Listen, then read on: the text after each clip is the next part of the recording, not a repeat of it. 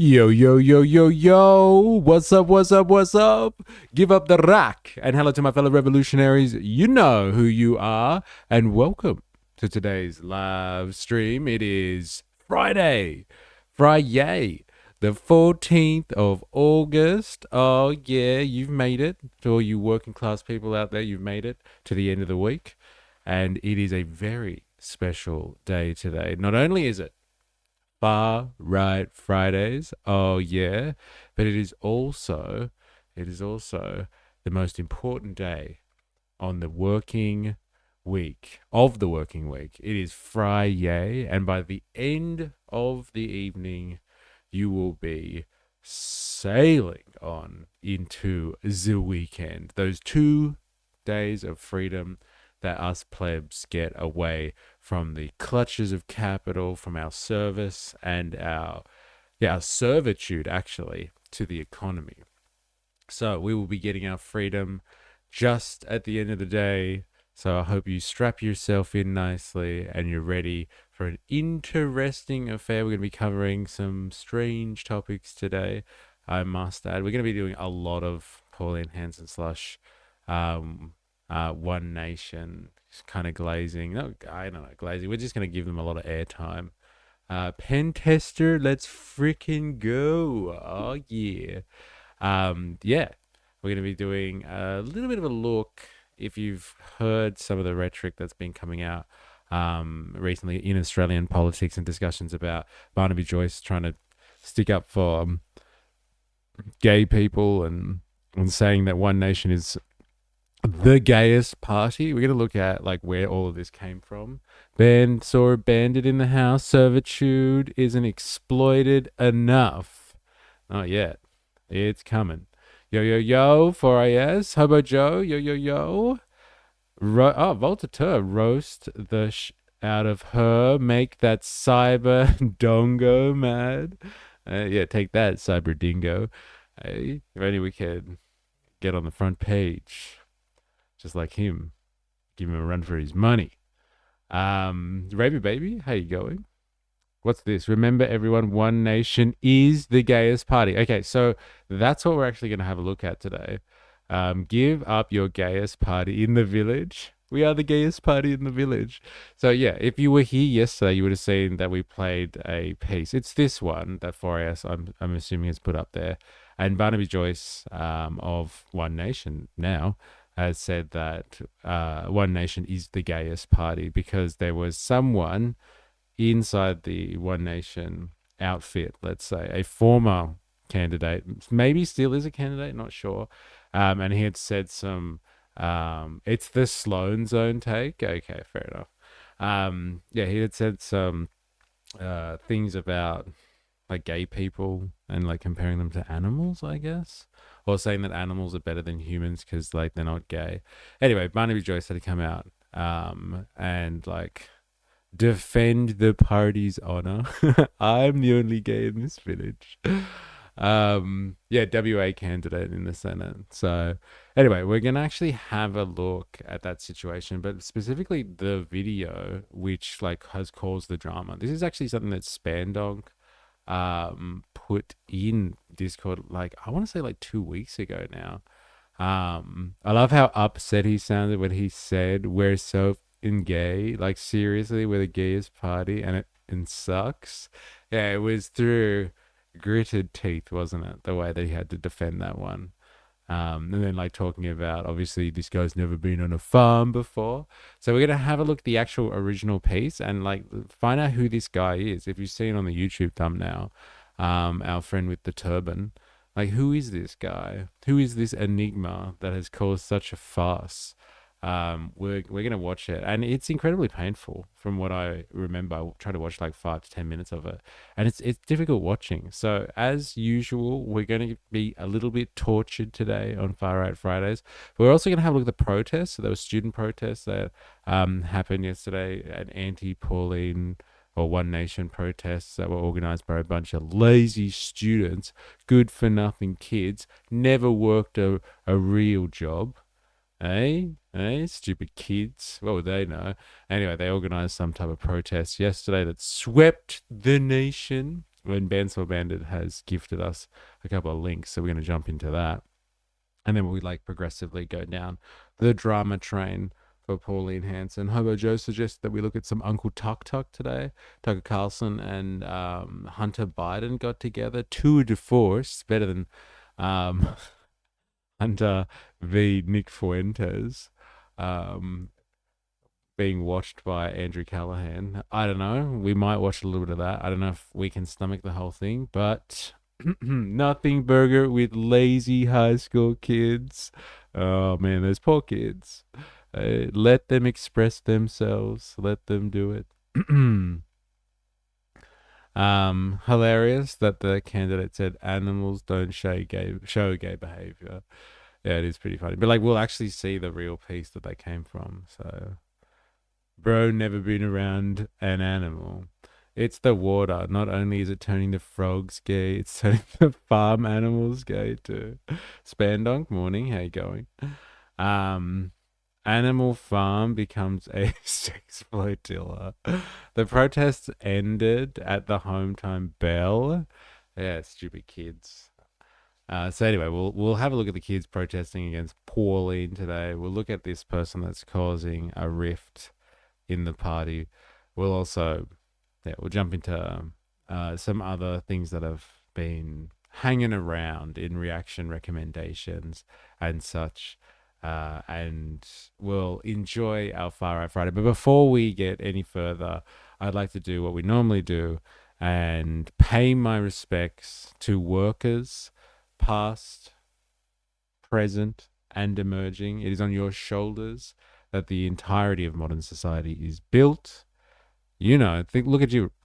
Stop what you're doing right now and look around you. All of the stuff that you see around you is a product of modernity one way or another, and some worker out there, some person who creates value, they made everything that you see. Everything.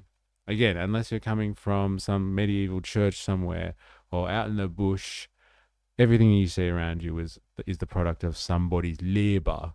And working people have fought hard, not just to make stuff, but like to get wins on the board. And so we like to celebrate Friday, because that Friday feeling that you get as you sail on into the weekend, that buzz, that energy, that state of heightened emotion, that feeling that you're about to get some freedom. That's thanks to a whole bunch of working people out there that fought really hard for us to enjoy it. So let's just, as we do, appreciate those things. It'll make you happier to appreciate the little things, as opposed to, I guess, what we do a lot, focus on all the negativity out there, which is not the spirit of Far Right Fridays, can I just say. So let us pay homage to the weekend. Thank you to our fellow workers out there, all of you people. You make the world go round. Never forget it. The protest ended. No, I read that. I need a shoulder surgery now. Oh, the burden of it all. The burden. All right. Let us do things and such. Shall we get into it? Let's just do the protest first. I actually want to see how they're covering this. So let's get the most annoying, whingy student of them all, the leader of said protest movement against One Nation. Hey, let's have a look. Let's get some brain rot. Let's fucking go. But yes, let us get some brain rot happening here. But before, we'll look at the people that are challenging the right wing in Australia. Kids. Useless kids. They're the worst, eh? Who would have thought? Go back to school, you good-for-nothing leeches. Goddamn children, they're the worst. Thousands of students across the country. Wait. I have to read this before we start. Noah's Ark was technically also a sex flotilla. Oh my God. It's Big Gay Al's boat ride. It's the joke incarnate. It's happening in Australian politics. Thousands of students across the country are expected to walk out of classrooms this afternoon to protest One Nation. I'm joined now by the National Union of Students President Felix Hughes, live from Melbourne. Felix, thanks for your time this morning. Live from Melbourne, of course. Only the capital of the laziest students in the country. Am I right? Eh? Eh? You can call me Al. What exactly is the message you're trying to send today?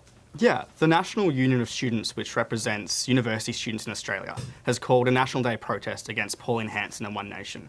We are seeing that Pauline Hanson is not on the side of students. Yeah, this is the pre-protest interview. I want to hear what this guy has to say. How dare he have the audacity to organize a bunch of students, to protest something?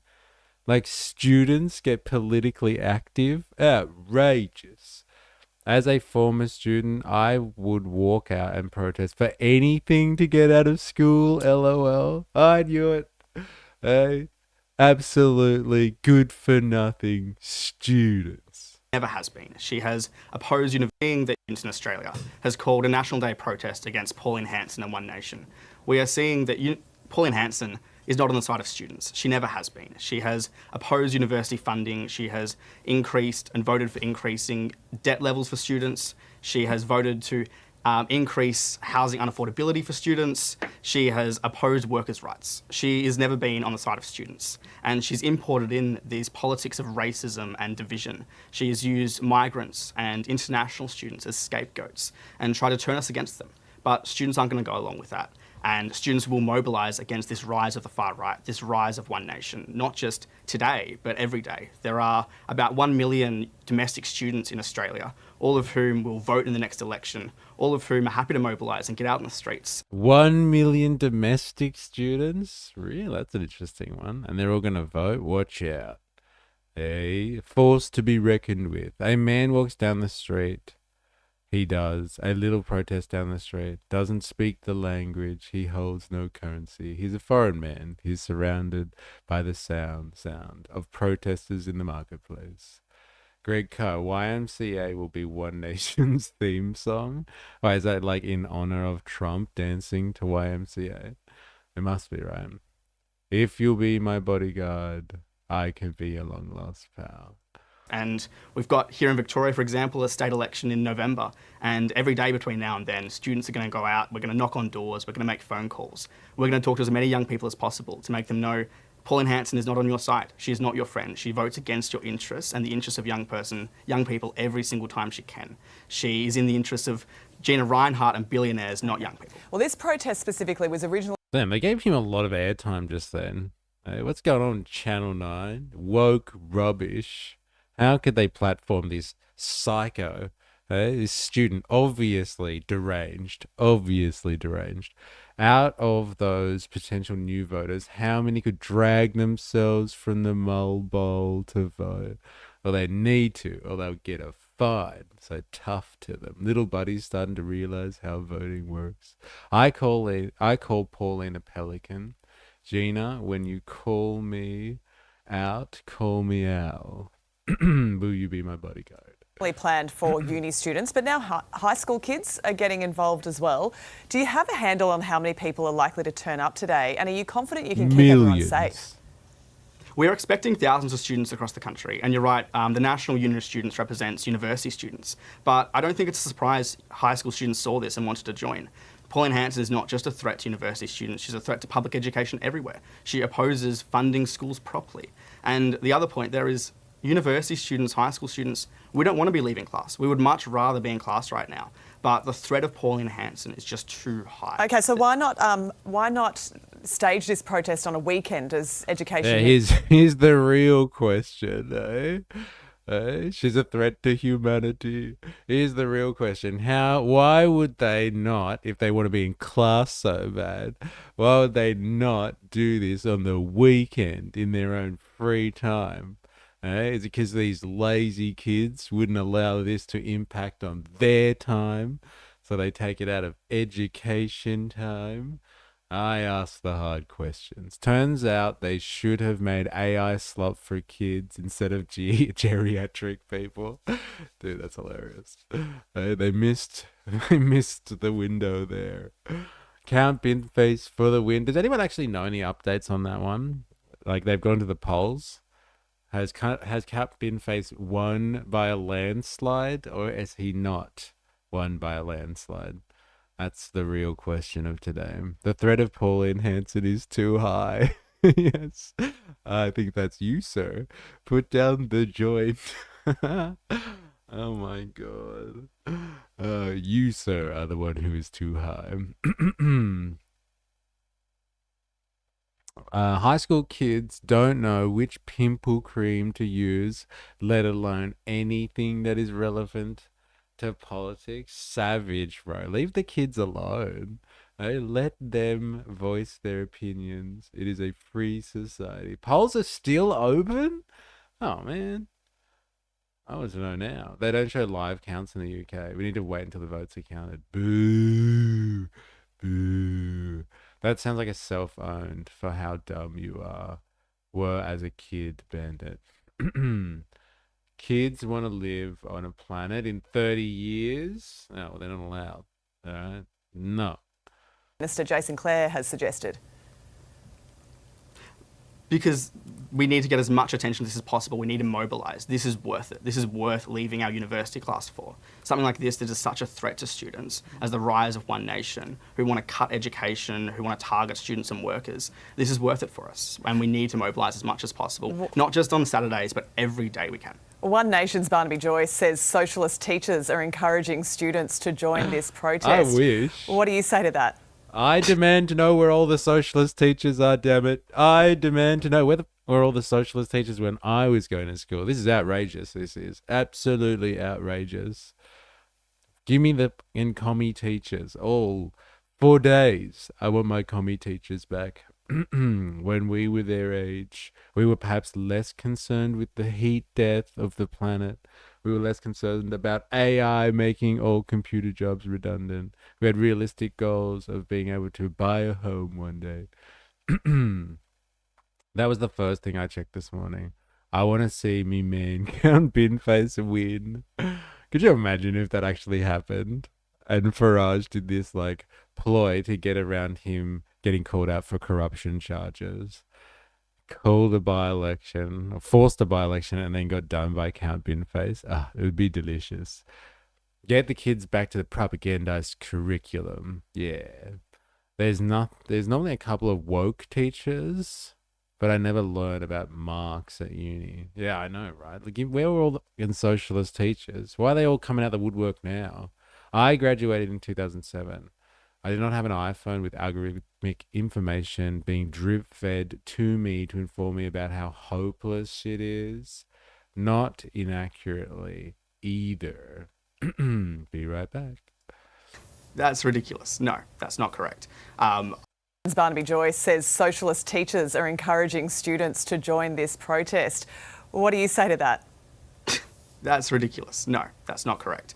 I am a university student. The National Union of Students is run for university students, and this protest was first intended for university students. But again, I don't think it's surprising that young people in high school saw this and went, yeah, we're going to stand with you because this is our future we need to fight for. This is our schools we need to fight for. This is better universities we have to fight for, and our rights as workers. Okay, we'll see how this all unfolds this afternoon. Felix, appreciate your time this morning. Thanks for joining us. All right. Let's get the actual More than 1,000 coverage students have across the nation. We're going to Channel 9 here. I don't have another source unless you do. But yeah, they're going to slowly give us the 6 o'clock news or whatever from each of the capital cities, I guess, that had these student protests. So strap yourself in. We're getting a montage of Channel 9 from around the nation. When I went to primary school, my teachers were all 50 plus. It was a rarity to have anyone under the age of 40. Times have changed. And now they're all commies. So, hey, talk about times changing. It's outrageous. That's what it is. To be fair, I grew up in the 90s too. I remember plenty of fear-mongering about climate and Y2K. It's all the same. Just a new set of kids in a new type of media. Same story. What does Ground News say about this? I don't know, man. It's always awkward when teachers say they taught your dad. My brother is doing that Tony Abbott sponsorship, and the students whisper about teachers being Marxists when Marxian analysis underlines most of Western academic theory anyway. Interesting. Scholarship. And they're worried about Marxism. Yeah, all those Marxist teachers out there, evil bastards. The classroom staging a walkout to protest the rise of Pauline Hanson and One Nation. These students in Town Hall among thousands across the country who took part. We don't stand for Pauline Hanson's politics, her racism or sexism. She's not for the workers. She's not what she claimed. The protests were condemned by... What She's does it not- say? Australia does not our own orange clown. Savage. Calling her an orange clown. I knew it. There's something that says social. I'm sure it says socialist in there. God damn. They're taking over, man. If it was me with the socialist teachers question, I probably would have made a joke about being like, is that true? Maybe Barnaby can point them out to me next time. We organized this ourselves, douchebag. Yeah. The workers. She's not what I she claimed. think it says need. Oh, that makes sense. Yeah. Australia does not need our own orange clown. Thank you. Thank you for translating. Ooh, love Jeff in the house. How you going? A great woke walkout. I knew it. Ooh, Dilemma's in the house. Has entered the chat. Dealing with MyGov issues. Good times. All right. Big government. Am I right? Eh? Am I right? I drive a forklift as part of my job. Yes. And so, like, you need to deal with the big government. It does say, it def says socialist alternative in the background. There it is. The protests were condemned by Hanson online, saying, whether you know it or not, One Nation and I are fighting for you. Thousands of high school and university students have skipped the classroom to rally against the rise of One Nation. Their message was loud on city streets as Barnaby Joyce called the protesters delusional. Where's this one from? I only know that other guy, Peter Overton, I think. He's a Sydney reader. Where's this? Who's this one?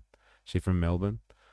Where are all the we want free stuff signs? Yeah, stupid students. They're the worst.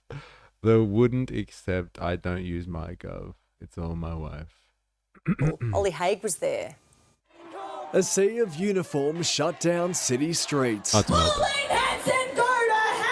Thousands of high school and university students ditched the classroom to protest against the rise of One Nation. You know, it's really funny. Like, look at these kids. Like, look at them. And people are threatened by them getting into the street. Eh? People are really threatened by them taking the afternoon off school, or like not going to their uni classes or whatever, missing a lecture. And people are like, oh, it's outrageous. Society's going to end. A bunch of kids out on the street protesting. Eh? What has society come to? Are they really scared of children? Like, honestly, it's pretty sad stuff, actually. We are fighting for you, like some twisted reverse psychology. Get rid of workers' rights so we can get more rights. Yeah. We fight for you. My wife, my girl. Detention. Saturday detentions for all of them. Yeah, because they're absolutely terrifying. Like, look at these kids. Like, imagine being scared of people like this. Seriously, look at this guy. He doesn't even have fuzz on his face. He's so young. So terrifying. It's a bit of the pot calling the kettle black when Pauline doesn't attend Parliament half the time. Yes, I saw a sign from someone who was just like, my attendance record is still better than Pauline's. So good. My God. We hate Pauline Hanson. Down with One Nation! We are all in year 8. How many They're people have in left year from your school? 8. What were you doing in year 8? Eh? It's not being constructive, that's for sure. I didn't know what politics was. News 24 was really threatened. That's so good. Oh, wait, we're going to get onto some News 24 as well. Stormcrow in the house. I'm so scared for the world in 20 years' time. All these degenerate youth who have no idea how to critically think. Yeah. Oh, man, so good. Go to hell. And they're worried about the kids losing the faith. This reminds me of my youth. It's so cool. Bless them. Yeah. Well, I wasn't politically active. I was no ravey baby. when I was in year 8. What are you in year 8 anyway? Like 14 or something? 14. What was I doing? I can't remember. Worrying about whether I would miss the train to get to school so I could play handball before school. 13? 13? In year 8, I was probably playing with Pokemon cards or something like that. Yeah.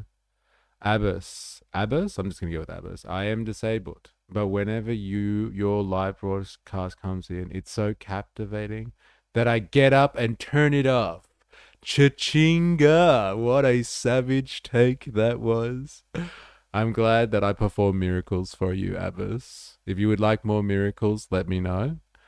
You can join the community and I'll give you daily miracles. I was out there since I was 12. Damn, where was I? I was making money. Do you condemn the children? Dude, that is so good. That has to be the rally cry for everyone, for all, like, I guess, the conservatives and all the right wing out there. But I ask you the question, do you condemn the children? Do you condemn the children? Kids need to suffer in order to get strong. They are suffering. These kids these days know nothing of suffering. I don't know. They're hanging out in Melbourne. This is why we need to reinstate the draft. Do you condemn the children? More importantly, do you condemn hummus? And its delicious, smooth taste. If you are politically active since 14, I ain't listening to anything you have to say or reading your poorly constructed signs. I know, some of them are pretty good. I think a lot. Like a lot of people. The steps of the State Library littered with posters, students from all backgrounds steadfast in their views. I don't like the policies. I don't want to live in a future where one nation is in government. I want Australia to be a place where everyone can live. I came here because my best friend is transgender. Is this your first ever protest? Yeah. Some climbing trees and monuments, others bringing their parents. You brought your daughter down? Absolutely. She actually asked me to come down, so I'm really proud of her. One Nation returning fire. This was inspired by a socialist clique of people who pathologically dislike One Nation. We're definitely not. What the fuck is this? Why do we have to have this brought into the political discourse now? And like, it doesn't even have any meaning anymore. It's like there was a bunch of socialists that pathologically hate us. Hey, it's you versus the commies out there.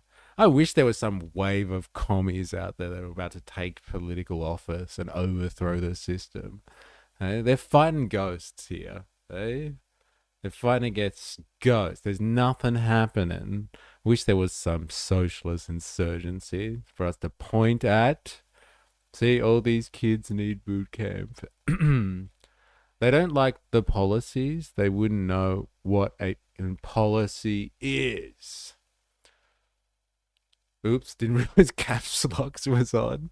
I thought that was just extra emphasis on that line.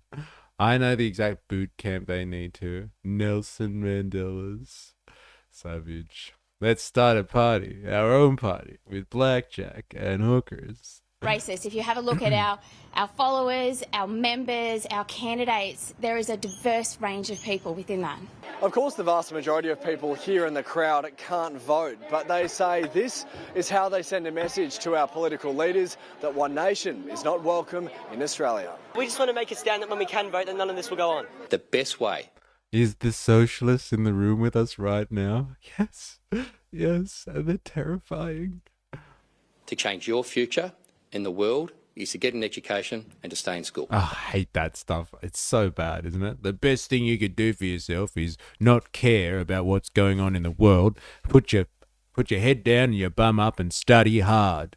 Then just kind of integrate into the system, another cog in the machine, get a real job and you'll be fine. I'm sure of it. Don't get interested in politics at all. They really promote political apathy. It is so in everyone's best interest that people aren't politically active. Just go and just work hard and just kind of integrate, get into the rat race and just disconnect with the world around you. You don't have any say over it anyway. Don't pretend that you do. Don't think that you do. Don't have those feelings that you are part of a system and you could enact change. No. You're just another cog, eh? Just another brick in the wall. Political apathy is a good band name. Yeah, put your head in the sand. Eh? Just shut up and study and then go get a job. Stupid kids. Get your ass back into the brainwashing classes. Yeah.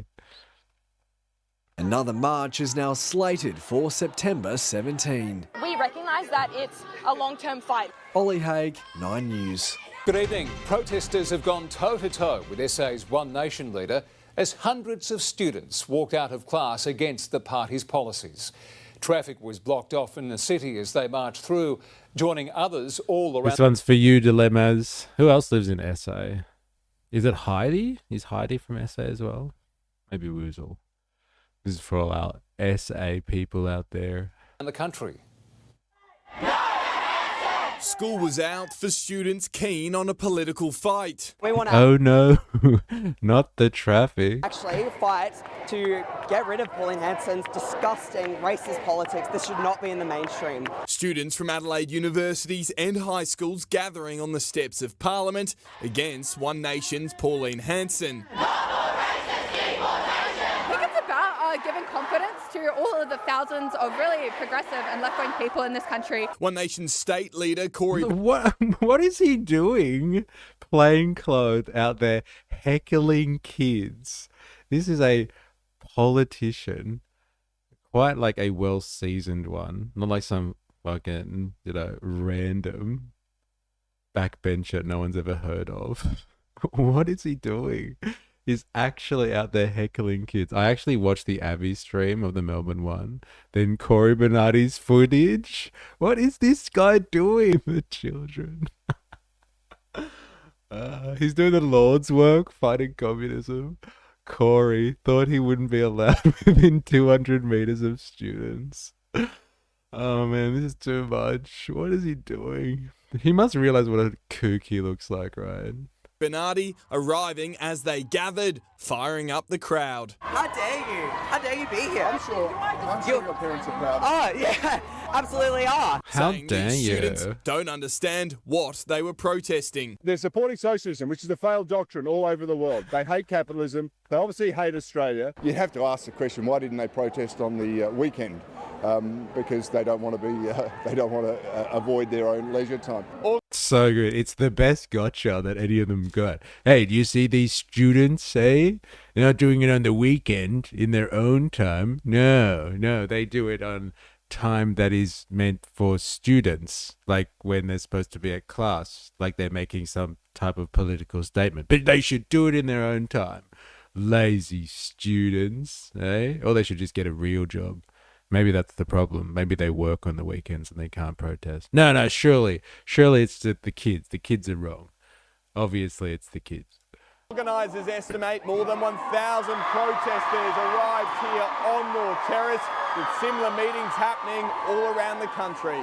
In Sydney, they descended on Town Hall before flooding the CBD. Brisbane too, with a man taken away by police. In Melbourne, they gathered outside the State Library, while Barnaby Joyce was at Parliament. This was inspired by a socialist clique of people who pathologically dislike One Nation. They're entitled to, that's politics, but don't drag other people into your fight. And in the heart of Perth, those here in Adelaide moved on so from good. North Terrace. It's literally that. Oh, am I so out of touch? No, it's the kids who are wrong. Taking their cries to Rundle Mall. We want to get rid of far-right politics. I don't think it should be in the mainstream for some people to be illegal. Protesters claiming they'll be back. Gus McDonald, 9 News. Hundreds of Brisbane students have staged a walkout protesting the controversial rise of Pauline Hanson and One Nation. The students marching through the city among thousands nationwide who took part.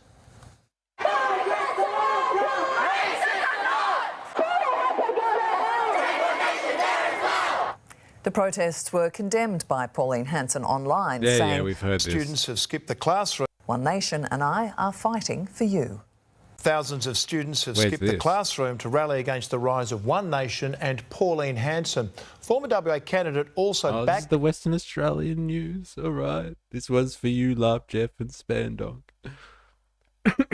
Most haven't worked or paid taxes. and think the White Australia policy is actually a one nation policy.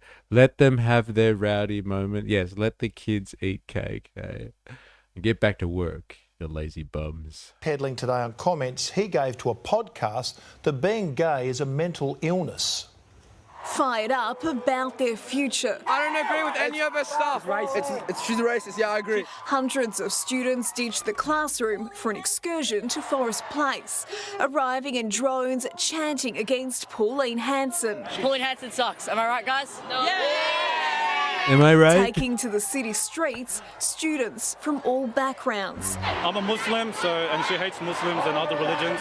Similar scenes around the country, refusing to allow a Trump-style America in Australia. She's not for the workers. She's not what she claimed. The One Nation leader posting online, schools should teach young Australians how to think, not what to think. If you want to protest something, protest why your parents' wages are going backwards and the cost of everything is going up. As thousands of young Australians rallied against the party today, Pauline Hanson also coming under fire from comments made by a former WA One Nation candidate. Parminder Singh appearing on a Perth podcast this week.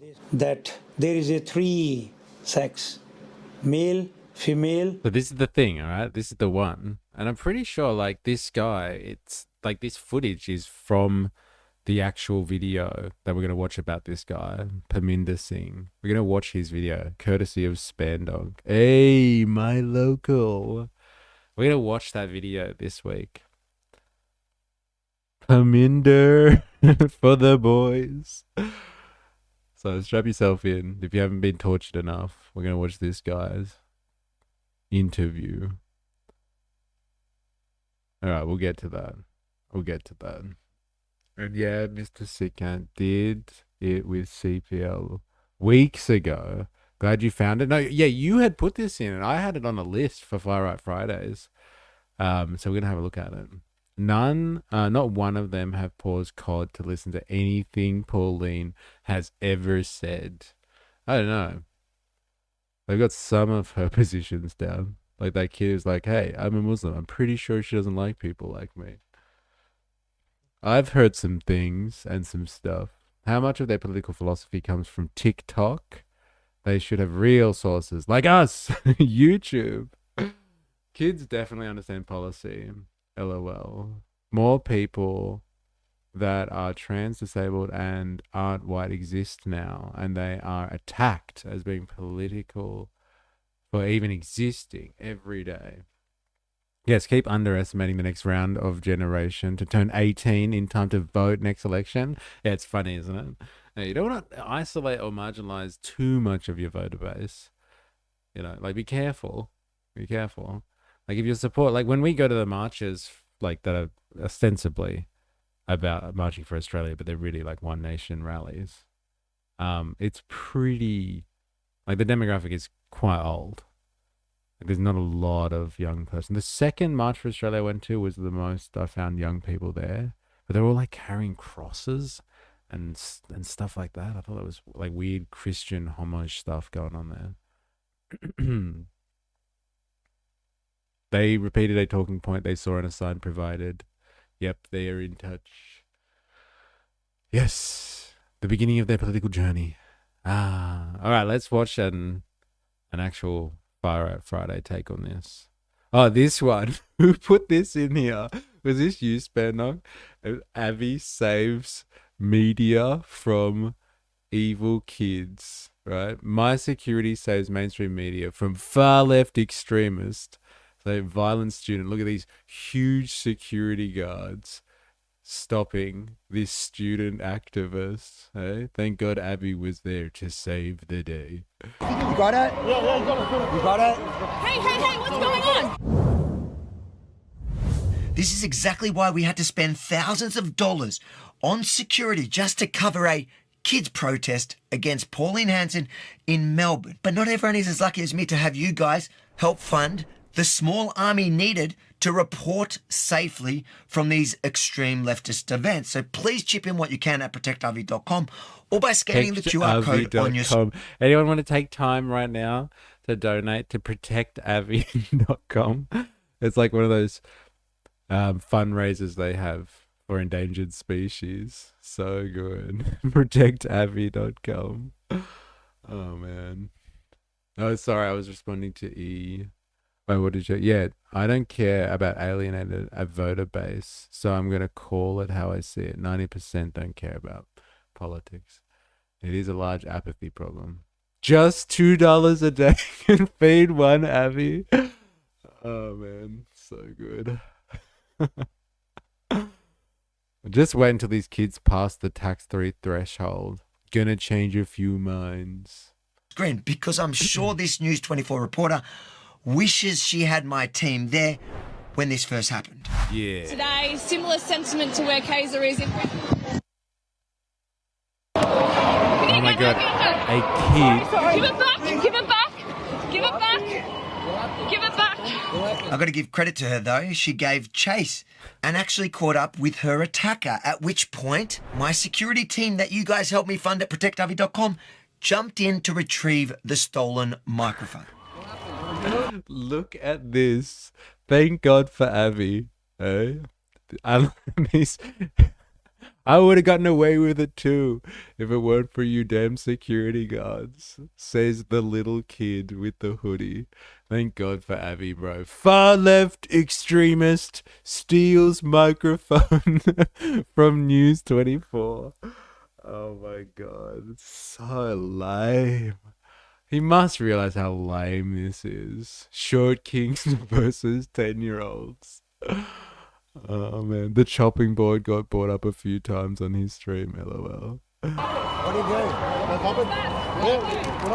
He stole my microphone, it's in the bag.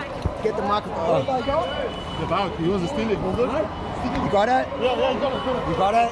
Hey, You got it? what's going on? Hold on a sec. Citizens arrest. We got it back. He was stealing the microphone. He stole it. That's nothing to do with us. Are you okay?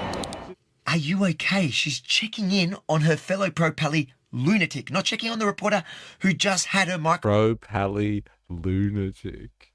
How dare she ask if that kid is okay when those like obviously 6'5" built, like massively built dudes apprehended her. Are you okay, child? What a psycho, asking if the kid's okay. Avi is lame, but he's making bank. Yeah, well, hey, if you get the sponsorship of a foreign state who has money to burn, I'm sure you'd be making bank too, bro. Absolutely. How do we get that funding again? I gotta change some of my rhetoric on here so we can get that funding. Woozle in the house. How you going? Australia's most punchable face advocates for grabbing him by the throat for all the misdemeanors and insults. It kind of helps when you're tapped into an apparatus. Tommy Robinson is part of. Rebel News is an offshoot. Yeah, there's a lot of dosh there floating around. The irony is Avi was going around calling out people for filming kids whilst he was filming kids. Jealous that he gets that sponsorship? Yeah, damn right I am. Eh? Yeah, damn right I am. One day, the state of Is Not Rail will fund me too. I'm not sure why, but it'll happen. Microphone stolen, but checking on the attacker because they share ideological worldviews. Why is she okay? Why are you stealing people's microphones? Why do you always stand with the aggressors? Why do you always you support Hamas? Same shit. Got it. Actually, it does make perfect sense. I don't think you can be any more pro-Palestinian than to side with attackers. A sad indictment of where we are, where I need to come with such a security detail just to interview protesters. Dude, he's taking a security detail to a bunch of like student protests. He must realize how lame that sounds, him having to say that multiple times. He must understand how lame that is. He served in the IDF, LOL. That's not a large man. That's a part of a small army. The person stealing the mic is actually a toddler. Oh man, he must understand. So lame. All right, next. Oh, dude, this one's for you, Love Jeff. Forever will be Sky News to me. Let's watch the Sky News take on this. To be fair, I did watch him get beat the shit out of by some Nazi in front of me at a protest. Yeah, but like this is not a Make Australia Great Again rally. Like these are a bunch of kids. Like they're 14-year-olds. Swarms of high school students overwhelm former IDF personnel and steal his microphone. What a punce. The Prime Minister has less security than Avi. What was his thing that you have to donate to? What is it? Save Avi? No, protectavi.com. Oh my God. You know, sometimes I'm not sure if what we cover on this stream is real or not. Protectavi.com.org. Savaging a child is such a crazy title for a news broadcast. All right, here we go. Doesn't make sense. One Nation candidate savages the student protest indoctrination. This is the guy from Stepmate Studios. I haven't done a PagerU video response in a while, no. Wonder what they're up to now. Yeah, we haven't done PagerU. I don't think ever on this channel. Bro has bigger lips than his mum. Oh my God. Oh my God, this guy? Yes. And he's a candidate now, running in the Victorian elections. At least he's employing people. I'll give him that. No free childcare needed there. Oh my God. Let's cross to Melbourne and catch up with Mark Nicholson from Stepmate Studios, but also One Nation upper house candidate now. How's it going? How's your first week as a political candidate been? Mate, pretty extraordinary. It's remarkably different, you know, with all these protests that are going on in Melbourne as well, with all these kids screaming out for, you know, the death of Pauline Hanson and go to hell. It's been a different week for me because now I'm... death of Pauline Hanson, eh? Well. I didn't hear that one, but go to hell. Let's go for that one. Son just told me he tried to talk to a One Nation person at a mate's place. Every time he opened his mouth to say that migrants are people too, the guy screamed, "I don't care, I want them out." The guy screaming hasn't worked a day in his life. Interesting. He's so shiny. Bro could get a strike with his head. Suddenly amongst this group that they're calling for. So Yeah. it's... We'll come to those in a moment. Week on the hustings. Yeah, it's very different for me. They reckon you're a Nazi. Let's first go to crime in Melbourne more broadly. The state government there under the new Premier... I thought they were going to talk about the protests. Lame. Come on, Sky News. You can do better than this. Shall we go to the official channel? I need a proper coverage here. Oh, they have members-only content? All right.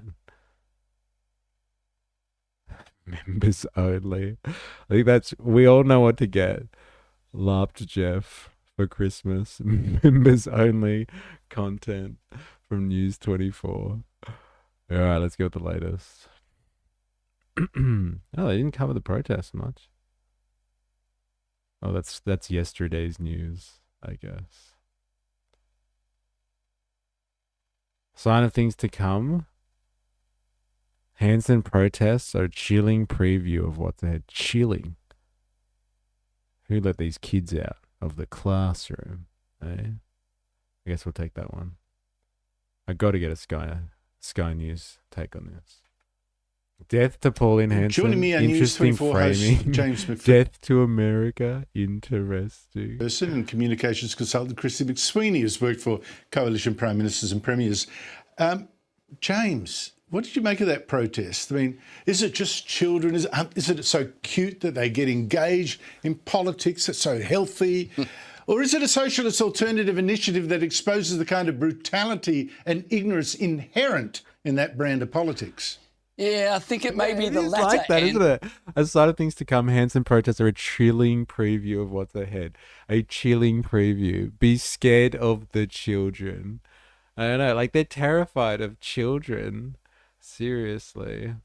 Death to Pauline is also acceptable and less murdery. Andrew, this protest was opportunistic, confused, and a sign of things to come. Let me go through those. It was opportunistic in this sense.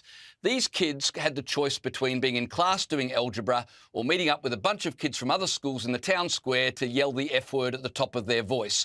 Why do you think they were there? You know my sons, Andrew, they're adopted from Ethiopia. I said to one of my boys the other day, would you have gone to this protest? He said, Dad, if it meant a day off school, I would have protested against Ethiopians being allowed to live in Australia. So I think that pretty much sums up the teenage mindset. It wasn't just opportunistic, it was confused, as we saw in the grabs you showed. But I mean, we had kids holding signs saying, F Pauline Hanson, pick love. They're terrified of looking in the mirror. Another sign said, F Pauline Hanson, we want diversity. That doesn't really work, but my favourite were kids chanting F Pauline Hanson while holding signs saying, say no to hate.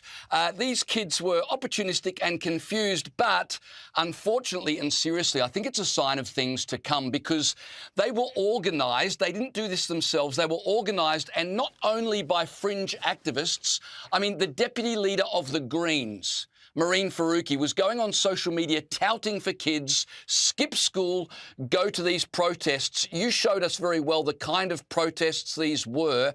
If this is what they're willing to do to manipulate kids now, 18 months out from an election, can you imagine if Pauline Hanson continues to go well in the polls, what they will do 6 months, 3 months, 4 weeks out from an election? Unfortunately, I think we're going to see a lot more of this and worse.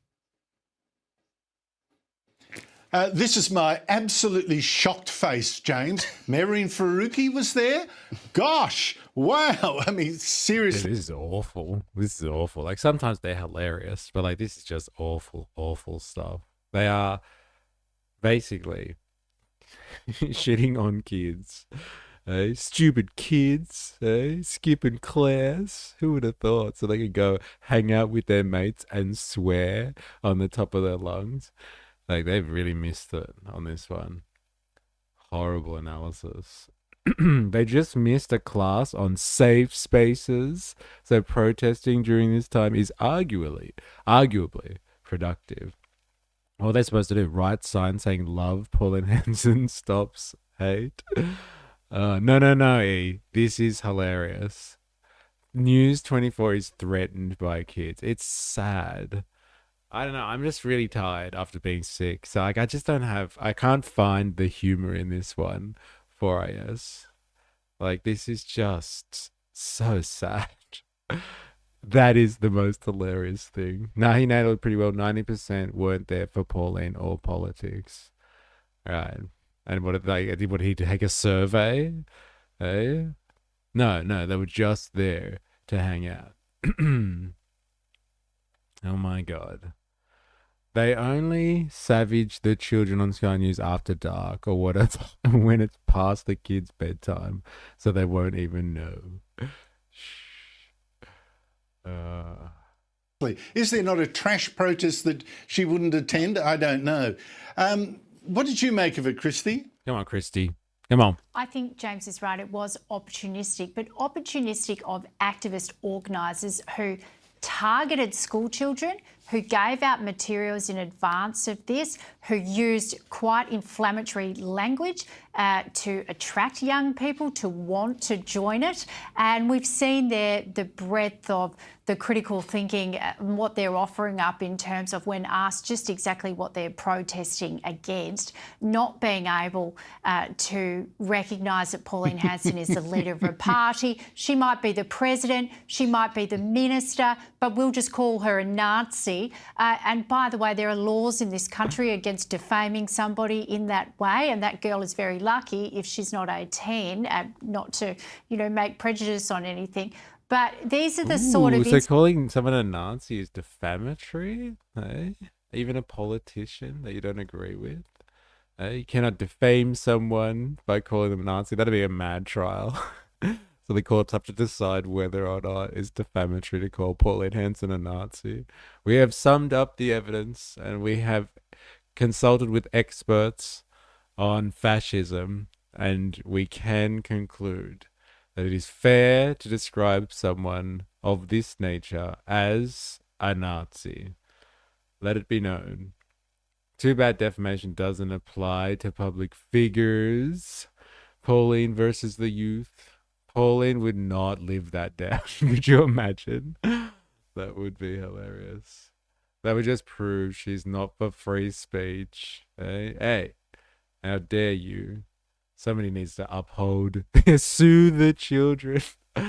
Did you mean save? No, it's definitely sue the children. Instances where we see with our young people who are encouraged by this activist minority to go out and do these things and say these things with very little critical thought. Now, they may not like Pauline Hanson, but I'm quite certain it's bundled up in a whole lot of other things that they don't really know much about, that they're used as pawns in a game of these activists, absolutely. Yes, and I think the brutal language. Oh my God. I'm sorry. I can't do any more. That's enough. I really don't have energy for them at the moment. Plaz. The picture of Bolt. Looking good. Bolt's never looked so good. All right, that's enough. That's enough of that. Now, we're going to continue on the One Nation train before we get onto anything else that we have tabled for today. So this is the one. This is the interview that caused Barnaby Joyce to have to say that One Nation is the gayest party ever. Like the stream, sue the children. Yes. If you're watching this and you haven't already and you're on YouTube, activate the like button. There are 2 live streams going at the moment. So if you're watching this and you're on the vertical and you want to be on the horizontal, then here's the link for the horizontal on YouTube. Can we garnish their pocket money? Has Pauline ever debated a high schooler who has a bit of knowledge and skill with rhetoric? I reckon she'd be decimated. We did watch her get interviewed by those kids at that Muslim school. I thought that was interesting. Did she get decimated though? I don't know. Hi everyone, so sorry I've been MIA, but I had to jump online to say one thing. Parminder Singh has a Grindr account. Notre Dame has spoken. That is all. That is all. I'm on a roll for censoring. Yep, kids, activate the like button before they come for you too. There it is. You can't say that in the stream chat. I wonder why. All right, this is the one. All right, you ready? This is what's caused all the fuss. And then we can actually watch the piece about this guy, Parminder Singh. There is a 3 sex, male, female, and mentally ill. One Nation is in damage control after this former candidate made a series of derogatory remarks about gay people. This is Parminder Singh, who was the number 3 on One Nation WA's Legislative Council at the last election. He said he thinks homosexuality is a mental illness and claimed women who enter relationships with women did not go back to men. As soon women try women, they never go to the men. What an indictment on men. Hey, like, what a savage thing to say about men. Like, what? Men are so useless that once a woman tries woman, they never go back to men. Oh, man. That's so defeating, isn't it? Hey, I'm going to have to lock up my partner now, just in case she ever tries woman. She'll never come back to me ever again. Oh, my God. Seriously. Women won't get you pregnant. Oh man. YouTube updated the auto mod has been weird. He claimed animals were smarter Once than you go snatch, you never go back. Oh man. Humans because they were, quote, not gay. The God sent the people on earth to next generation. Animal know this, why the human not know this? Have you seen the animal, male animal with the male animal, female animal with the female animal? So we are worse than the animals? Now this isn't true. Same-sex activity has been documented in over 1,500 animal species. But Singh then doubled down in this follow-up video. I'm not against the LGBTQ, but when the kids grow, after 18 years, they do whatever they like. But I not like that education in the primary school. In 2024, One Nation describes Singh as a, quote, genuinely great person who believes in equality for all people. The party has since sought to distance itself from his remarks and removed his page from their website. Barnaby Joyce said that while he doesn't have the power Well, to no way. They endorse took him candidates, down? he doesn't agree. They cancelled him? Surely not. Isn't he entitled to his free speech? No way would they censor him. That's not right. That's why so many guys are feminine now. They're just trying to compete. Yeah, One Nation cancelled them. He got cancelled. So much for free speech. Woke Nation. Woke Nation cancelled Parminder Singh for having an opinion. Surely not. Bad Boy Byron, g'day, dear people. How you going? Welcome. Woke Nation cancelled Parminder. Get it viral. Woke Nation. Oh, man. I bet this is Parminder Singh profile. I'm assuming this is what a Grindr account looks like. Is that what's happening here? I am serious, and don't call me Shirley. Can't believe Woke Nation did that. Shame on Woke Nation, bro. Agree with Singh's views. Does it worry you that then perhaps gay people will find out in the census how many there are? We don't know. Yeah, but that might look at that and think this party is not for us. Because, I don't want to say it, but I think we're one of the gayest parties in Australia. You're right, it was really painful for him to say that, wasn't it, Rapey? Oh, look, I don't want to say it, but we are quite possibly the gayest party ever. So gay, so gay. There are secret gays everywhere. They're one step away from luxury gay space communism. Party is not for us. Because, I don't want to say it, but I think we're one of the gayest parties in Australia when you actually go through. Are you trying to come out to me, Barnaby Joyce? No, I don't have to, but I know back in my office they're watching this intently. Yeah, I watching don't want everything to I say The it. gayest parties in Australia. So painful for him. It was quite the statement. So painful. Poor Barnaby. Playing catch up for Parminder Singh. All right, this is it. All right, strap yourself in. This is where it all came from. This is the man behind the legend. I spent a day with a true Aussie racist Indian. And like, how weird is the thumbnail? Like, why has he got punters in the background? Like AI punters? I don't know who looks better, real punters or AI punters. Why would he put that there? Is that just for the algorithm? Like, it's weird. Cavellis is hard to watch. Man, this guy, watch out. Is he going to be hard to watch? It's big punters. Oh, briefly, he's in there, is he? Okay. Buckle up, chat. This is a hell of a ride. Yeah, thanks. It's gonna be interesting. This is an hour long as well. That's like 3 hours in mystery time. I think the strategy here is that Barnaby will say anything to take focus away from any other political party. They want to monopolize the attention, good or bad. It's backwards punters. All right. And he looks like kind of beat up as well, doesn't he? He's got a scar here. It's not looking good, poor punters. Yeah, like he's had 80k views as well in the last couple of weeks. What's really shocking is I think Indians aren't racist themselves. LOL. I'm not sure if I get that one. Ooh, Sam, my name's in the house. How you going?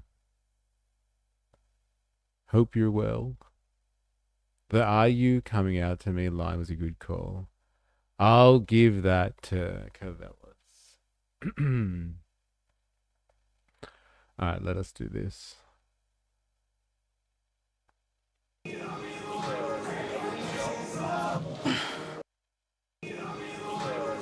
this how it starts? For this one? No.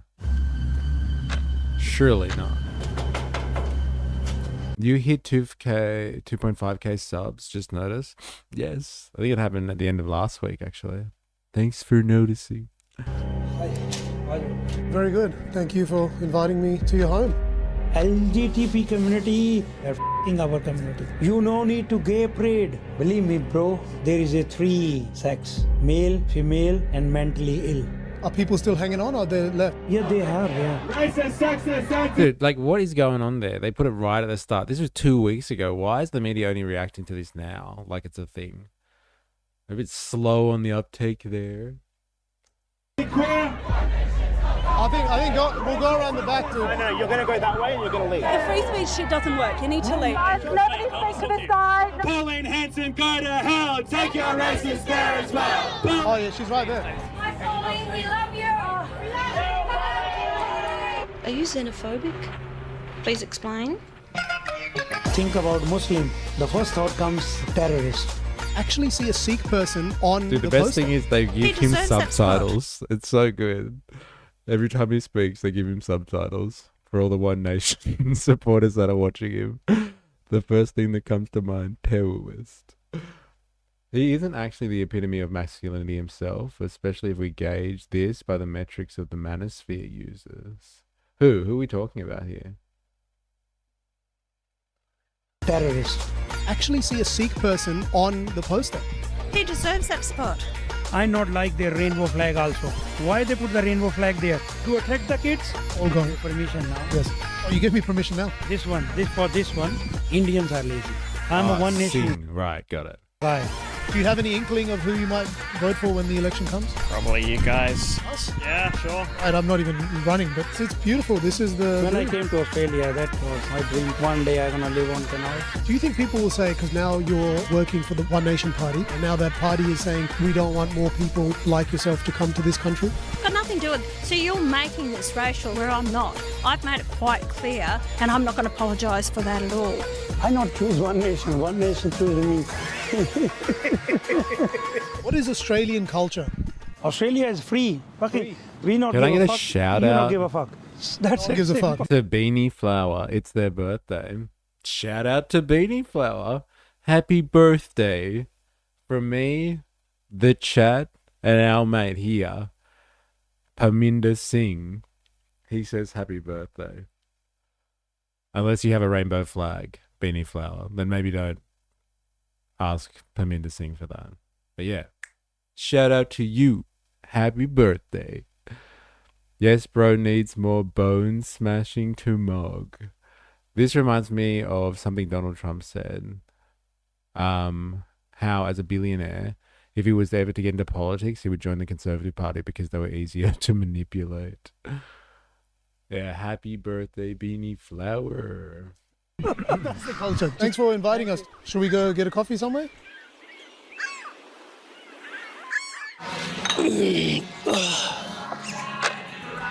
grunting, seriously. Who said that he wasn't part of the manosphere? Take it back, Ninja Nose.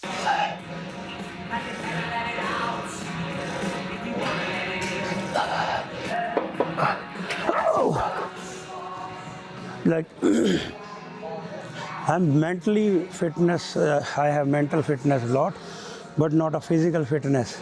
This is not bad. This is a pretty decent weight. Very mindset is very good. यार मैं. Just stretching कर दे फिर चल दे.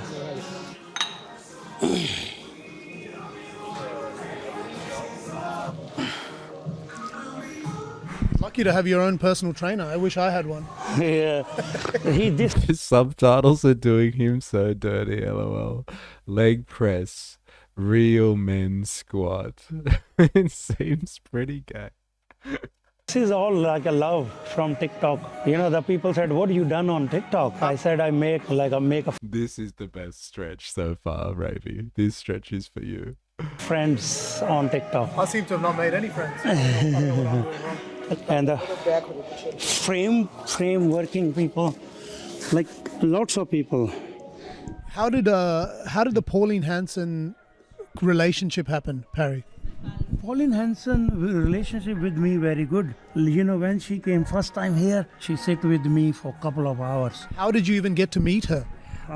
Through Rod. When Well, you've convinced me, E. We have to deport them all. Isn't it funny how in a year, Dilemmas, it's gone from, I just don't like mass immigration, to like now we're deporting people. What a difference a year can make in rhetoric. Hey, we just don't want any more in. We're full. Now it's like, let's start kicking people out. Very interesting. It was the long game all along. And what's his name? Banana Boy, Thomas Sowell. Hey, that's what he said. He called it. He was like, yeah, if we just start on this anti-immigration thing, soon they'll be asking to cleanse Australia and deporting anyone that's not, white enough. It's only gay if you look directly into the butthole while spotting squads. Be right back. Finding a personal trainer. Imagine having to be in his company for a couple of hours. Which one? Mr. Sikant or Parinda? Which one? Let us know, Dan. Let us know if you're new here as well. In 2021, I was in the elections. I stand independently. And the Rod Caddies, the leader Dude, this is such a weird place to do an interview. What is going on here? Going to the gym is gay. Why do you want to make yourself attractive? Do you want to look good for other men? 50% of the population is man. Therefore, you're trying to look good for the other 50% of the population. That's gay to me. I have spoken. That stretch is so gay. One Nation? Yes. They are both painful. Well, strap yourself in for some torture. We're about 3 minutes into this bad boy. So before that, Parry, so everyone knows, is how did you decide to go, I want to be part of this world? In that start in Kojanap. Kojanap, my shop is there. And in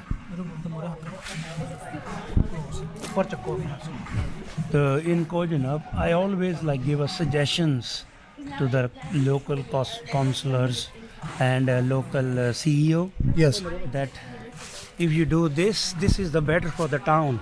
And they listen me, but they not take any action. They not have any accountability or anything. And then I stand for the council election. What is going on here?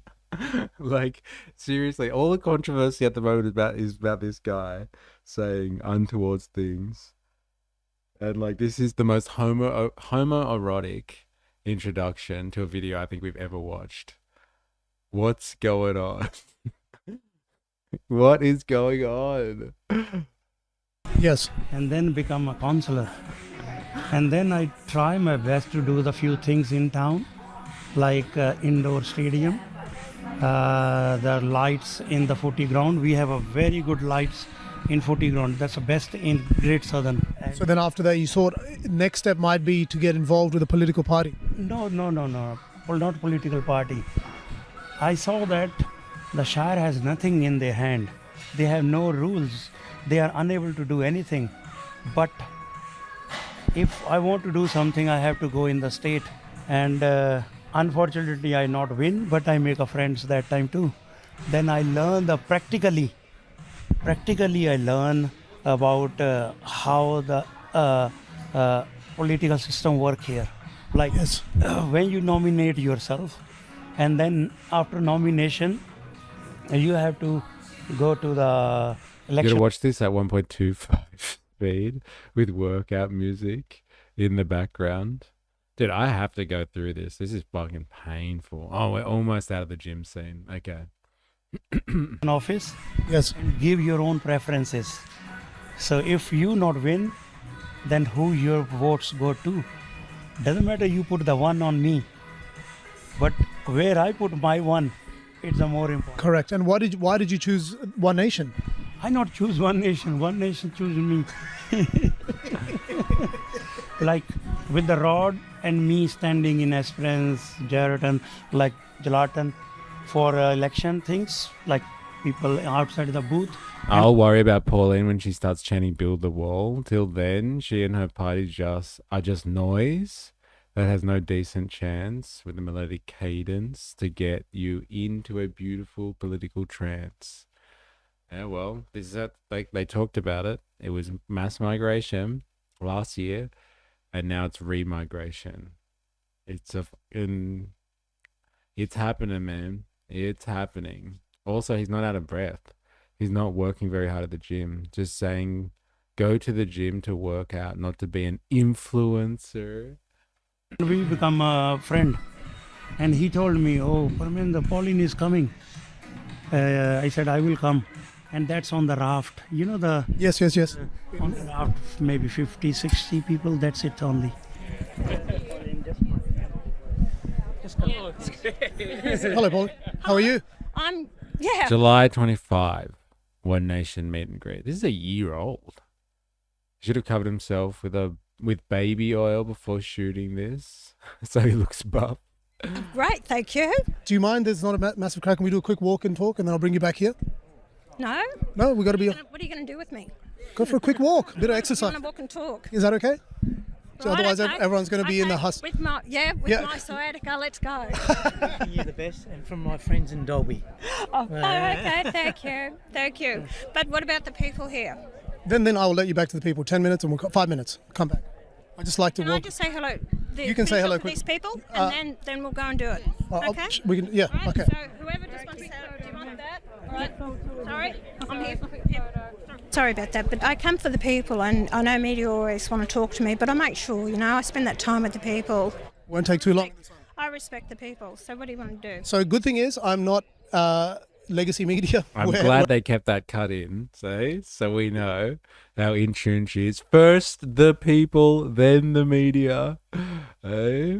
At least we know. Help me, PT. I'm stuck in this squat rack. How else did you come, Dilemmas? She would have had completely different disposition towards the interviewer if he wasn't colored. Reminds me of the rich Indian dude in the 1800s that wanted to be tried as a white person so he could, because he was of higher caste. Interesting. What's wrong with giving people a return ticket? The ticket's even free. Interesting. Very interesting. Eric, what's going on in European countries is crazy. The leaders have no backbone. Eric, how you going? Hope you're well. We're independent, so we don't really talk about anything like that. The one thing that I'm actually excited to see, and it's not to take a dig at you in any way, is to actually see a Sikh person on the poster. He deserves that spot. You know what I've heard? He's been on local government here. He's been working with Rod. I had a meeting with him in May. He raised the issues and concerns. He's raised quite a few things with me that need to be done here, and that's someone who wants to work for the people.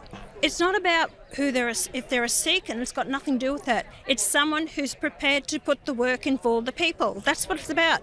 I've had a Muslim stand for me, Indians, Chinese. I have people from all different cultural backgrounds, that have stood for the party. Which is amazing, but what I've always, because I came here essentially when you started. Well, it's interesting as well, given the Muslim comments recently that people were angry about her making. There's no good Muslims out there. Gotta go. Might jump back later. Miss y'all. See you, Ninja Nurse. Hope you're well. Enjoy. If you're going to work, good luck. Feel free to jump to horizontal chat, where all the more chatters are. Ah, yes, actually. Here's the link to the horizontal chat. If you're watching on YouTube and you're in the vertical, there's more people in the horizontal one. Here's the link to it. Politics about 30 years ago, right? It was about 1994 when I arrived, and I think that's you got in there a year or two, 6, yeah. a couple of years away from that. And at that time, I thought the entire rhetoric was no migrants. We don't want immigrants in the country. No, that was totally wrong. So that was a spin by the media. Where do you think all the support came from at that time? It's the migrants who actually came here. Those people that came here weren't happy because they said this is not the country. We watched the interview from '96. She was pretty clear on that. Like, it was Asians at the time. She didn't want them here. I thought that was pretty cut and dry. Like, why are they changing the narrative on this one so hard? And it's like, no, we've always supported migrants. We always wanted them here. Like, it was pretty clear, the rhetoric. They didn't want them. There was an Asian invasion or something like that was coming. So get them out of here. We don't want them. Why do they have to revise history like this? It's because it's not kosher anymore. It's not hard to find the footage from back then. Hold them to account. LML, hell of an image for the video title. I spent a day with a true Aussie racist Indian. That is good with the caption. we came to, and they didn't want it to change. So, as it wasn't at one point, you said we don't want too many Asian people are getting into this country. Was that snippeted? No, what I said at the time in my maiden speech was we're in danger of being swamped by Asians, all right? At that time, we had a high intake of Asian migrants. Got nothing to do with... So you're making this whole interview, you're making it racial based on... Not at all. Not at all. Okay, where I'm not. I've made it quite clear that I want people to come here, assimilate and be Australians, respect the culture, and that's all Australians ask or want. And I'm not going to apologise for that at all. And you shouldn't. What people are going to ask is if they have the skills... You've asked the questions, but you cannot have too many people coming in if we cannot provide the medical care, the nursing homes, the housing for our own people here. And we haven't got it. The water... You know, we've got to have all these services for the people here. I'm not going to flood this country with migrants if we cannot provide the services to the people here that have worked hard, pay the taxes.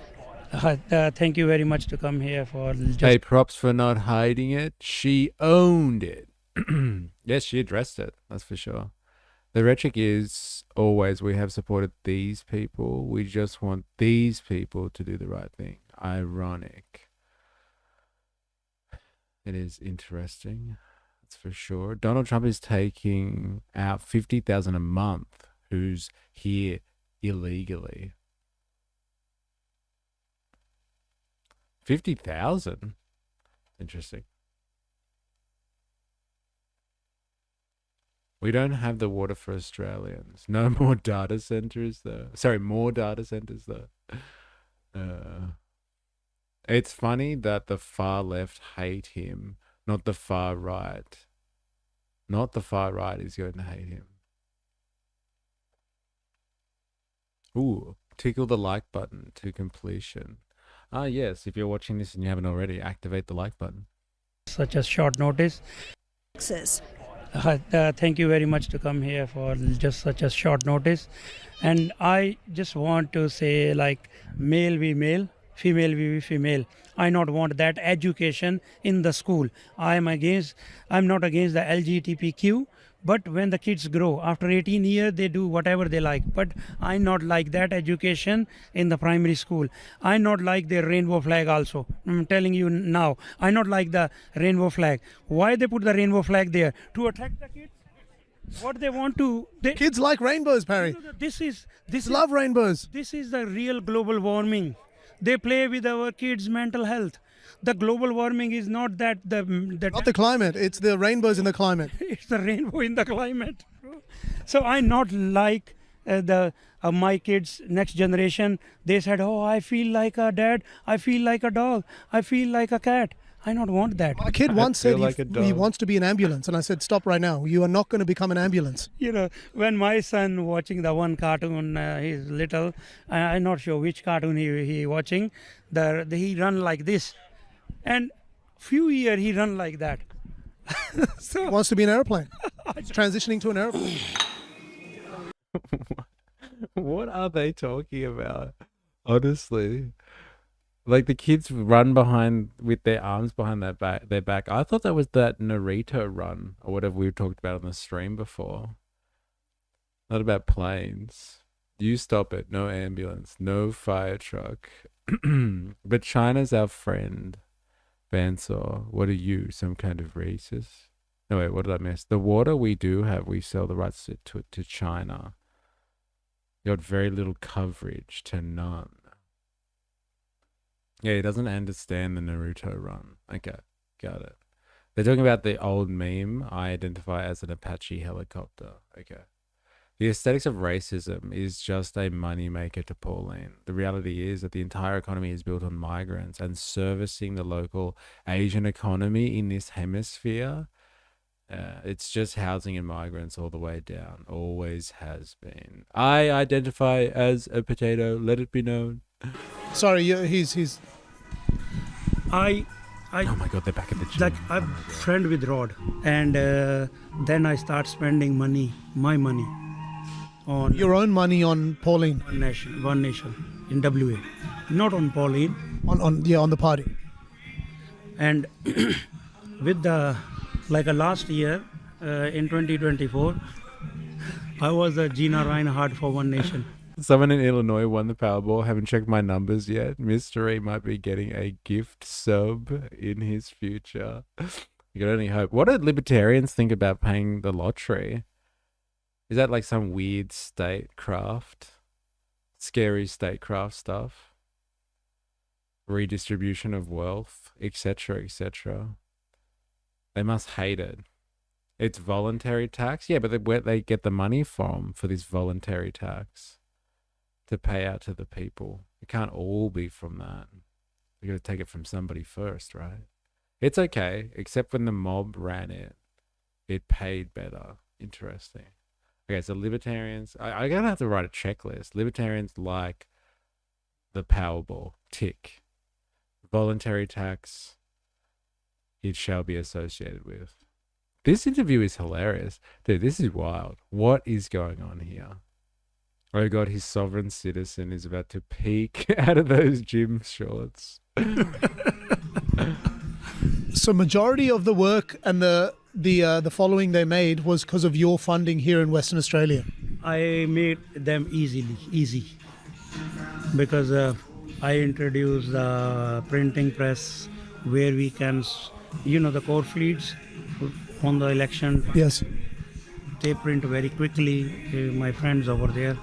And then flyers, how to vote a card, we do very quickly. On my van, I will show you the photos. Yes. On my van, I put nearly $3,000 One Nation logos around.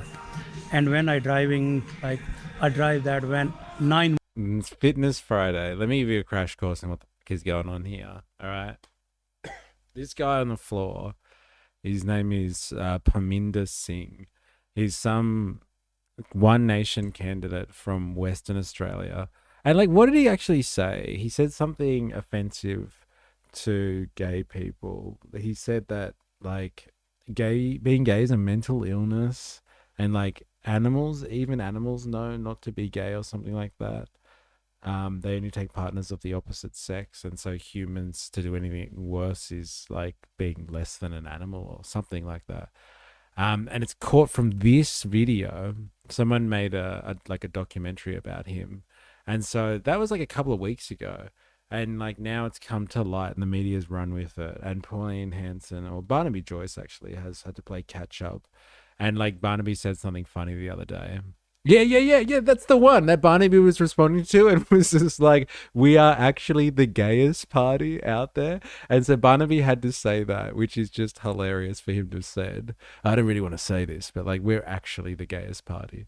And it's all because of this guy on the floor right now who's being interviewed. And like, we've watched too much of him at the gym doing really homoerotic stuff, like getting stretched out by his mate before while being interviewed. So like, I don't know if this is all one big joke and setup. Like, they might be playing 4D chess, these guys, and like do like some funny stuff at the gym, but then like be disparaging to gay people. And it's like all part of like this big ruse, and they're all going to be like, gotcha. I don't understand. Why is it shocking other races are racist? But like, is it really racist? Like him saying offensive things to gay people? Like, is that really a race thing? I'm not sure. I'm not sure what you're getting at there. But yes, this is the guy that Barnaby had to respond to. Be right back, getting stretched out by a mate. Oh, man. This isn't a race or political issue. It's a state issue. He's from WA. Enough said. We haven't watched enough. Oh, man. Month in city. Let me get this straight. He can print Corfutes cheap and fast for her. Apparently. I think Han is confusing racism with bigotry. I was surprised at that comment, actually. Offensive, maybe. Definitely not racist. Maybe he doesn't have enough context. We'll give you some more context, Han. Plenty of people throw gays off tall buildings around the world. Racist, hate gays, hate, whatever. It's all the same shit. Now I've said my piece about people throwing gays off buildings. I always like to get that one in wherever I get the chance. NWA, 9 months, not work in my shop. I put someone, my worker, another in my shop, and I work for One Nation. Wow. Was she appreciative of the work you did? I don't know. I don't know about that. You made an impact for her, right?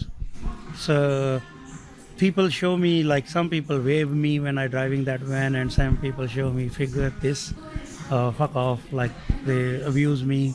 And my own community abuse me a lot. My own community. Hanji. Thanks for inviting us for your morning workout. It's great to see. Yeah, thank you. All right, let's head to your home. Yes. Yeah, all good. Okay. See you. Thanks for inviting us to the workout.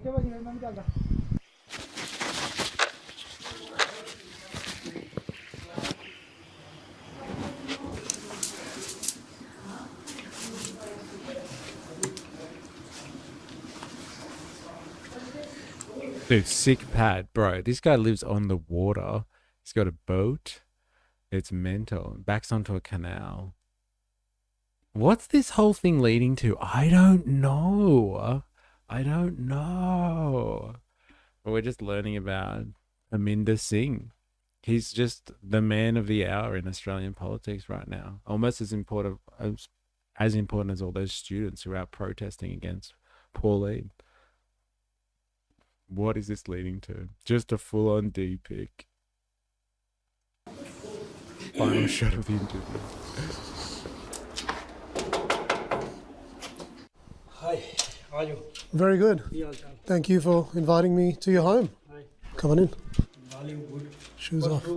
First rule, shoes off. Shoes off. Shoes off. You've got a beautiful house, Parry. Oh no, it's just my waterfront. So how long ago did you move to? Did you start in Perth or did you go in Mandurah? First I came to Broome. What made you move to Australia? I want to go Canada in 2005. Second best option. No, first best option for Punjabis. So I apply, and in 2008, the Canadian government changed the rule.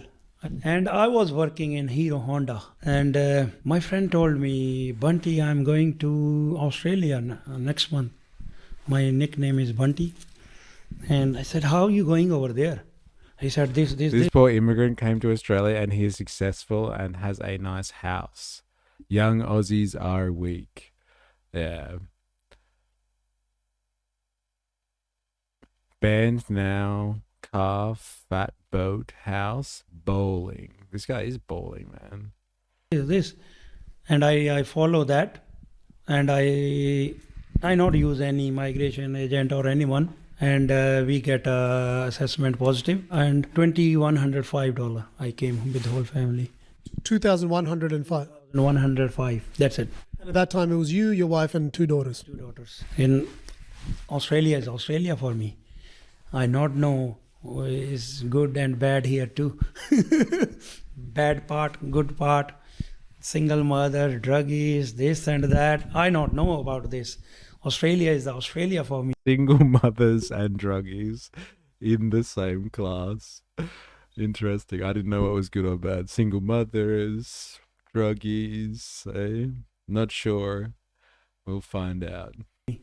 I was living in Greenfields in Mandurah, near the train station. Rough. Yeah, I said, I never see anything because my habit is 6 o'clock max, I come back home every day. Not go to clubs, not go to nightclubs, not anywhere. And you don't drink? Not drink. No drinking, no eating meat. Yeah, so when you are 6 o'clock home, you not know what's going on outside. Yes. So I not know about that's about is. Oh, he's talking about bad suburbs where he chose to live. Okay. And like the bad ones are full of single mothers and druggies, I guess. Full of single mothers and druggies. Right. Okay. Okay. That's how you know you're in a bad area. All those single mums out there. Watch out. They're coming to get you. I find him endearing. He is. He's lovely, isn't he? Heart on his sleeve. Redcliffe or Melton. What's the bad areas around here, WA people? Spandonk, if you know what this guy's talking about. He came here with money. You don't set up a digital print studio with pocket change. He really is honest, if nothing else. To me too. And then somebody said, like in Hall said, if you have a time, I show you. My another house is very big house. That's a 7-bedroom, 4 toilets, 3 shower. Your house? My house. And we live on the beach over there. But I want to buy the boat. And that's why I want to live on the canal. And if you see the boat, I hit everywhere. That's all I damage. Like how you had no idea how to actually navigate the boat. I don't know. If you see all the scratches around the boat, is all I done. I learned myself. So it's beautiful. This is the dream, living waterfront. When I came to Australia, that was my dream too. One day I'm gonna live on canals. 12 years it took me 12 years. Congratulations. 12 years hard work. You've made it. Yeah, done it. Very good. What is your main work? Main work is my cafe and restaurant, but that give me enough money to, like, then I have a motel, caravan park, another cafe, then I have a few other investments. So then On top of that, you have a political career as well? Political is not, I'm not a career politician, to be honest. I am a politician, I born leader. Leader need a courage to do the things. And in Australian politics, mostly are the career leader. Should we go inside just so it's not raining? Oh, it's okay. It's okay. Who's this? He's my godfather. Bro, He he's teach balling. You're damn right. Restaurant, cafe, caravan park. Or his other investments. God damn. You don't want to go to Canada? They are screwed. Their prime minister is a global banker. Hey. Uh-oh. Can't trust the bankers. He could have worked and saved his money to set up businesses. Strange thought. I know. Leader need courage to do the things. Living on the river too. That's expensive. Shouldn't white Aussies be fuming at this success story? Yeah. It's time for, what was it before? Deportation. Time to get rid of him. Backy for spliffs, tailors for when I'm lazy. Are we talking about rolling here? He went out and achieved instead of crying about others. me meditation, he teach me economics, he teach me family life, he teach me everything. So you still consider yourself very religious? Yes, religious is for my inside. I not use Karpan or I not have a Baptist, mostly. Are you Amritdhari? No, not Baptist. Just I wear a turban when I want to show off myself. So when I standing in a 500 people with the turban, everyone gonna see me. Also, it's more for projection of the image. Yes. Then would people think of that as like, oh, well, now you're just using the religion for your benefit? No. I have a very different definition of religion because I leave my country because I not like that. Don't like India? Don't like India at all.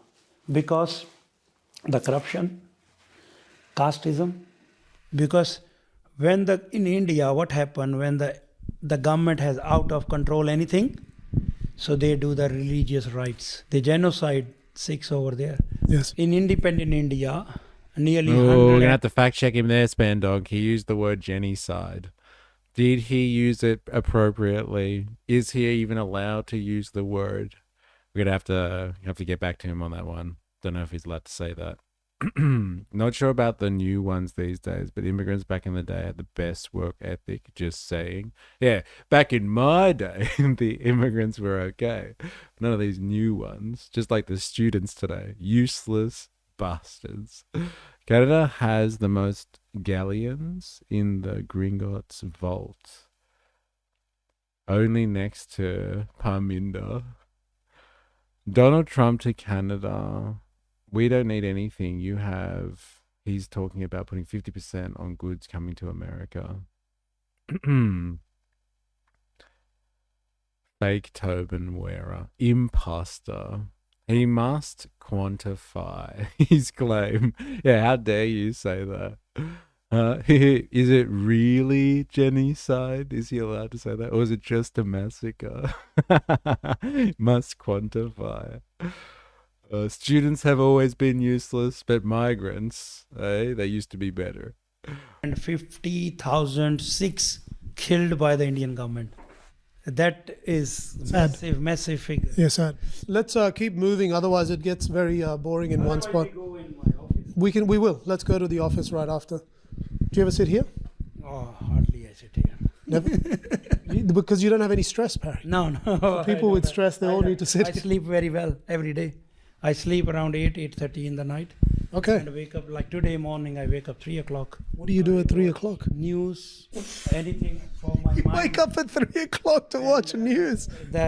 So mind fitness, like some religious thing, some any like a small 1 minute, 2 minute things like motivator speaker. Yes. To get motivated for the day. Yes. Woozle, what stream are you on? Are you on the vertical stream, Woozle? Or are you on the horizontal? I'll give you the link for the horizontal if you're looking for that. Here it is, if you're interested. If you're watching this and you haven't already, activate the like button. Activate away. Do yourself a favor. There's the link for the for the horizontal stream if you want. Yeah, if you're watching this and you haven't already, activate the like button. Subscribe for more. Follow for more, etc., etc. I'm in the one with like 14 people, but the other one had 5. Okay, yeah, that's probably the vertical, I guess. India thing. Yes, to get motivated for the day. Yes. So back to India thing. When the parents send the kids I like here, this as a background. It looks nice. kids not want to go back. Yes. And the Australian government has a immigration system. So if you study this, then you can stay here as a permanent resident. And people use that. Do you think people will say, because now you're working for the One Nation Party, and you got the opportunity to come to this country and set up your life in such a wonderful way, and now that party is saying, we don't want more people like yourself to come to this country?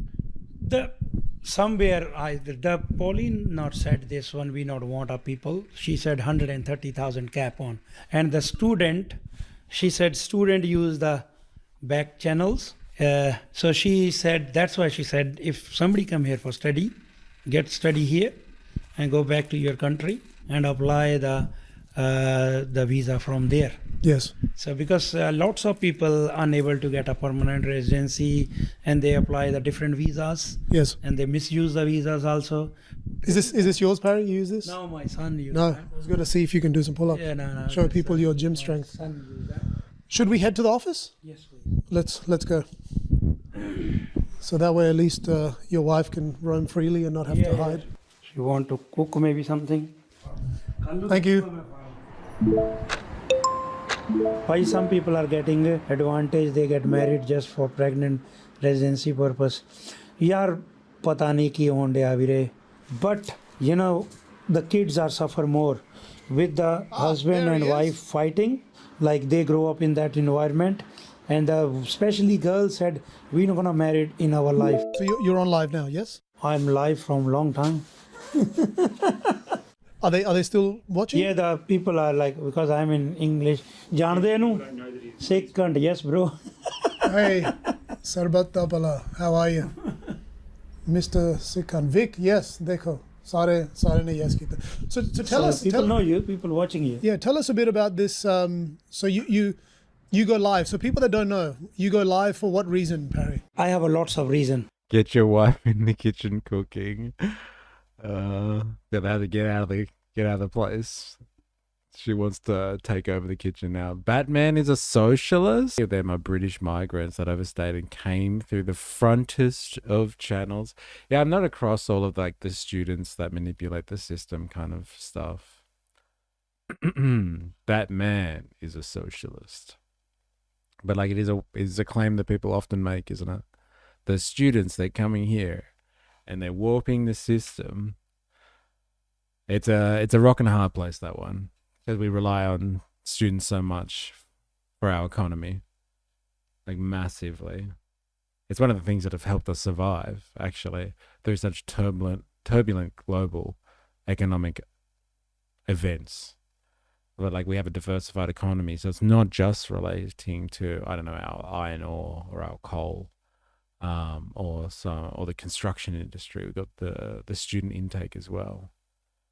So, you know, when people rally against like, oh, let's like clamp down on things and stop taking the students on, all this sort of stuff, it's like, okay, fine.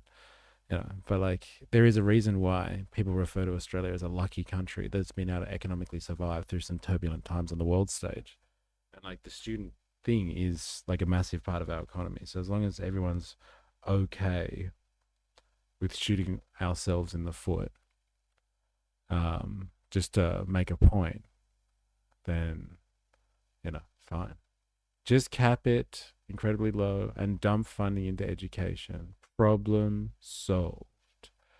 Relying on foreign students over investing in your own citizens' kids, not a good idea either. It's all dumb. I'll vote for whatever party rebuilds Sega World. Dude. Yes. 100%.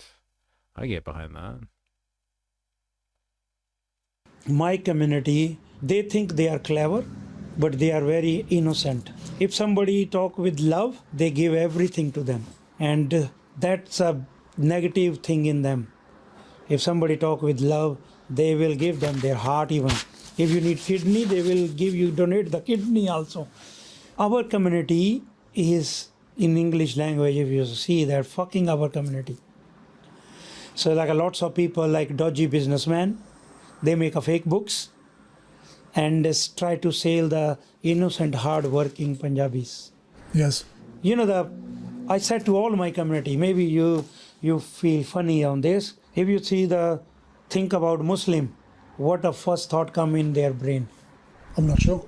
The first thought comes terrorist.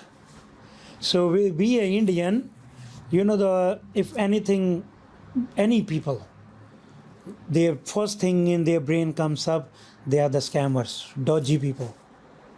So we have that name now, dodgy people. Every day you see that how many calls come to you.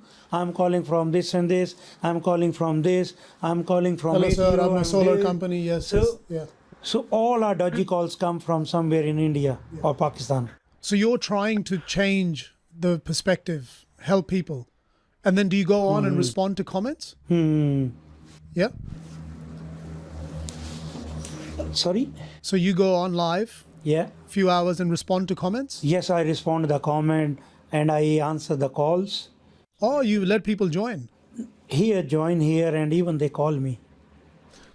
And then sometimes you share any opinion. Like I've seen you have an opinion on the LG community, right? LGTB community.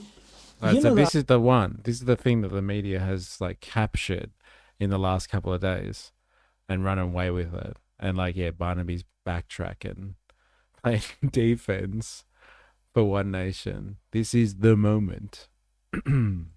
Opinion on the LG community, right? LGTB community, you know, I'm not against them.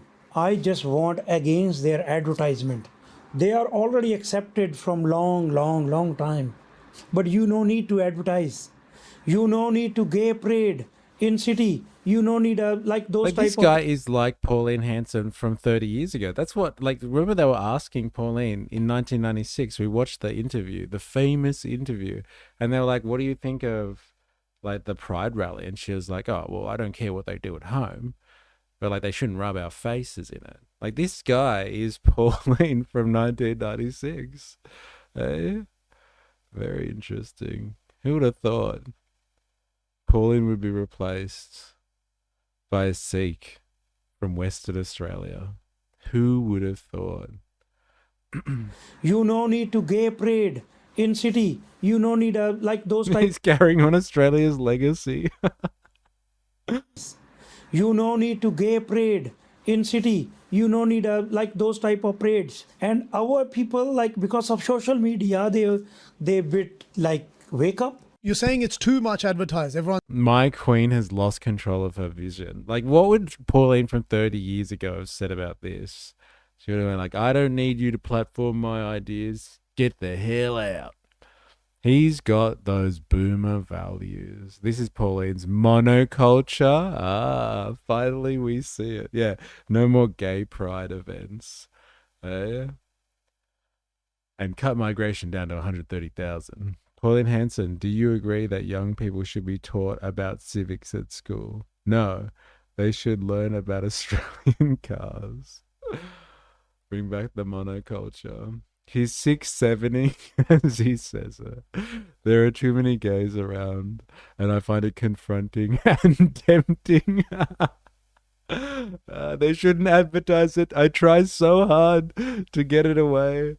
I wake up at 3 o'clock every morning to cleanse myself of these wild thoughts.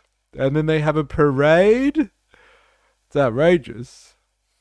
Media, they bit like wake up. You're saying it's too much advertised. Everyone's seeing too much. We don't need to see too much LGBT. No need. I'm a man. Why I advertise? Everyone know I'm a man. But it affects you because they're advertising. Because of advertising and the effect on the young generation. What is that?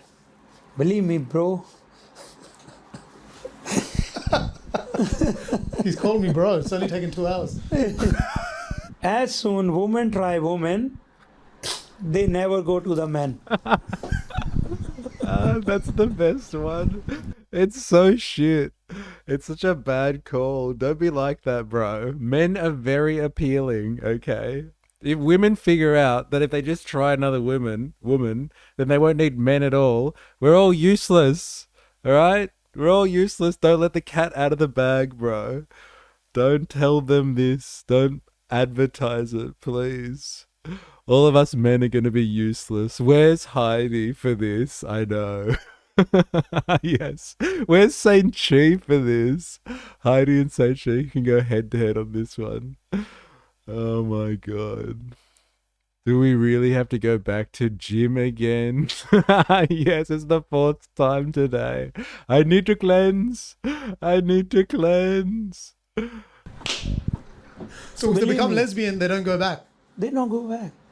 They don't go back because they think the man is using them. This is the enjoy. This is a different type of enjoy. Have you seen that yesterday in England? I wonder how many lesbians this guy actually knows. Like, honestly, I'm going to have to talk to some of the lesbians that I know and just be like, look, tell me the truth. It's just because one day you decided to try woman and not man, and then you never went back, right? Surely it's that.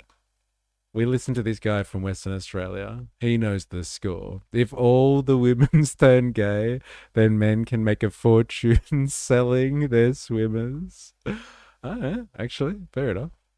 We can just be like, yeah, genetic providers, gene providers. Don't have to do anything else, I guess. The gay couple has a kid and they are arrested because they killed the kid. Whoa, that escalated quickly. What happened yesterday? Them. This is the enjoy. This is a different type of enjoy. Have you seen that yesterday in England? The gay couple has a kid and they are arrested because they killed the kid. The gay couple adopt the kid from somewhere, very nice child, 1.5 year old, I think, and the kid die. Mom is mom, dad is dad, that's it. Finish, end of the story. But you don't mind if these people are gay? I don't care, but not advertise. And why do you reckon he brought that one up? Like kids have never died in the care of like 2 parents that were a man and a woman, like a traditional household. That's a very strange one. I wonder what he was insinuating there. Gay couples kill their children. Strap in and strap on, and you'll never need a man again. Yeah, watch out. Please don't advertise it. Men are going to become useless overnight. Keep it to yourself, Parminder Singh, please. I think we should ban all straight advertising. Yeah. Once you taste the peach, the men are out of reach. Oh my god. It is the law, according to Mr. Singh. No straight parents ever murder their children. Yeah, like, what was the point of that story? You can be gay in your private time. Like at the gym, not in my face, where I have to see it and think about it. Like when you're being interviewed and somebody else is stretching your inner thighs. Can we do the interview somewhere else, please? Not legalize their marriages. They live whatever they live. Why they legalize the marriages? Why not legalize? No, I not like. This is against, like you said, I'm a spiritual person. This is against spiritual.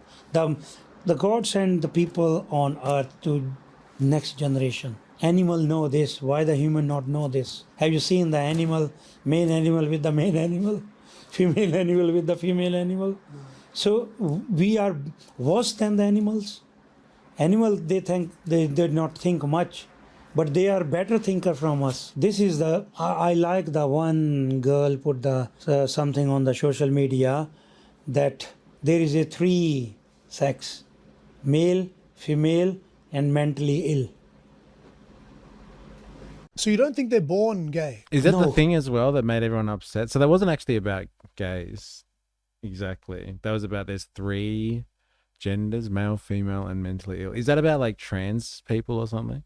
It must be. Hype train. With the hype train.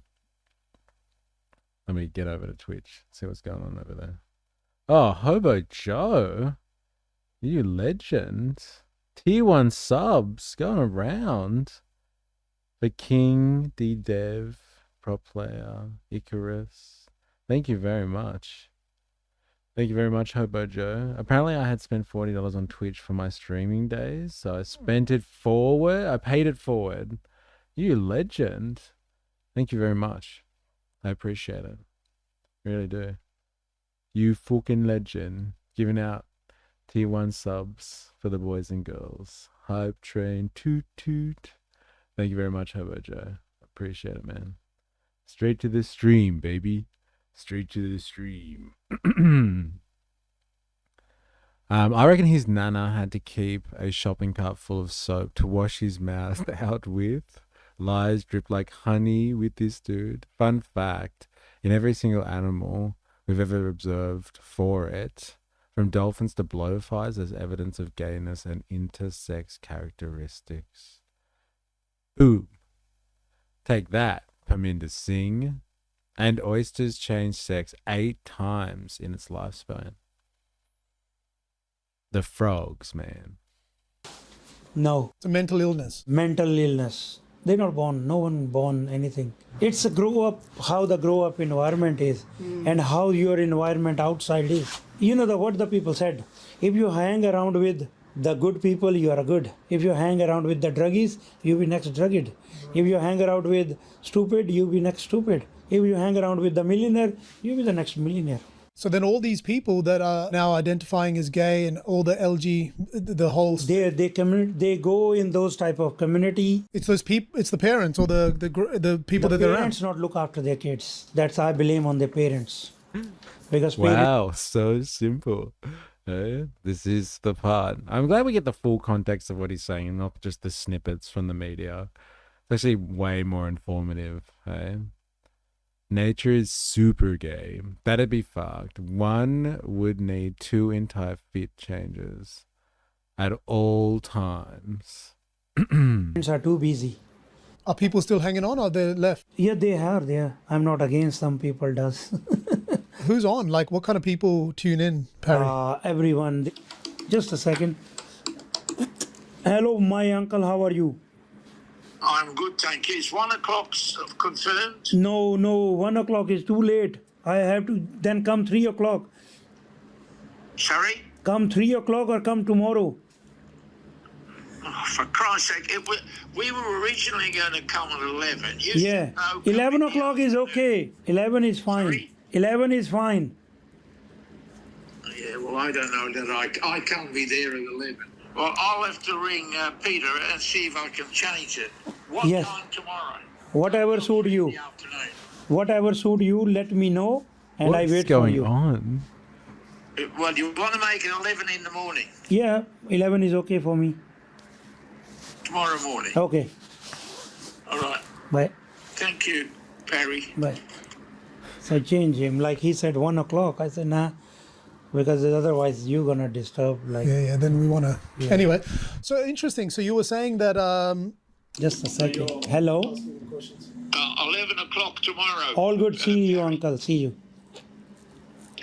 11 o'clock tomorrow. Yes, sir. Yes, sir. What the See fuck you. is going on? Can you confirm that? Yes, sir.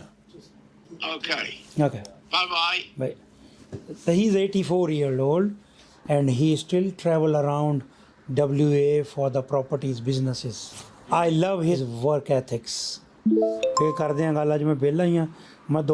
I've been to the richest houses in my state when I was doing commercial work.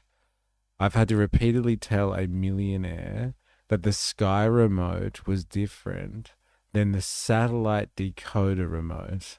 Oh my God. What a fun conversation that would have been.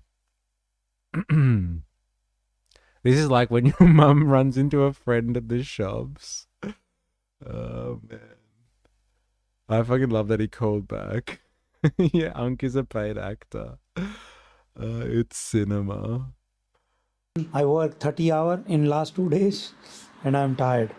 So I will come back and we will talk a lot. Thank you very much. Thank you. Should we go get a coffee somewhere? I'll go. We go.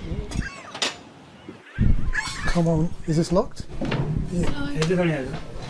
Oh. Can I? Oh, I was trying to slide it.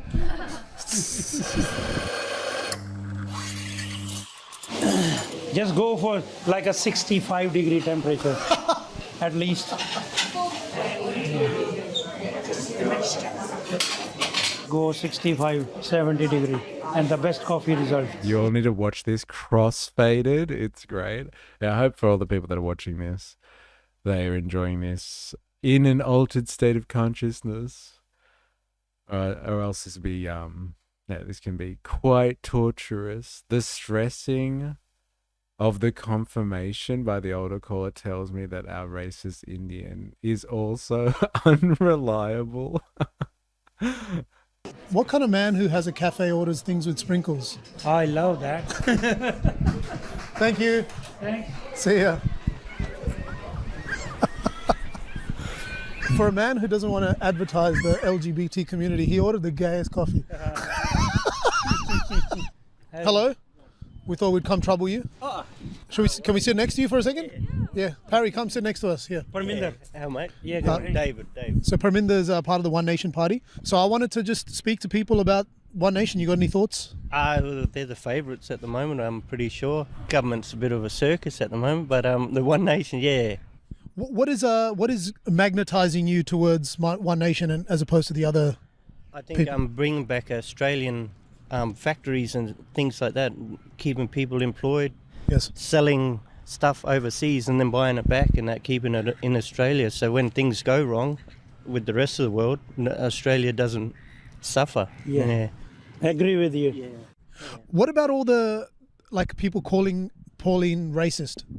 I don't think she is. She just says certain things at certain times that bring her down, but I think she's doing is that better. the speculation in the chat? This guy's a paid actor. Bit of a circus. It's a bit of a circus. Just a CLP upstanding Perth locals. I swear there's something in the mines that caused brain damage. Unk should be mad, Ali, not gonna lie. Imagine him being pro-gay. Mad ally. Oh, look, same excuse. What's this? It's couple for the record. Thank you very much.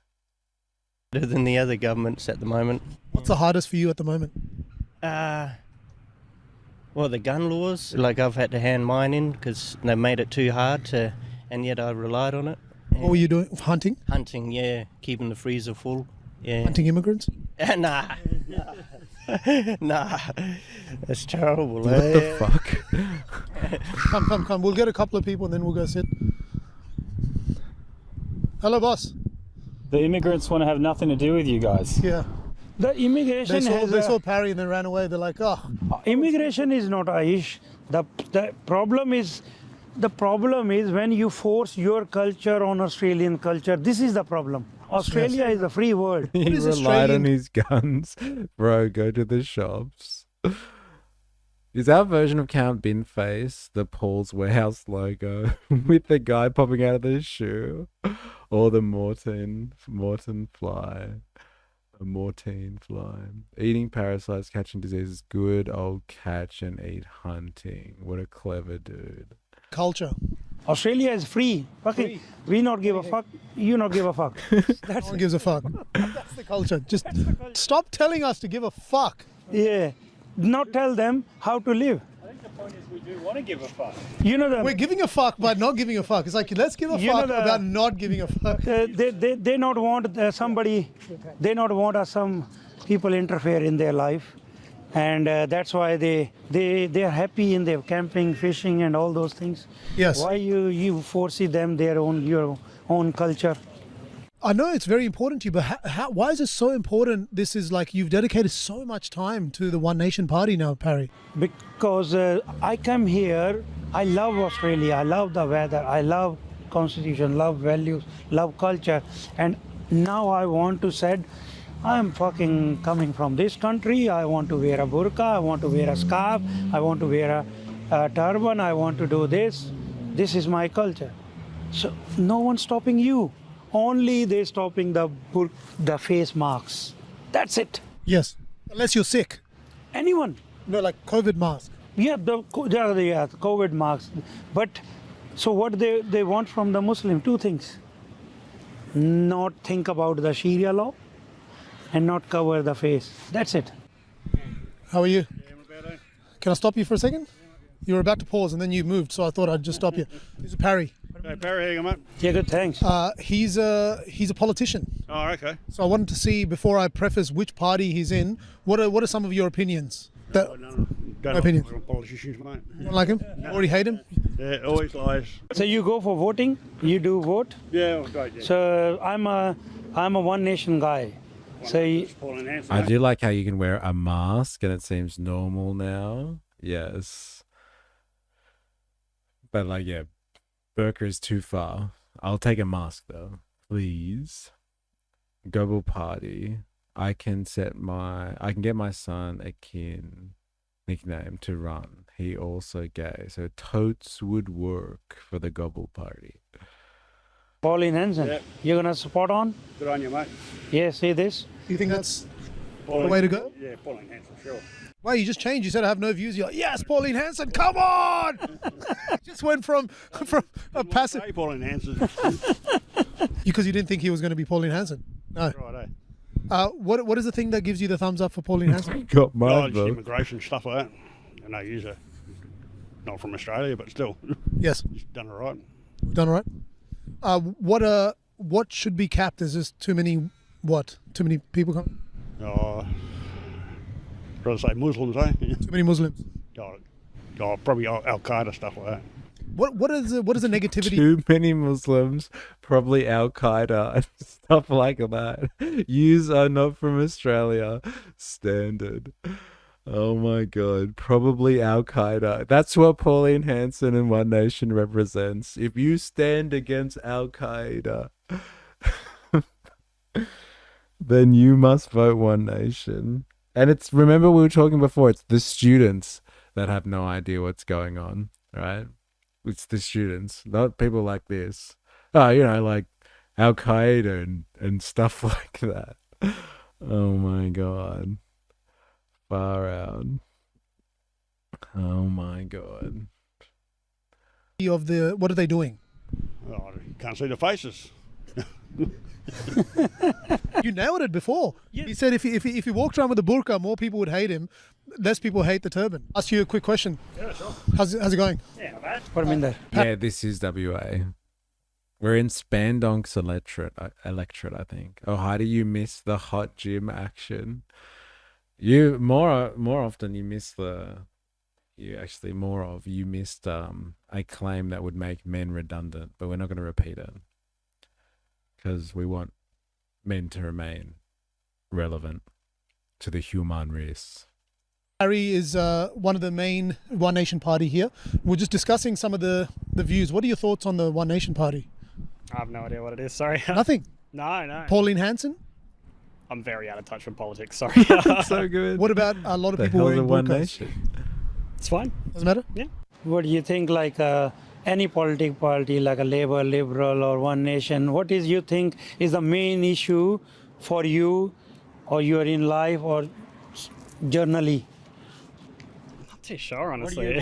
You're the most. I stopped the most easygoing guy. Yeah, no, man. Doesn't seem to give a fuck about anything. I'm pretty chill. I try and stay out of politics a little bit. I was pretty into it a while ago, mostly with like US politics. I just found it a little bit toxic. Very toxic, man. Stay away. It just bothers Yeah, you. so how do people like this typically vote? It's a good question. They just go scratch their name off the list and draw a dick on the ballot paper, I guess. I wonder, he might cover it. He might cover it. This dude is me, LOL. Come on. No way. No way. We don't vote. US politics. I take the fine? Really? That? I'm not paying a fine. Not to big government. Dilemmas, the display of swag and outright masculinity might make Heidi like men again. This was me till a couple of years ago. If he doesn't vote left, I would be extremely disappointed. With the metal merch. Trying to stay out of politics a little bit. I was pretty into it a while ago, mostly with like US politics. I just found it a little bit toxic. Very toxic, man. Stay away. It just bothers your brain. I just couldn't handle it, honestly, and it made me a bad person. Really? Yeah, just thinking and like, just like stuff like that. Like I was very like, oh, this side or this side, like, and I would swap between sides because I didn't know what I wanted real. So if I ask you one thing, like one thing you want to improve in Australia, what do you think? Probably the housing market. It sucks at the minute. And I don't think like there's not enough houses. I just think they're too expensive. So do you think a lot of people are bothered by stuff, or is everyone's just hyped? Like what you said is probably spot on. When you listen to too much shit, you think a lot of shit is very important. Yeah. Whereas everyone just seems to be okay, I guess. I think the media makes it a lot worse than it really is because obviously they're trying to get their own agenda out. Like I think immigration's a big one. Like there's a lot of people against it. I don't see that big of an issue with it. Like, Really? Yeah, not really. Does it matter what type of people are coming in? No, I don't care about type. Culturally, No, I don't care about all that. of the assimilation stuff. Doesn't matter. No, it's fine. Like everyone, like people are people, man. Like I don't care. Hello. Can we ask you a quick question? This guy's a major troll. He's trying to gaslight everyone. But like, have you seen his other stuff? That's what he's a mad smartass, this guy. One of the most dogmatic people in the stream does not vote. I'm truly shocked. Dude, I'm shocked. You don't actually vote, Spandog? No way. No way you don't vote. I don't believe it, man. I don't believe it. You've got so much political drive and you don't vote. It's crazy. Just don't throw the baby out with the bathwater, Heidi. Oh, sorry, I wish I didn't like men. Someone needs to hold them accountable. Was that an ingested hoodie? Outcast metalhead doesn't give two shits about culture. Colored me shocked. Hey, I told you, I'm an anarchist. I just have a lot of opinions. A lot of opinions. Oh, yeah. What are your thoughts on One Nation?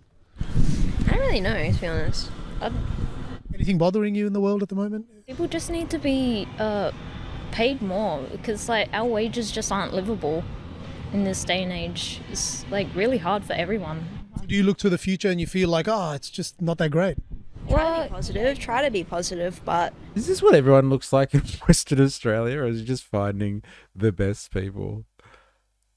Like, this is interesting. Where do they get their fashion from? I'm going to start wearing feathers in my hair. That's sick.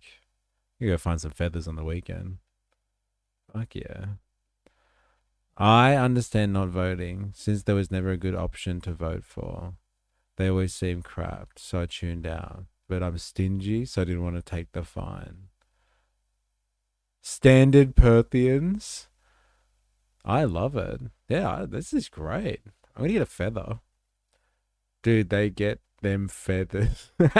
Feathers are us. Oh, man. Those are the lesbian anti-men feathers. Oh, man. Far out. Once you go peach. The government just doesn't listen. This doesn't seem to be getting better. It just seems to be getting worse, actually. What about LGBT community? I don't think they have many rights either. In what sense? Well, still a lot of hatred towards them, and just don't think it's fair, really. People not treating them as they would treat everyone else, saying they're a little bit marginalized. Do you feel that?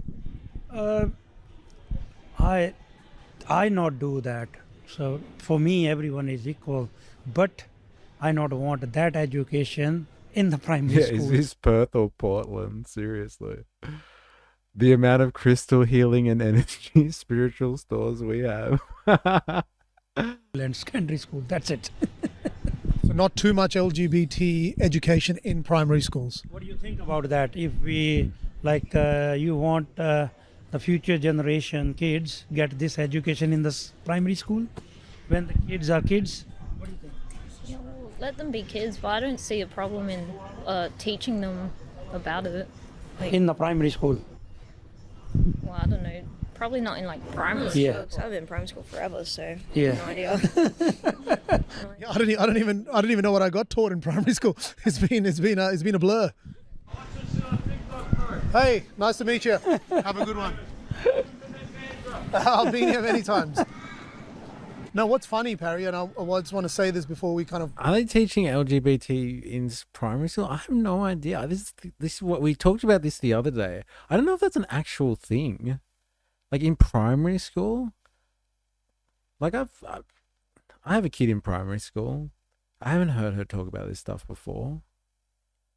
Like, I don't know if they're teaching that. I think it's just that, that trope where you had, that drag queen kind of reading, doing story time in kindergarten or something. And, everybody lost their shit because there was a drag queen reading, books to school kids. And now they're just see, they're pushing LGBT blah, blah, blah, blah, blah ideology onto primary school kids. It's the end of the world as we know it. I don't know if it's actually a thing. I don't think they actually teach about, gay culture or gay pride or something like that at school. Especially not at primary school. I don't know. I don't even know what this is about. Kali Woyoti, what even is teaching LGBT? Is that a thing? What is it? What does that even mean? No, not in primary school. But people die by this one. This guy's whole political career is built up around you cannot teach this to the children in school.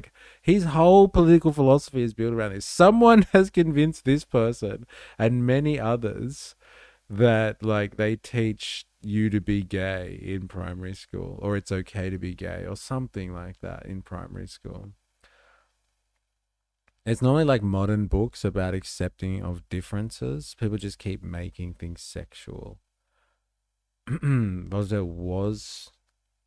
do they teach them then? What, gay people exist? How do you explain gay without explaining feelings? In high school, you learn about it from a safety perspective because teens in preschool, they keep asking me who my crushes were at playground weddings. There's so much straight propaganda for kids asking them who their girlfriend is, etc. Interesting. We just had math, science, English, history, and recess in my school. Yeah, apparently we missed it. We missed out on all of the fun. It's not a thing, LOL.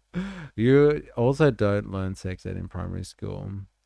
Really, it's more about puberty and what do you do when you have your period, because some girls get it really young. Search up the books they're complaining about.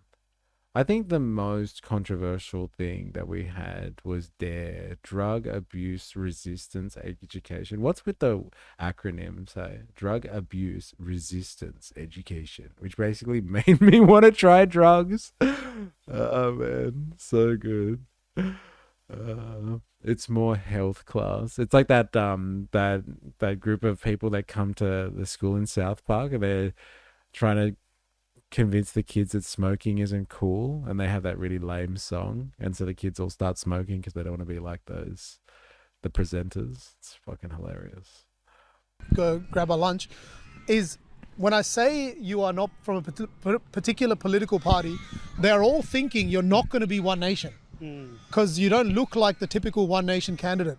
and then they hesitate, and then they're like, oh, Pauline Hanson, and then they're like, oh, it's like a sigh of relief. Yeah. All right. So they are good there. Fish and chips. The most Australian. It's not Australian. Most it's Australian It's English. It's an English thing. Fish and chips. Don't you dare. Hey. Now that's Australian. That is as Australian as it gets. 74 seagulls overlooking the beautiful river / beach. Having to punch a seagull, Harry, is that Australian? Strangle a seagull. No, fuck off, it's cunt. New Zealand. That was Australian. All right, ready to hear how he said he dropped a C-bomb just then? That's Australian. Ready? Is that Australian? Strangle a seagull. Wait, fuck off, cunt. It's so good. Oh, man. Fuck off, cat. That should be on the citizenship test. You want to learn how Australian someone is? How they say, fuck off, cat. That's on the test right there. I wish cunt was more normalized here. It's such a good word. But like, it's still more offensive than fuck, I find. Like, people are more offended by cunt than fuck. Absolutely. For native English speakers, I find. People with English second language, they don't get it. They don't get it. I don't even like this. You want some? No, I not eat fish. Do you want it? Of course you want it. Shit, cunt. You can't tell me that's not fun. It is, but like, it's what my kids do, dude. They run after seagulls and they think it's the greatest thing to do. That's an Aussie experience. But if you leave like that, so you're gonna eat? You got to respect their resilience. Hello, brother. What's going on? Oh, there he is. Can you hear me? I can. What have you been up to? You've been shadowing a politician? So we've essentially been. Oh my god, he's actually in. What the hell? Punter? What is going on? Did we just step into an alternate universe? Spandog, did you know that this was going to happen the whole time? Oh my god. It's the coming together of Australian heavyweights. Oh man, give it up for big punters. No, why is fun to see? I don't know. What's going on? What is this wanker going on about? We're about to find out, Han. Good use of wanker, by the way. Lovely. Why is he in a slutty tank top? You love it. Mr. Abbott in the house. How you going? Hope you're well. And yeah, he's waiting for the punter jump scare. This will be good. Hope you are well, Mr. Abbott. Welcome. Welcome to the stream. An Indian-born migrant who is the One Nation representative here in WA. So yeah, the gentleman's name's Parry. His background is Sikh. He wears a turban, so he's a contrast to typically what you would see in the One Nation Party. Very interesting guy. Very interesting, opinions and perspectives, and also his journey. So we thought, look, we're going to do a day in the life with him. So we've been shadowing him for the day. So I thought we need a perspective to cross-check some of the things One Nation has said and also he says. And, I thought you're the guy. What are your thoughts generally on One Nation? I think, sometimes they sound like they're saying some good stuff. Like, oh, cool. Like, let's get the corruption out. Like, let's. I could never thirst for punters. Really? Come on, stare into those blue eyes. Look at those tattoos on the shoulder. Come on. Come on. You're missing out. You're missing out. I could never thirst for his friend James and that voice. It's just awful. It's just awful.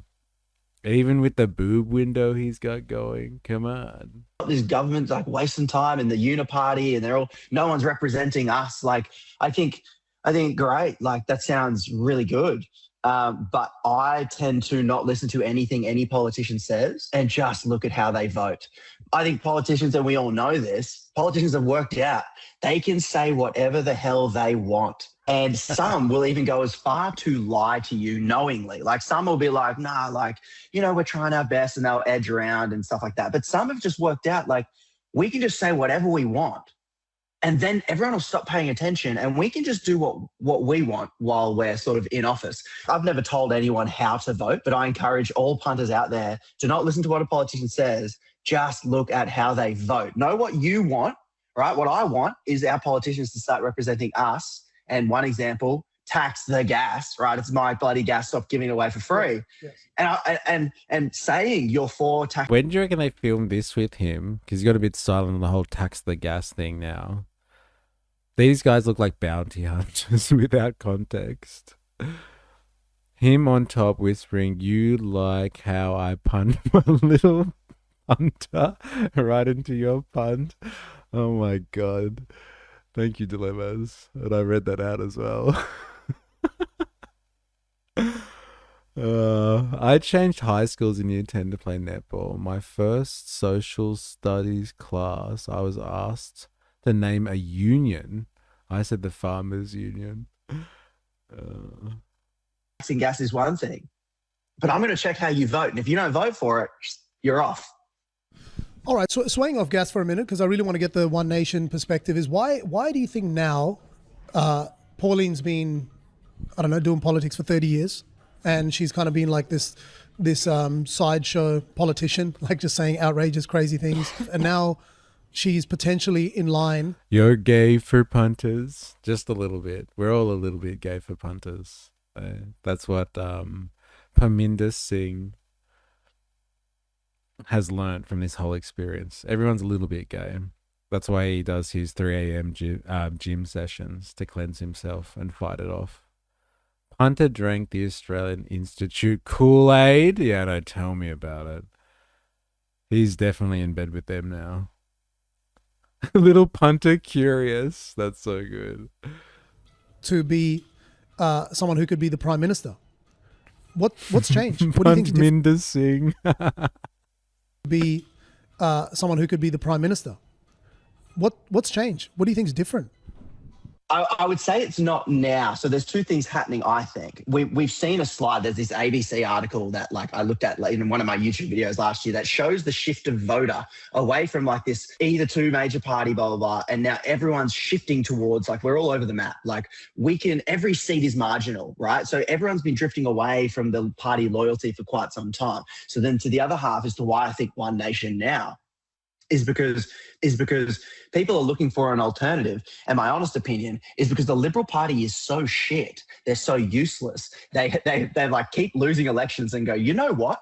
Let's try to do the exact thing that people didn't vote for us for. Let's not learn our lesson. And I think the Liberal voters have worked out, oh, okay, the Liberal Party is now just the first line of defense of corporate Australia, right? Like they're the ones that are literally... Yeah, keep losing, ? Weren't they in power for a very long time? Yes. Yes, they were. But they've kind of fallen off a cliff in the last, 12 months or so. Fallen off a cliff. And so I think his point is people are looking around. They're looking for options. They're on the market again. But he didn't frame that very well. They keep losing. The thought police would want to know. It's our duty. The new ism, punterism. Oh, please no. Their policies are almost handed to them by foreign corporations. They're like, no, tax breaks for... If you're watching this and you haven't already and you're on YouTube, activate the like button. Do yourself a favor and activate the like button. If you're new here, subscribe for more, follow for more on Twitch. You know what the deal is. Come on now. Foreign, keep giving gas away for free. And I think people are sick of that. And so the Liberal Party can't win anymore. So the people who voted for the Liberal Party will never vote anywhere else. They've gone, well, how can we win? Well, the Liberal Party can't win anymore. So now they've gone to One Nation, a big chunk of it. And that's been the big rise. Man, I want to but I see punter. Don't be like that. Wait until he gets off the screen then. He won't be there for too long, I'm sure. Feeling punty today? I don't know. Might kick a kitten. I mean football. Watching the collapse of the Liberal Party move into One Nation. And I think the other piece of it as well is that the corporate media, which is like 7, 9, 10, like all the corporations that own our media, they've also gone, okay, Liberal Party can't win. Let's back in One Nation and maybe they have a shot. And so they've all swung behind and gone, oh, One Nation, created this fever pitch of like, everyone's doing it, you're doing it, look at this polling. So everyone looks and goes, oh, can they win? And so we've kind of seen that all coalesce at the same time. And now you're seeing the sheen of One Nation shine off a little bit. And I suspect we'll see it dip a little bit after, coming up to the election, when we're actually going to start looking at policies and start looking at how Pauline votes and, you know, what that means practically. But in Australia, everyone has to vote. So there's this group in the middle that are like, okay, I'm going to have a look at what's best for me and I have to vote. And they're more moderate. They're not going to be swung by some great sounding pitch. They're actually going to look at, you know, are you doing it? Are you going to like vote for me? Or are you just another politician taking money from the same billionaire, Gina Rinehart, the same billionaire? Am I going to get a different result by voting for a new face? Yeah, and on Gina Rinehart, right, we're in Western Australia, so Gina Rinehart, everyone, kind of knows notoriously can jump from What's the sentiment on Gina over there? Did the punts in Perth love the old Gina? I don't think they've ever loved her, man. I don't think she's ever been loved. I don't know when you did the research that she might have been loved. I don't think there's ever been love for Gina. Is that what she does? Like, is that the playbook, in your opinion? If you're an elite, you just kind of back whoever. Sounds like Punter doesn't understand how bourgeois politics works. Heidi, thank you very much. Thank you very much. Hey, happy Friday. Friday to you. Appreciate it. For the stream, baby. For the stream. Ah, yes, we have our West Australian correspondent in here. She's universally hated, for the record. Never met someone who liked the fat punt. Yes. All right. Fuck yeah. That's what we're going to use now for the word cunt. We're going to replace it with punt. Happy Friday, all. Glad to catch a stream. It's good to have you. If you're wondering what we're doing, Con, we're watching... there's this Sikh, I'm pretty sure he's Sikh, right? Sikh individual who's running for our anti-migration party in Australia called One Nation. And it's confusing. But like he's really happy about it. And so like they've been following this guy around and we've just been learning about this Sikh guy who's like a hardcore One Nation supporter. Loving everything One Nation. And we've learned a lot about this guy. Too much, almost. We've learned too much about this guy, to be honest. As Monty Python would say, what a silly bunt. It is fascinating. So this is our right-wing pipeline. Migrants, Australian migrants who are turning anti-migration to an anti-migration party. Because that's just the done thing. And like he's kind of saying stuff that was what the leader of One Nation was saying 30 years ago. But now it's not cool for her to say it anymore because she has to be serious about politics. But like he can get away with it. And like people hate him or are really upset with him. And they've had to denounce him and what he's been saying on this piece. And it's all come from this one piece that we're watching today. He said some like stuff about like gay people and I think it was just the comments about gay people and everyone's really upset about it. So we're watching the documentary that it all came from. Isn't there a re-migration rally happening at the end of the month? Haven't looked into it further. Well, like, how did you find out about it, 4IS? It's not really confusing. Once you stop looking at One Nation as the anti-migration party and have a look at the pro and look at it as the pro-Australian party, LOL. Yeah, fair enough. But I think that's like a lot of people do kind of get behind One Nation because of that. Because they feel like migration is an issue. And like that's where One Nation holds ground on the migration issue. I think once you start moving away from the migration issue, people start dropping off massively. But on that, like in the bag, man, in the bag, they dominate. They've never voted pro-Australia, only pro-billionaire. Seems like Pauline's a bit cowardly to voice it herself and just champion this dude. Well, shit, she used to be more hardcore and unapologetic, but apparently not anymore, it would seem. We saw her before. Someone confronted her about her saying that like her maiden speech to Parliament was about getting rid of stopping the Asian invasion kind of thing. And she was like, no, I didn't mean that. I didn't say that. I kind of said that, like, we don't want them to take over. So like, yeah. Michael Robert Snow. Hey, welcome back. And with a super chat, you legend. Thank you very much. Thank you very much. Welcome back to the stream. Have you been lurking or have you just come in, Michael? Let us know. But yeah, thank you very much for the super chat. You fucking legend, yeah. Straight back to the stream, baby. The contrast between her and her cartoon self. Labor cutting immigration. Wouldn't call them anti-immigration. No, because they've got like heaps more things than just that. So like, are you going to vote Labor now because they're cutting migration? Dilemmas, are you happy?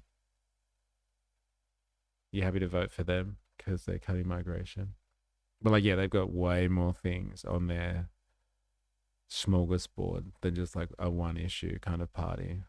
I don't think like One Nation, and I'm like trying to be fair here, I don't think One Nation is really known for its strong policy making or like them being strong on anything really but migration. I really think that's just what they're about, and people are drawn to that.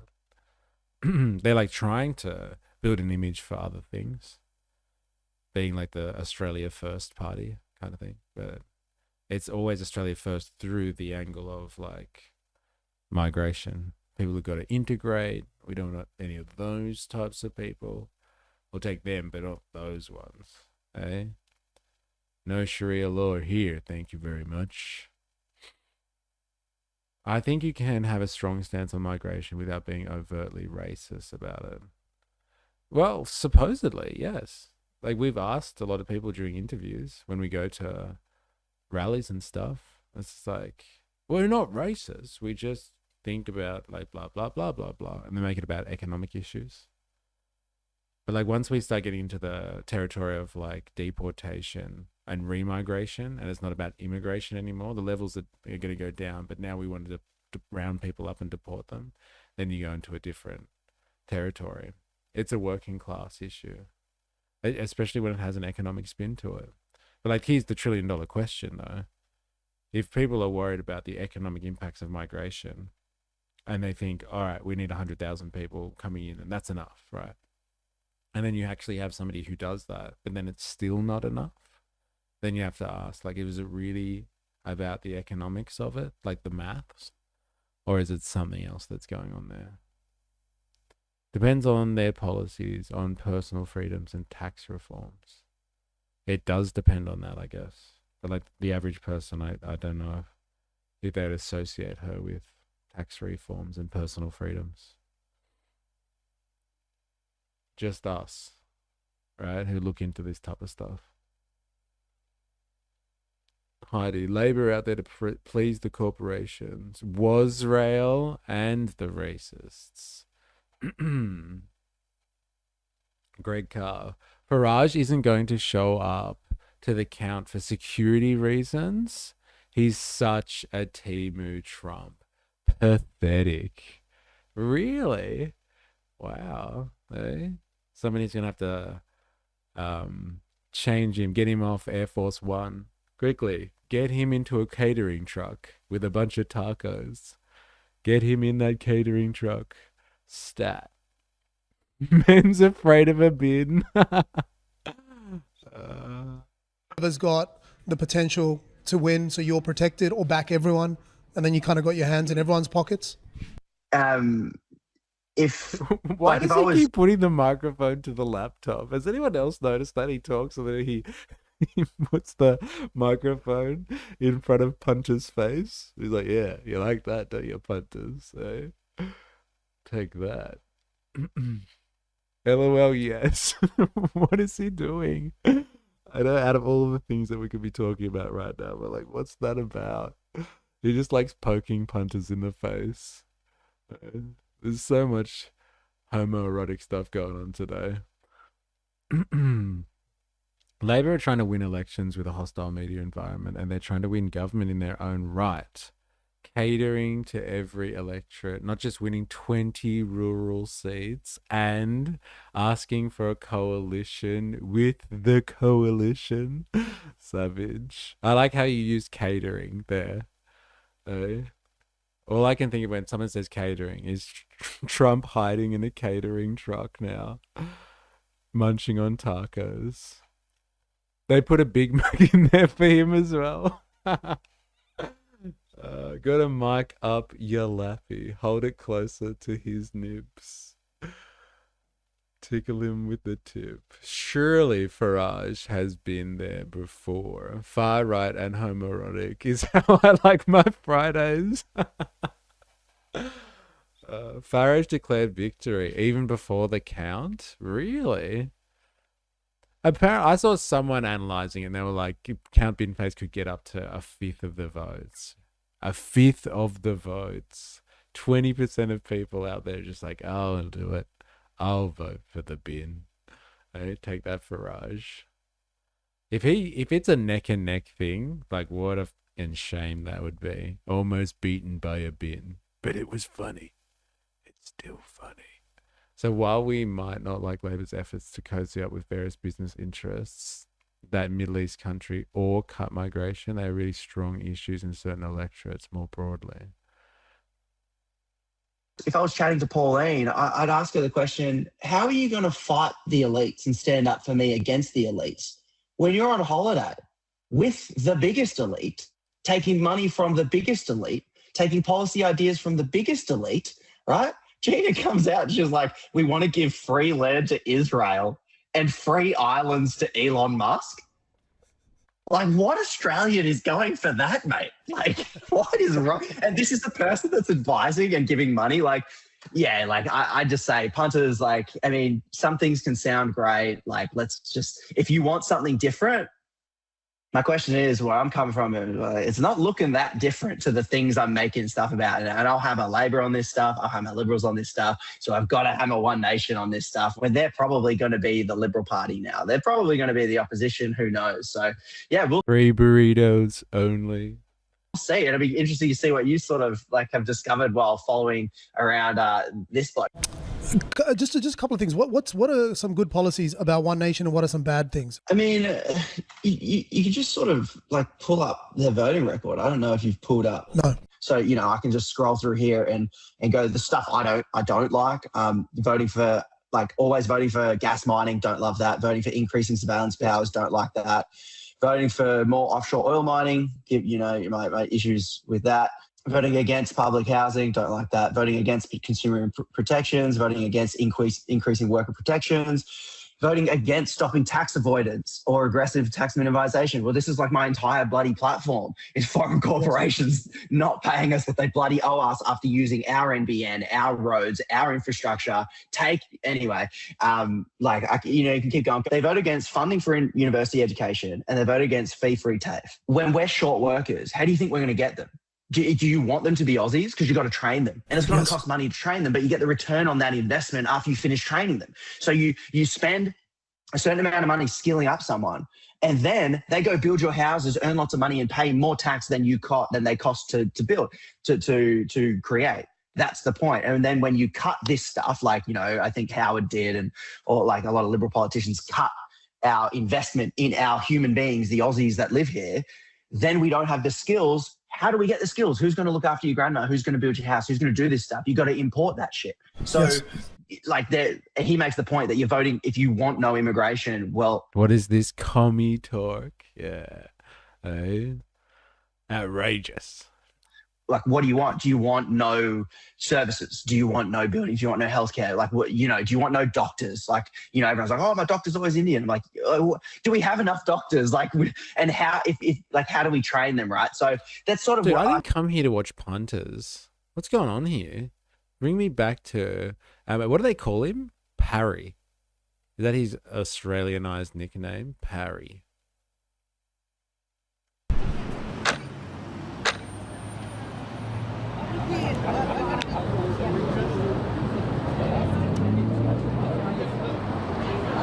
What's wrong with punters? You jealous? Yeah, I didn't come here to watch punters, all right? I want to look at Mr. Singh. Good old Parry, eh? I am jealous. I'm jealous of him. And who was the other person I was jealous of today? I can't remember. I'm jealous of a lot of people. Can see how I can. See, now I can like the stream. It is now time. Because he plays the both sides bad shtick so often. If he's your entry point, it plays directly into One Nation saying both sides are bad. See, screw punters, give us more stretching, back to the gym. Look at this. What's going on here? The lone wolf protester in Western Australia. Everybody hates Zionism. Thank you.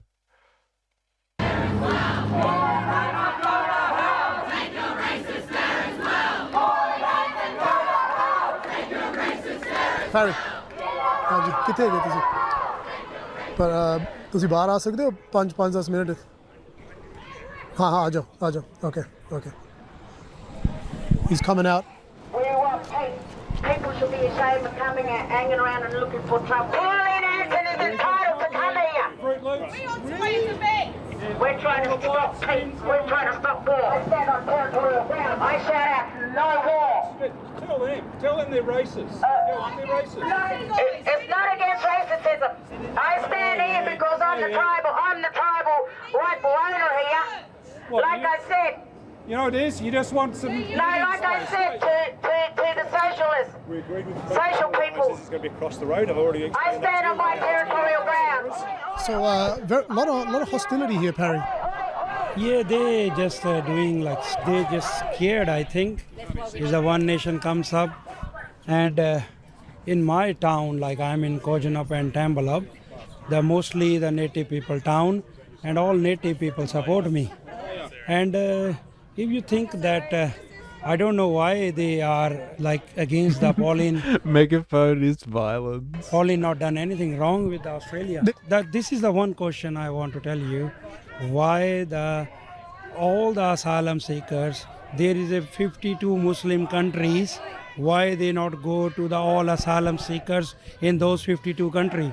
They have a same culture, same language, same food, same environment, same religion. Why they not go for asylum in those countries? If they want to come here, they have to follow the Australian culture, Australian values, Australian constitution, Australian laws. And they have to respect the Australian people. And Pauline is Australian, so that they have to respect her. How does it feel, this whole thing? I am enjoying. Because there's a free advertisement for One Nation. That's we need now. That's true. You look at it from a marketing perspective. This is boosting publicity. Every single person maybe have a 500 or 1,000 followers.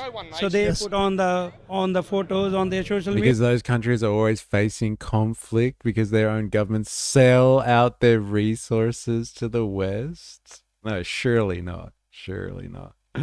Media, free advertisement. Have you ever experienced any of the racial kind of hostility that from my own community only? Only from your own community. Why are you supporting One Nation? I said I love One Nation. So no Aussie has ever said anything negative to you? Aussie. Never. There's Aussies, and then there are Aussies. Eh? And then they all walk around saying oi, oi, oi. Amazing, right? So see this, I'm here and everyone shaking hand with me. Yes. The real racists are the Labour and Liberals. They are real racist people. They want like immigrant, they see like a servant. That's it. They want to see us like a slave. But Pauline Hanson has always given you respect. She's always treated you like a normal person, never as an outsider, never as a there's too many of Indians. Dude, workshop Pauline's shaft just a little bit harder, bro. But like, Pauline's never done that to you, hasn't she? She's always respected you as a human being, right? Hey, maybe all Indians should only be allowed in Sikh countries. Old turban wearer may have a point. Very directive questions. She stay in my house, so why she stay in my house? All right, Parry, thank you so much, man. Best of luck. Racist, sexist, anti-queer. Racist, sexist, anti-queer. And just on being sexist and anti-queer, last week on Wednesday, Barnaby Joyce gave a speech where he said that he wants to take abortion rights away. One Nation, they hate women, they hate migrants, but they love Trump, they love Gina Reinhart, they love billionaires. This is who they stand with. Are we here to stand against them? 4AS. See you later. Have a good evening. Got a head. Getting some head, potentially. We're going to build a movement to fight back against all of your racist Trumpism. Racist, sexist, anti-queer. One nation's not welcome here. Racist. Hello. How's it going? Oh, you look familiar. Yeah, you need to leave. Huh? No one's going to talk to me. That's strange. At a protest, no one's going to talk to a migrant. It's a protest for migrants, right? Correct. Huh? No one's gonna. You need to leave. I'm just gonna. No. I'm allowed. No. Well, I'm allowed to. No, there's no media. Like, there's no interviews. There's no nothing like that. That's okay. I'm just gonna walk. So you're not. Huh? No. What are you? You're gonna stop me from just walking in? No one's gonna speak to you. That's okay. I'll just walk and see if someone's going to, man. That's okay. No one's gonna speak to you. You're speaking on behalf of everyone. Well, I'm a marshal of the rally. No one's gonna speak. Sorry? To you. You need to. No one's gonna speak to you. And no. Well, look, it's a public space. I'm allowed to walk through. I appreciate you don't want to speak to me. That's okay. Do you mind? Can I just? Let's go. No walking. No walking. Yes. Denied. X and F. What is this? Is it safe? Are you setting me up for something here? I would rather you didn't. Okay. I hate people like that. Hey. Yes.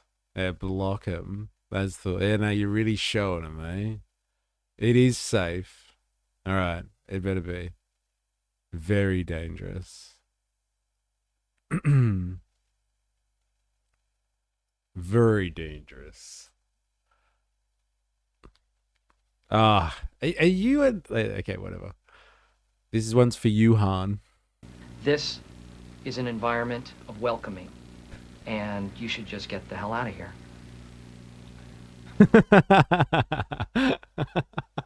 I was wondering where that was going. This is an environment of welcoming, and you should just get the hell out of here. Very good. Avi's security team could get some overtime there, 100%. ProtectAvi.org. Was it .org or .com? I can't remember. Actually, let's do it. ProtectAvi.com. Is it legit? Oh my god, it's real. It's actually real. Why does Avi Yemeni need security? Because he got beaten up by Nazis. Who's protecting Avi? Why should we protect Avi? Oh, here we go. This isn't just about one man's safety. It's about the right to speak freely. It's about defending independent journalism from those who use fear and violence to suppress the truth. ProtectAvi.isRL. Very good. Looks like XNF is in a good mood today. Don't ruin it. Yep, sorry. Apologies. By supporting Avi, you're standing up for free journalists who dare to challenge the narrative, for every citizen who believes in free speech, for every story the mainstream media refuses to tell. Oh my god. Anyone want to protect Avi? This guy could deal with, use his security team right now. I'll go around. I would rather you did not. I'll go this way.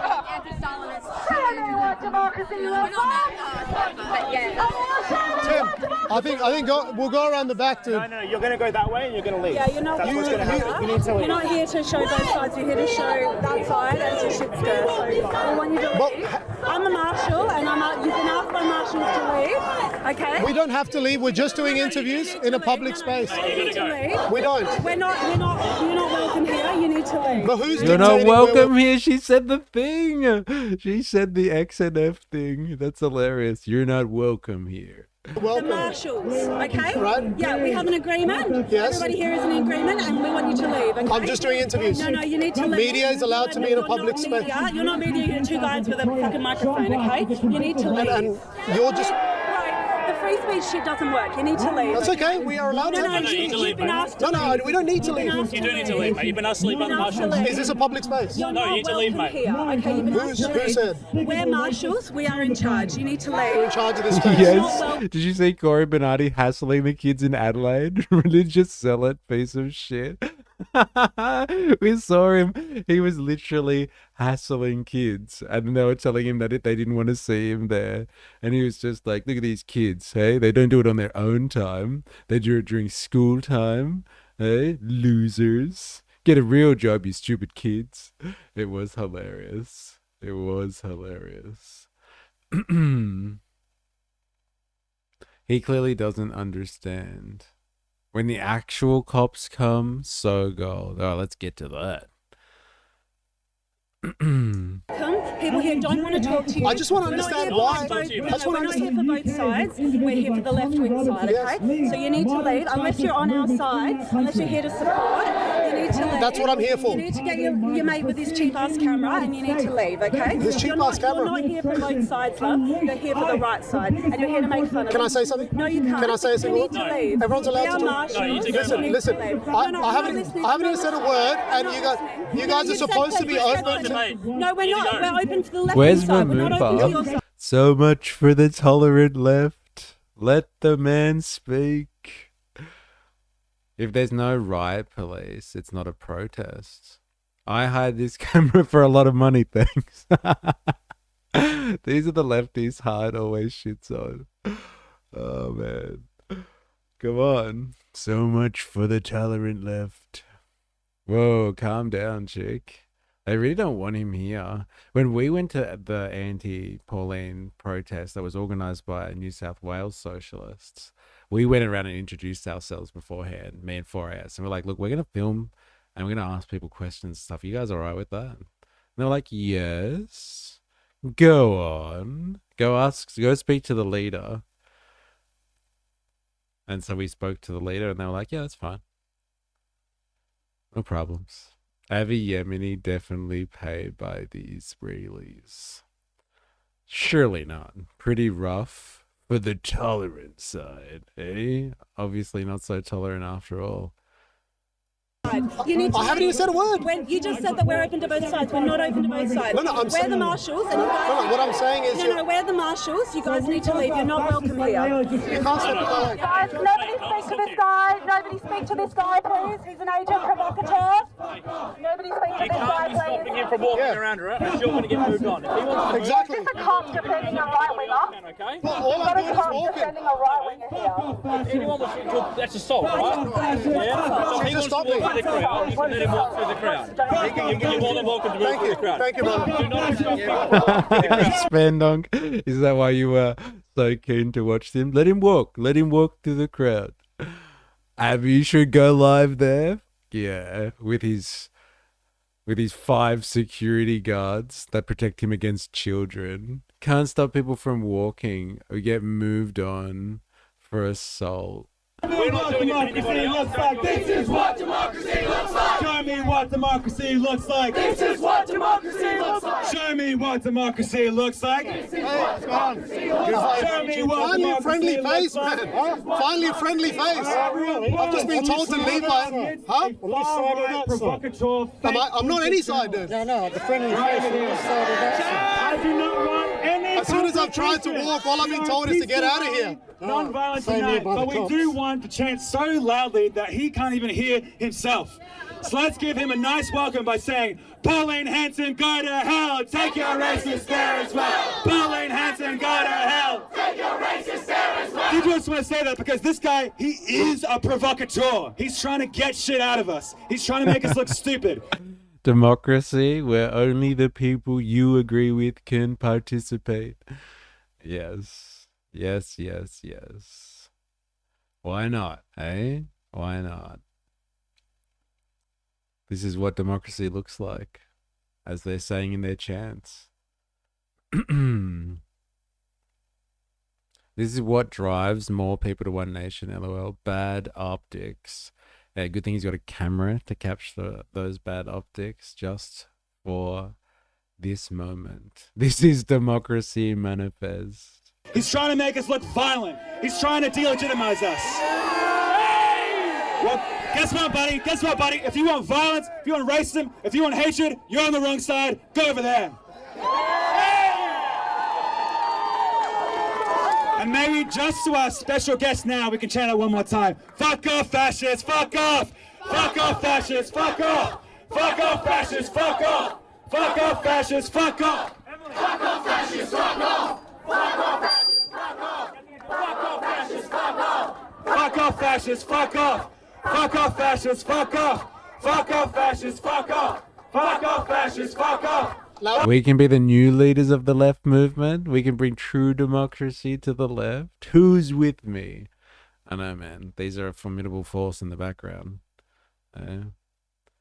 This is very on par with the woke article I shared with you. Oh, I was actually thinking of reading some of that for Far Right Fridays. An attack on woke. An analysis, a critique of woke. This is what democracy looks like. It reminds me of an old ex-girlfriend. First thing in the morning. Target acquired. Blame, dump, engage. Angry mob. I finally finished it. Very well written. Okay. Interesting. Fuck off, fascists, fuck off! Alright, good job everyone. Give yourselves a round of applause. Woo! Alright, I don't want anyone in the crowd engaging with this loser. Let's keep our attention focused on Pauline Hanson because she is who we're here to speak up tonight. But don't bother with this guy. He's a loser, he's a fiery provocateur, and we don't even want to speak to him. He can jog on. So let's keep the positive vibe, let's keep chanting, and let's keep it going. You want to go that way? That we want to convey. Migrants are welcome! Wait, this isn't AI generated satire of a leftist stream?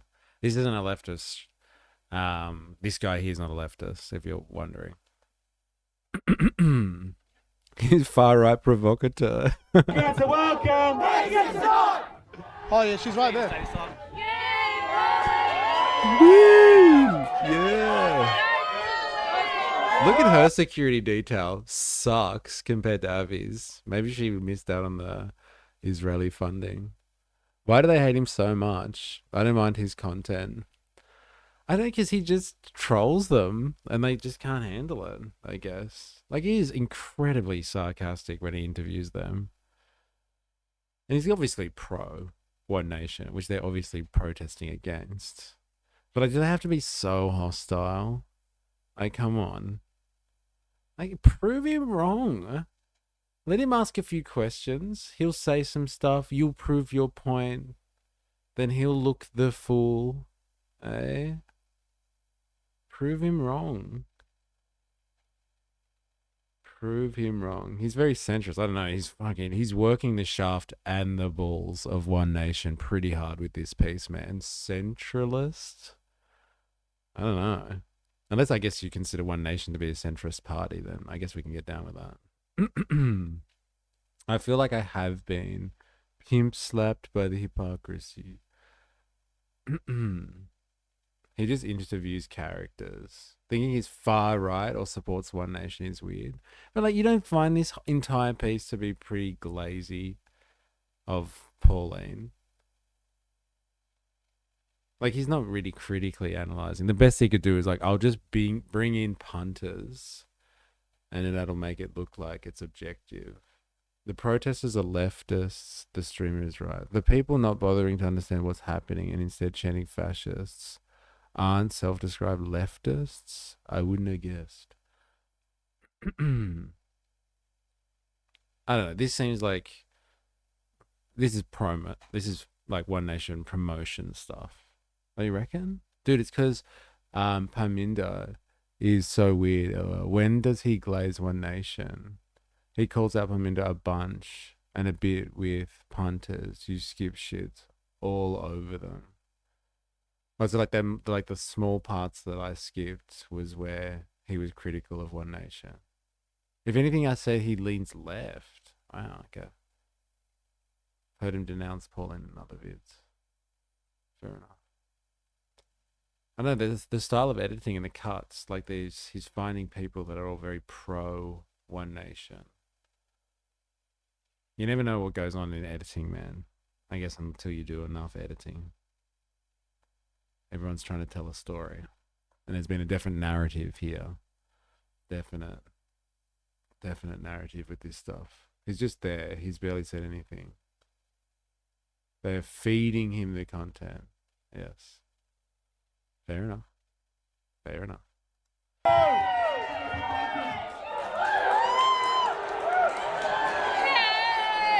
This is Moretta Pickett. Hello, how are you? Nice to meet you. Likewise. Yes. I've heard you're the right person to speak to. I am the right person to speak to because I'm actually the rightful owner to this heritage here. And if I can support my family, what about the rest of them there? They come here uninvited. So explain to me which one's your family and who's uninvited? Well, I'm a genealogist. Okay, my great-great-grandfather was the British government here that came in on the Swan River here, 1830. Yes. My great-great-grandfather is William Locke Brockman, who was his son that born in 1845, Charles Samuel Drake Brockman. He became the first pastoralist of Western Australia who held 22 million hectares of land here. Wow, so you've come from a lineage of very, very powerful, seminal Australians. Yes. So what's your thoughts here? What is happening? I'm just walked into like absolute hostility. Well, it's very hostile now. Before it was nice and peaceful until all the protesters that came, and now it's like really noisy, and this is not wanted. You know, this is causing violence. You know, we don't want violence. We want peace. We want to come together and unite. And they don't think like that. They want to keep it divided. And who are they, ma'am? Who are they? Who are the... These people here are from the social alliances, is connecting with Palestine and Gaza and that there. I've been trying to get everybody to come together, but no one doesn't want to move on that side. So I stick with my family, Pauline Hanson. Also, you're connected to Pauline and her beliefs. This is your One Nation. Yes, I've been standing with One Nations here since 2020, since the day when we started the Freedom Rally. So how does it feel that there's just such hostility against One Nation? It's very sad, you know, this is not right for any children here, you know, to come and see people in an angry way coming and having a go at a lady, you know, come all the way from over Queensland here and just to come and have a peaceful, you know, yarn with everyone here all over Australia. You know, if she's going to come and represent Australia, shouldn't she go around and communicate with the people, you know, all over Australia? Yeah, well, it's politics, love. Like, people are able to protest if they don't like her. So, like, I hear you, but, like, it is politics. And if people don't like her, they're able to demonstrate it as well. I hear you, love. I see what you did there. It's just common sense. I should interview people. That would be fun as fuck. It is interesting. It is an interesting experience. I'll tell you that much for free. Yeah, to get the ideas of everyone and what they need, so that she can support, you know, us in the Parliament House as a representative of Australian people. They keep yelling out racist, right? And a lot of the times racism is experienced by the Indigenous community. Do you feel any sort of racism? No.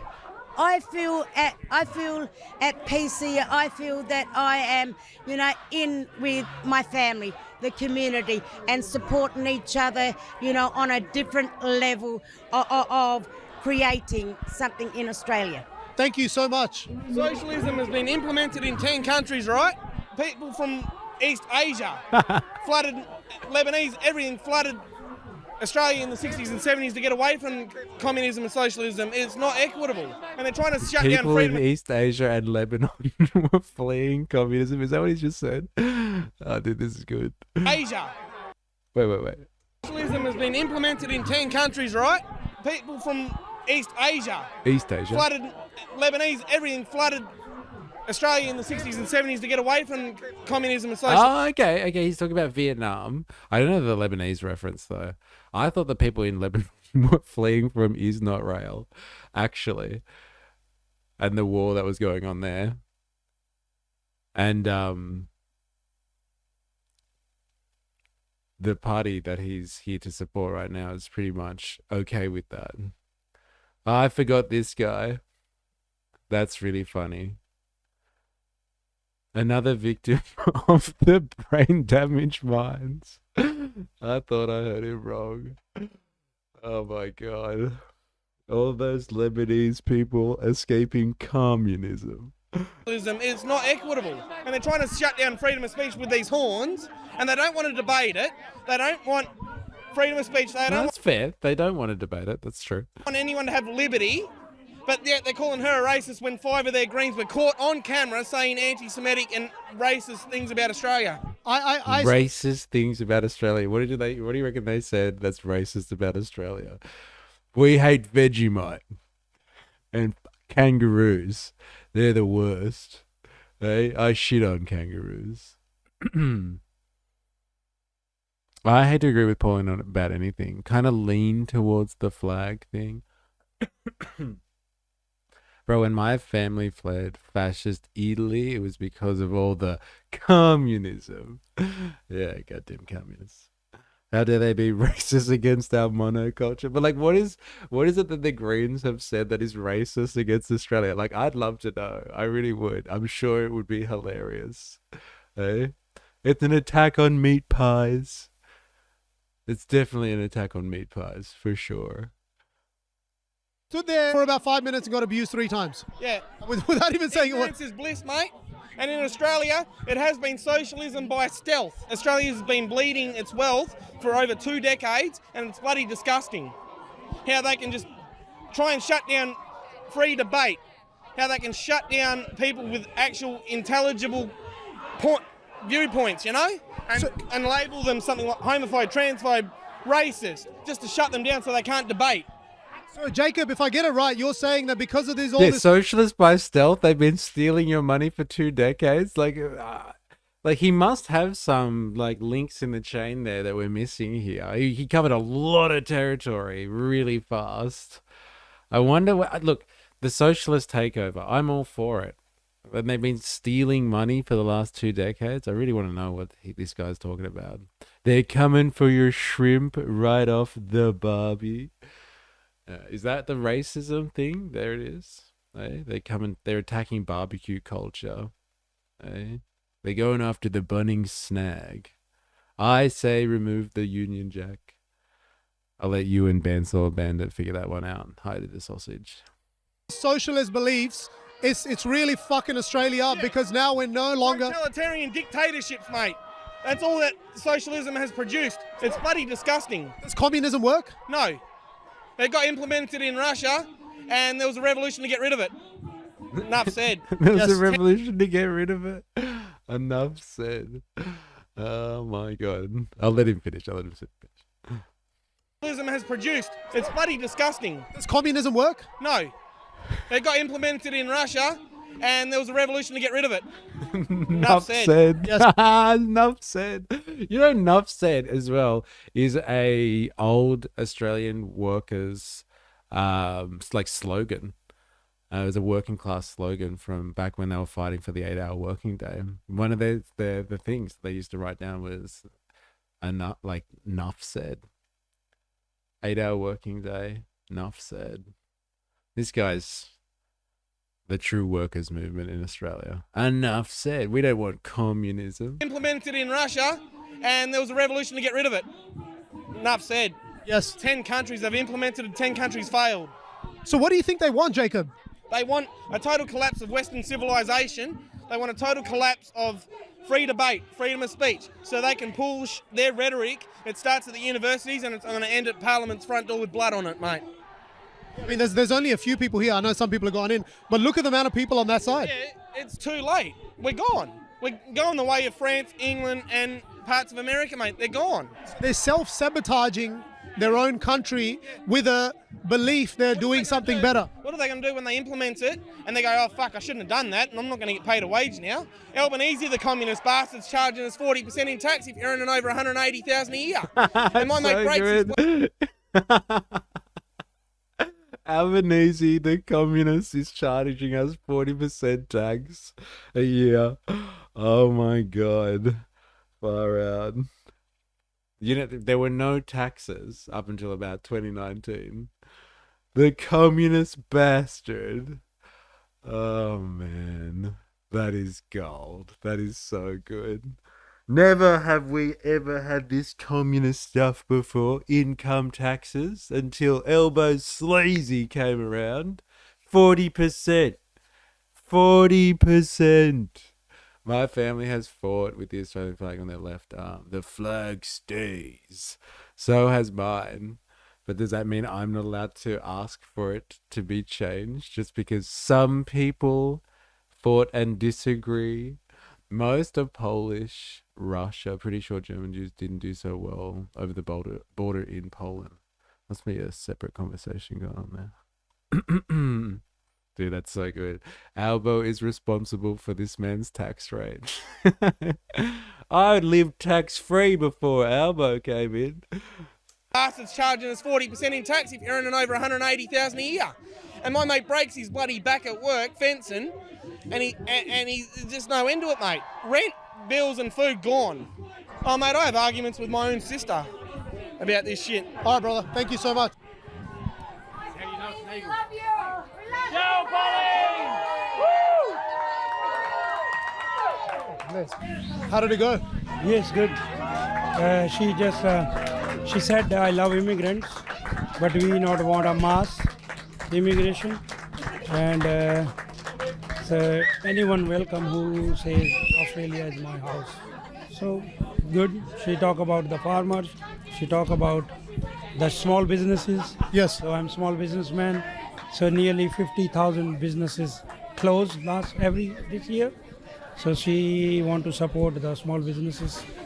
Sounds like fun. You probably don't know what happened out here. I was trying to go to that side and had the whole crowd yelling at us collectively in one go. Yeah. So I told you in the afternoon also that if you see their faces, mostly they are LGBTQ plus environmentalist. Yes. The more of the green, like not a single migrant, not an actual single migrant. Yeah. So then same thing with those Muslim people has a scarf here.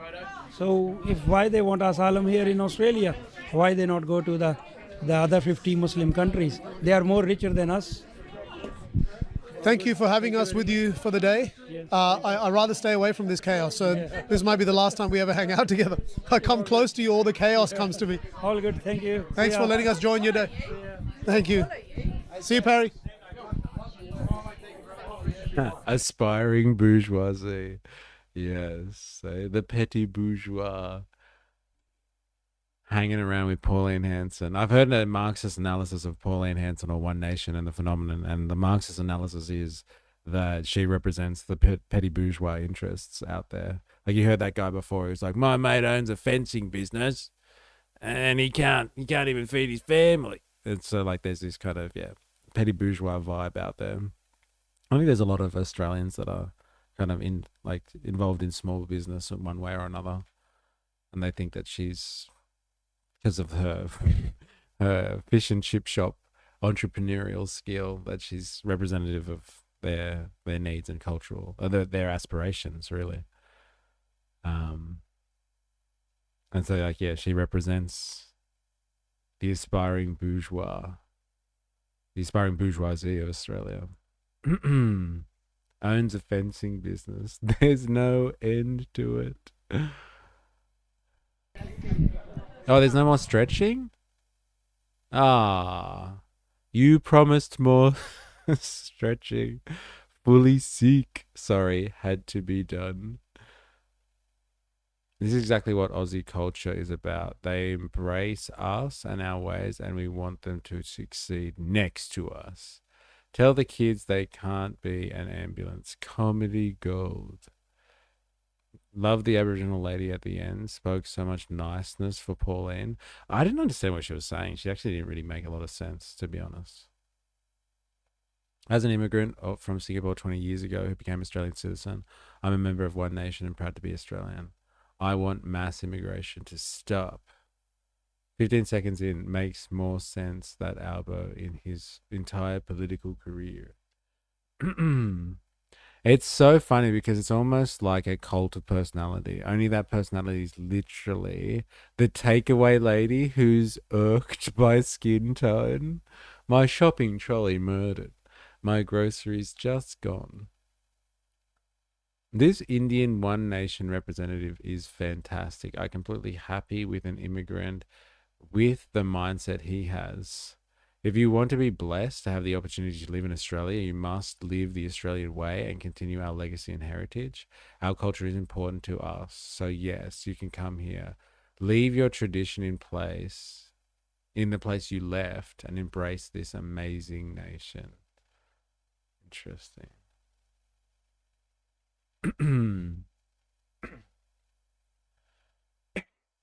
Harry is a classic and on the money. Fire the liar. Yeah, especially Albo. He taxes me at 40%. 40%. Stupid communist dictator. I never paid tax in my life until he came. Socialist chanting Pauline is against immigrants, and they deny an immigrant to join their protest. The irony. People are so impressed with that, aren't they? Just like, look at him. He's an immigrant, and they wouldn't speak to him. Racist. The Indigenous lady who spoke, yeah. She wasn't that impressive, to be honest. This man is awesome. Vote One Nation.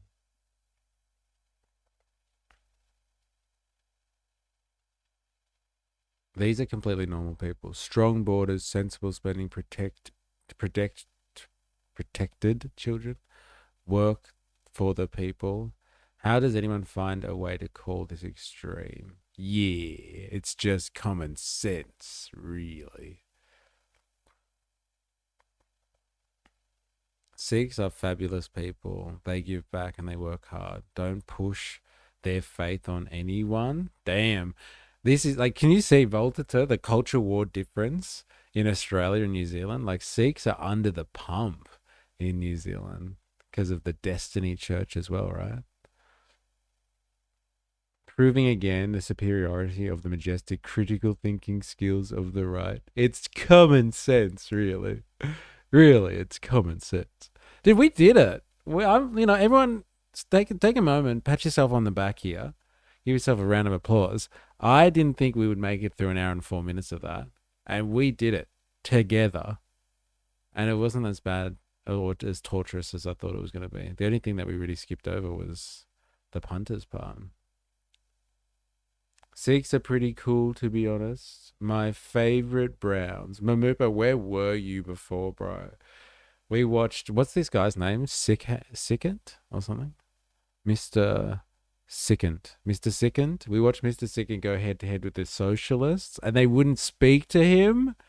There's so many good opportunities to drop. Hey, so much for the tolerant left. I missed you, man. We are Australian. The shared history is what was built after federalism. Bigotry votes by poor folk to get their healthcare and food stamps killed off. Hanson game is the same. Bigotry votes by poor folks got their healthcare and food stamps killed off. I think you mean the other way around. Dilemmas we fought as. You're working for the man. Yeah, fair enough. Fair enough. So many opportunities.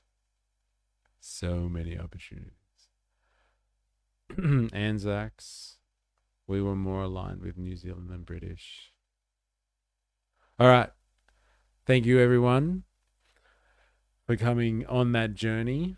It was an interesting one, I must say. Now, we're going to have a quick break. If you're watching this and you haven't already, activate the like button. Do yourself a goddamn favor. Activate the like button. Bong Buster 420. So good. That's a sick name. Bong Buster. Please be gentle with your bongs from now on. Please. We're going to have a quick break. Activate the like button if you're new here. Subscribe for more on YouTube. Follow for more on Twitch. Blah, blah, blah, blah, blah. You know the deal. Subscribe for more, etc., etc., etc. If you want to join, if you can see, if you're on horizontal, you can see over that way, actually. We have a Discord chat there. This is where we go and share propaganda and, like, I don't know, spicy memes. It's all about the spicy memes. Come and join our Discord community. And here's a link to Patreon as well. Come and join us over on Le Patreon. And come and sign up and become a free member, please. No strings attached. I can put you on an email list. It helps. It helps. Trust me, it helps. And like, if you can financially support, I'll love you forever, whatever. But yes, don't go anywhere. We're having a break. We'll be right back. Like the stream if you haven't already. I'm watching you. Always watching.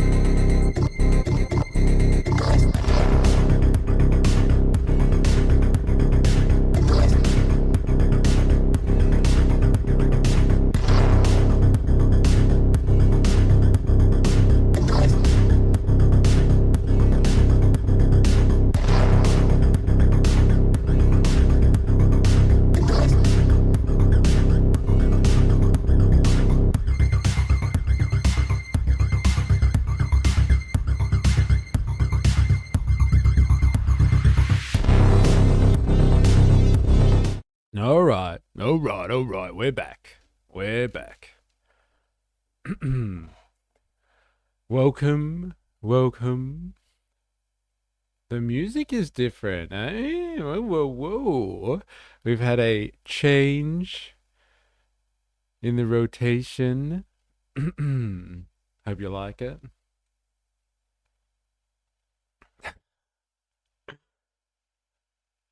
What? The music is fucked. All right, so we're gonna do something now, and I'm not sure. Was that your track? Yes, that was one of ours. Well, yeah, that was specifically. Did I produce that alone? I think I did. Yeah, that one's mine. That's an old mystery classic from back in the day. Back in our like cyberpunky kind of days, keeping up that theme. Now this one is from you, Voltator, I'm pretty sure, and we're gonna watch this thing. And like, I find this type of content really confusing, but I guess this is what the kids like these days. This type of commentary where it's like incredibly sarcastic and like laden with irony and like, I don't know, you don't even really know what they're talking about. But like, this channel is called Rhetorically Defective, and this is like a right-wing channel, I guess. These damn kids, like, do you know what I mean? Like, I don't understand the appeal of this type of content. It'll take some time for me to appreciate the new music. Yeah, right-wing, LOL. Who is Communist Destiny? Hey. Democratic fascism? What? Democratic fascism. I don't know. But like, the piece is called Communism is Just Dishonest Fascism. And so like, this guy critiques it, but like, he also just does like heaps of clipping of Destiny. And like, it's just like Destiny watching someone else. So it's not even like Destiny talking. It's just like Destiny watching somebody else's content. It's really weird. But like, this is what the kids like, I guess. They're just like mashups of like you watching somebody else kind of thing. And then like, he gives commentary over the top of it. So like, this guy is, yeah, like right wing, but again, this style of commentary and stuff like is, it's awful. It's awful.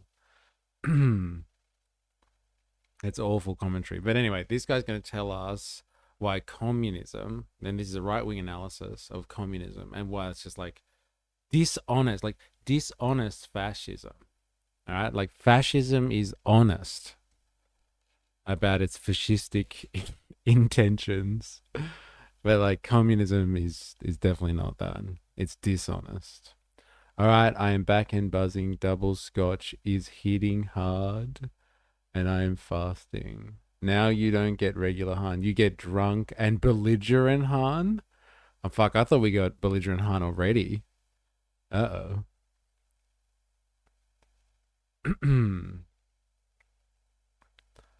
Damn sidewalk surfing punk hippies. Oh, man.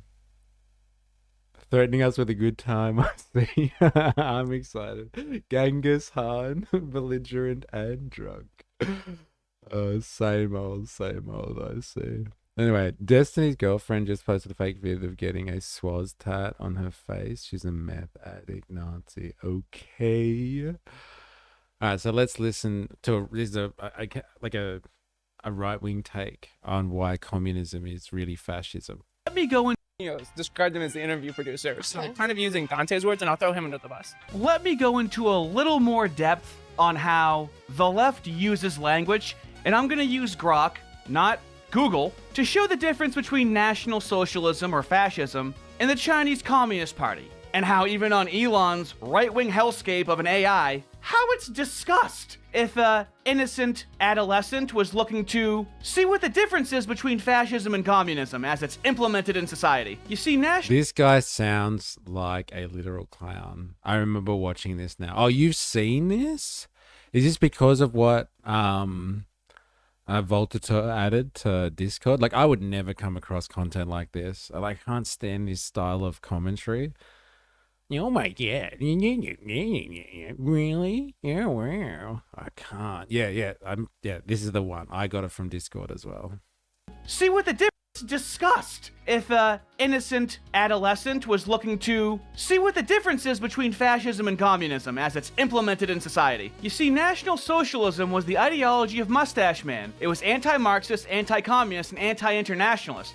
It rejected class struggle in favor of a racial, quote-unquote, national community, and combined extreme ethno-nationalism with selective socialist rhetoric, and positioned itself against both liberal capitalism and Bolshevism. Pretty right-wing, pretty honest. Now, China is ruled by the Chinese Communist Party, whose official ideology remains rooted in Marxism-Leninism. Like, this guy literally is just reading off definitions here. And this is the insight that we're getting from this guy. Communism is dishonest fascism. Let me just read a couple of definitions for you. Like, that's the long and the short of it. I guess this is as far as the analysis goes. Why is he yelling at us? This is what I'm saying. This is what the kids are like. I'm assuming they want to be yelled at to get their information. Because, I don't know, it helps with the attention and the eyeballs and stuff. Adapted by Mao Zedong, Deng Xiaoping, and subsequent leaders. Socialism with Chinese characteristics. I think those Chinese characteristics are just nationalism, as we'll go into it a little more later on. You see, the CCP's founding document... It reminds them of home life. Savage. Why is he yelling? He can't tell what volume he's speaking at. He likes trains too much. Dude, chat's savage today, man. Oh, man. It became YouTube culture. Lots of YouTube would be overreactive in the past. Constitutions and party theory treat socialism and communism as the goal and frame history through class analysis. Later brought in to include national rejuvenation, the party has always officially condemned fascism and National Socialism, left-wing, lying, misleading, half-truths. Let's continue. You see, National Socialism... We're not even British, bro. Calm down. Is there anyone here who's British? To pacify you Brit cucks. Oh my god. What is that? What is that? That'd be good. Oh, it's a longie. Oh my god, it's Reason TV again. Oh my god. How elevators are secretly making housing more expensive. Oh god. They do the real stuff, don't they, Reason TV? How elevators are destroying housing. And it's not the fault of the free market. Thank you. We'll add it to the list hard. Alright, back to it. The party has always officially condemned fascism and National Socialism, left-wing, lying, misleading, half-truths. Let's continue.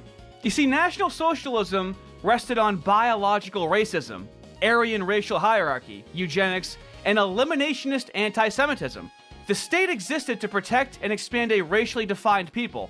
Honest, straightforward, okay. China's system emphasizes the Chinese nation. Is that a people? Wait a minute. Aren't they like 91% Yeah, I Han? guess you're right. The clown vibe with the laughing as well. 100%. Wait a minute. Aren't they like 91% Han Chinese? Aha, but they have 55 officially recognized ethnic minorities, so they're multi-ethnic. Interesting. We're just gonna ignore that, okay. Civilizational continuity, you mean securing a future for your people? Territorial integrity and party leadership over a multi-ethnic state. Han cultural and demographic dominance is real and often asserted, and nationalism is intense. But official doctrine does not rest on Newtzy-style racial biology. See? Sure, it's rather similar, but technically it's kinda different. It's not exactly the same. Ethnic policies, including harsh repression in Xinjiang and Tibet, are framed in terms of security, assimilation, development, and party control, rather than racial theories of National Socialism. Okay? As always with the left, how they frame it and their intent completely overrides the subjugation of a people. Of course, I'm told in the United States that we're authoritarian and fascist, even though we have, what, like a 60% white population, and we're called white supremacist, but they're not Han Chinese supremacist because of how they frame it. Anyways, National Socialism centered on the... Like, what's he whinging about, like, specifically? Like, is he fighting ghosts again? Do we have another person here? He's shadow boxing against nothing. Like, what's happening here? He's like, okay, you can define China along the same terms that you can define National Socialists, because China is incredibly nationalistic in its rhetoric and what it wants to achieve while calling itself communist. Like, that's not a revelation. We've talked about this multiple times here. Like, people have analyzed communist China, like modern communist China, with its socialism with Chinese characteristics, lending itself to National Socialism, i.e. fascism. You could have a fascist take on China. But because they talk about, what, Han dominance? Like, and who talks about Han dominance specifically? It seems to be people that analyze China as opposed to the Chinese themselves. When we looked at that article, or that series of discussion where people were getting Tibetans on to talk about how China is trying to standardize Mandarin as the official language of China, and everyone was like, they're just trying to suppress the Tibetans and erase their culture. And then we actually looked at the Chinese perspective on it, and they're just like, yeah, we need an official language because there's a lot of areas, especially in the regions, in rural communities, that are completely being left behind. And so in order for them not to fall behind completely, we need to all be communicating with one language as opposed to the multiple different languages and dialects that are across the entirety of mainland China. And so, yes, they could be incredibly Han dominated, or they could be trying to make the logistics of running a country with over 1 billion people in it work a little bit more smoothly. But I guess, okay, it lends itself to them being considered National Socialists because they are self-described socialists who double down on the nationalism. Eh? It's not as clever as this guy thinks it is, but it's clever.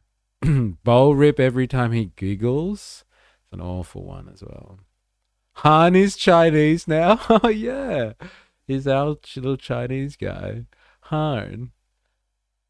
This clown needs to take my name out of his mouth before I slap him. This clown reminds me of annoying leftists. Way to be a cunt. But, like, this guy isn't. This is actually how I think of, like, right-wing content of this nature a lot. Like, this type of really whingy, awful voice. Self-righteous to the max. Telling the world how it really is and why they're superior to everyone else. This is pretty much the right-wing aesthetic for me, Han. To be honest. He sounds like Wally Wingert, the cartoon actor. I mean, two things can be true at once. There's a lot of California there's parts of California that speak 90% Spanish. Ah, well, more like fascist California. Am I right? Hey. Leader Prince. I can tell you my ideology is superior, but not in a condescending voice. I'd like to hear your voice one day, Han. And the racial state. Honest, forthcoming, right wing. China's system is a Leninist vanguard party exercising democratic centralism. Ah, yes, centralized democracy. Did Mao ever lose a democratic centralist vote? No clear historical record shows Mao losing a formal majority vote under democratic centralism once he held paramount leadership in the CCP. Has Xi Jinping ever lost a democratic centralist vote? No, there is no public record of Xi Jinping ever losing a... Wait, I missed one. Han's boyfriend talks about Han dominance. There we go. And which boyfriend is that? We found a few over the last few weeks. And we didn't even know. Han Solo. I remember the dark days of the Beverly Hills Putsch. Jingle Jangle Jam in the house. How you going? Hope you're well. You gotta Han it to him He's talking all this razzy like a champ. My video retort will go unnoticed. Sorry. I can tell you my ideology is superior, but not in... Didn't I say that? No. P-Spot Dominator. Thank you. Sorry about that, hon. Formal vote under the CCP system of democratic centralism. Oh, so they're using democracy just like how Democrats use it. I get it now. With collective leadership, even under strong personal authority, and the stated long-term goal of building socialism and communism under party rule. Actually, I think you're better drunk, Han. Thanks, I feel appreciated when acknowledged. You're actually like, you know, we get the truth out of you, Han. It's nice. I'm sure you feel appreciated. We all do. It is the human condition. Nationalism serves regime, legitimacy, and national power, not a racial utopia. Very easy to understand. See, it's the way they phrase it and the way they state their intended goals that makes them not Han Chinese supremacists and makes us white supremacists and fascists.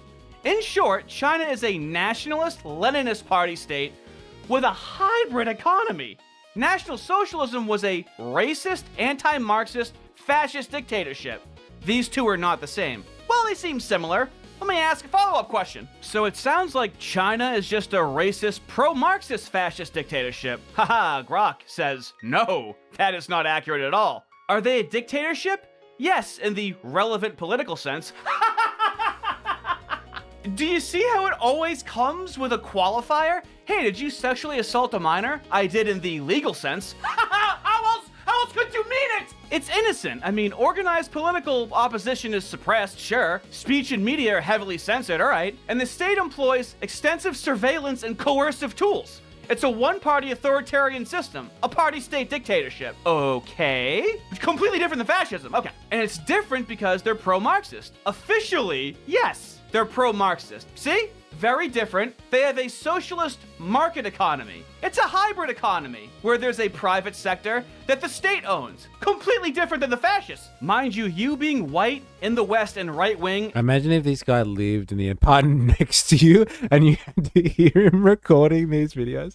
See, like, that's why we're watching this. It's actually not about the substance of what he's saying. He's literally just, we're just watching him commentate how he would just ask LLM questions. Like, if that's what content is nowadays, like you just watching somebody who has a discussion, like he's not even hiding the fact that he's researching for a video. He's just doing it and then laughing about it while he's doing it. Like, it's not about the substance. Like, this is right-wing content. It's fucking crazy.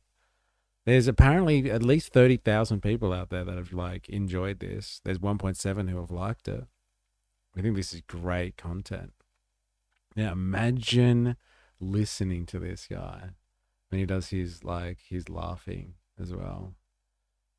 He's ridiculously overemphasized laughing. It's crazy. Man, I'll take condescending over the screaming and the giggling. Man.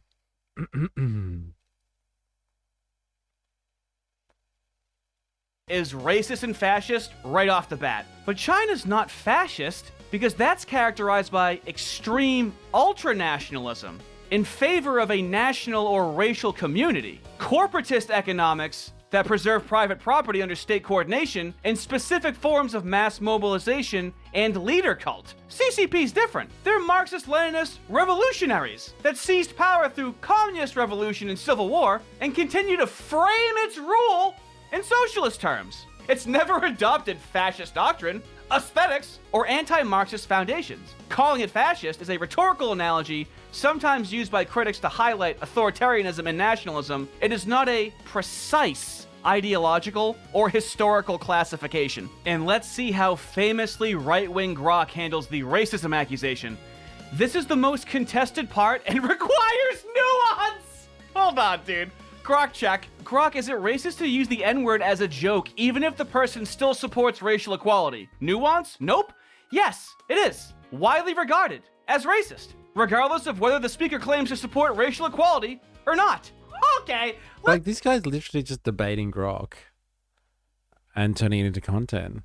That's how we started doing streams ages ago. I would just debate ChatGPT. on what it thought communism was. That's crazy. I've missed it. I've missed the window. 2 likes away from 20.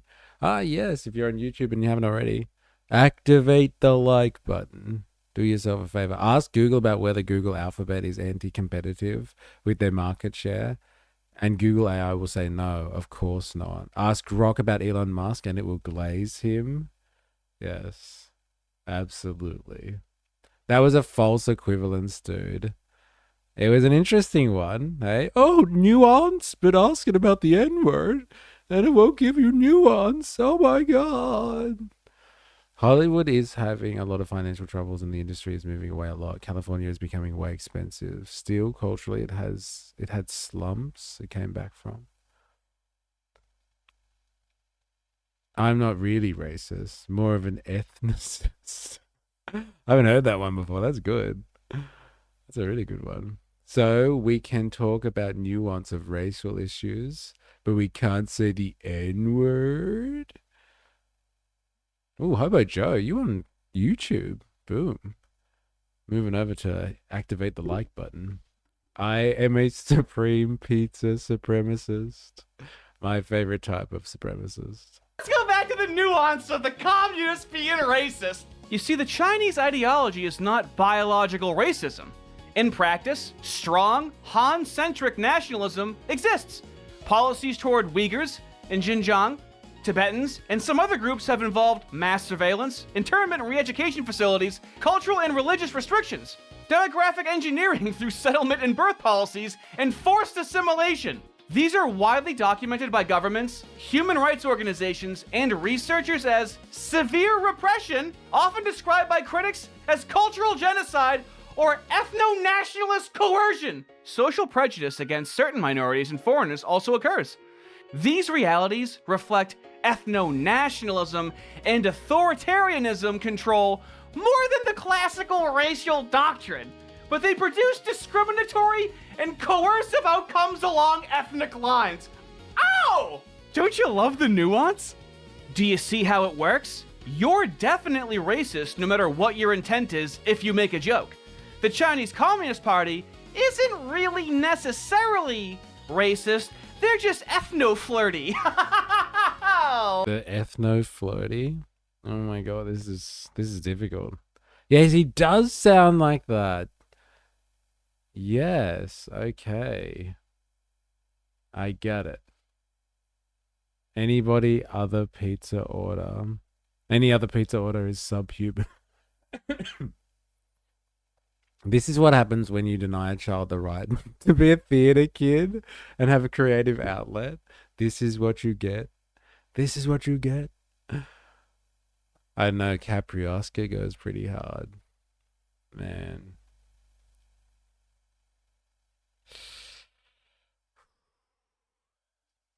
This is difficult. So like what's his argument? It's just like they are majoritively Han, so they must be in like a fascist state, right? Because like the Germans were majoritively, I don't know, German, whatever you call them. And so, and they made that state majoritively German and tried to eradicate other people.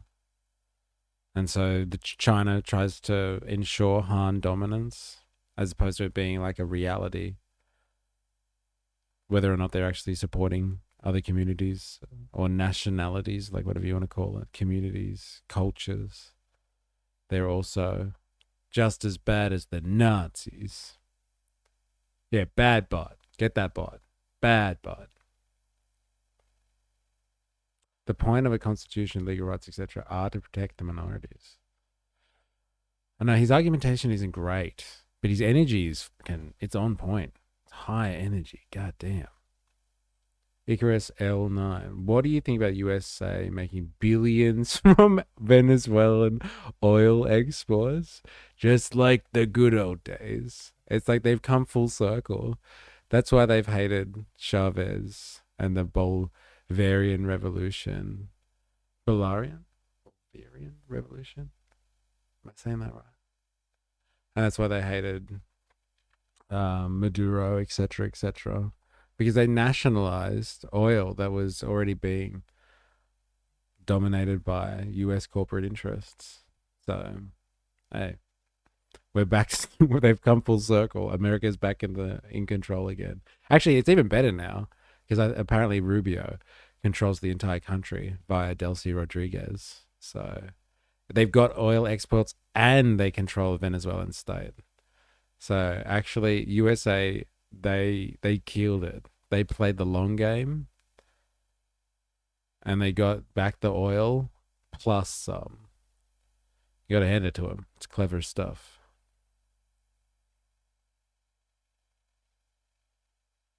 Let's continue. Let's get back to Hassan's producer, interview researcher, whatever their titles are. It's like HR and corporate. Let's now see how this conversation happens, how it happens, on a podcast in China. Apparently Hassan's producer? I don't know how much will... I've heard this name before. So he's a guy, he's an American that fled they quote unquote escaped apartheid South Africa. I don't know what that means because his family is white, so I don't know what it means when they say escaped. No meaning, only purpose. But they escaped apartheid South Africa. So is this what he does? He just watches Destiny, and then Destiny talks. This is a 2-hour podcast he did a couple weeks ago, so this is him. Like, why did you move from the United States to China? What was it that you were seeing happening back home? Why this move, I guess? Living in the United States, you, every 2 to 4 years, are in this constant battle of, okay, which annoying centrist Democrat do we have to support against the guy who wants to do unlimited genocide on the world? And like, I will be honest, the past year has probably been the strongest time in my life where I had like the feeling. I can't stand this. Like, honestly, can we get back to the analyzing using Grok, please, and listening to your annoying laugh? I don't think there's any more of it, actually. Don't make me watch Destiny. Yeah, I'm not. I'm trying to get past it. So that's all he does. He just clips Grok and then watches other people streaming. And it just cuts that. He doesn't even have to talk for most of this video. Sell his vision to the world without people even knowing. It's a very interesting form of content creation. Like a good 2/3 of his video here is just him watching like Destiny whinge about something and then just referring to Grok. It's goddamn genius.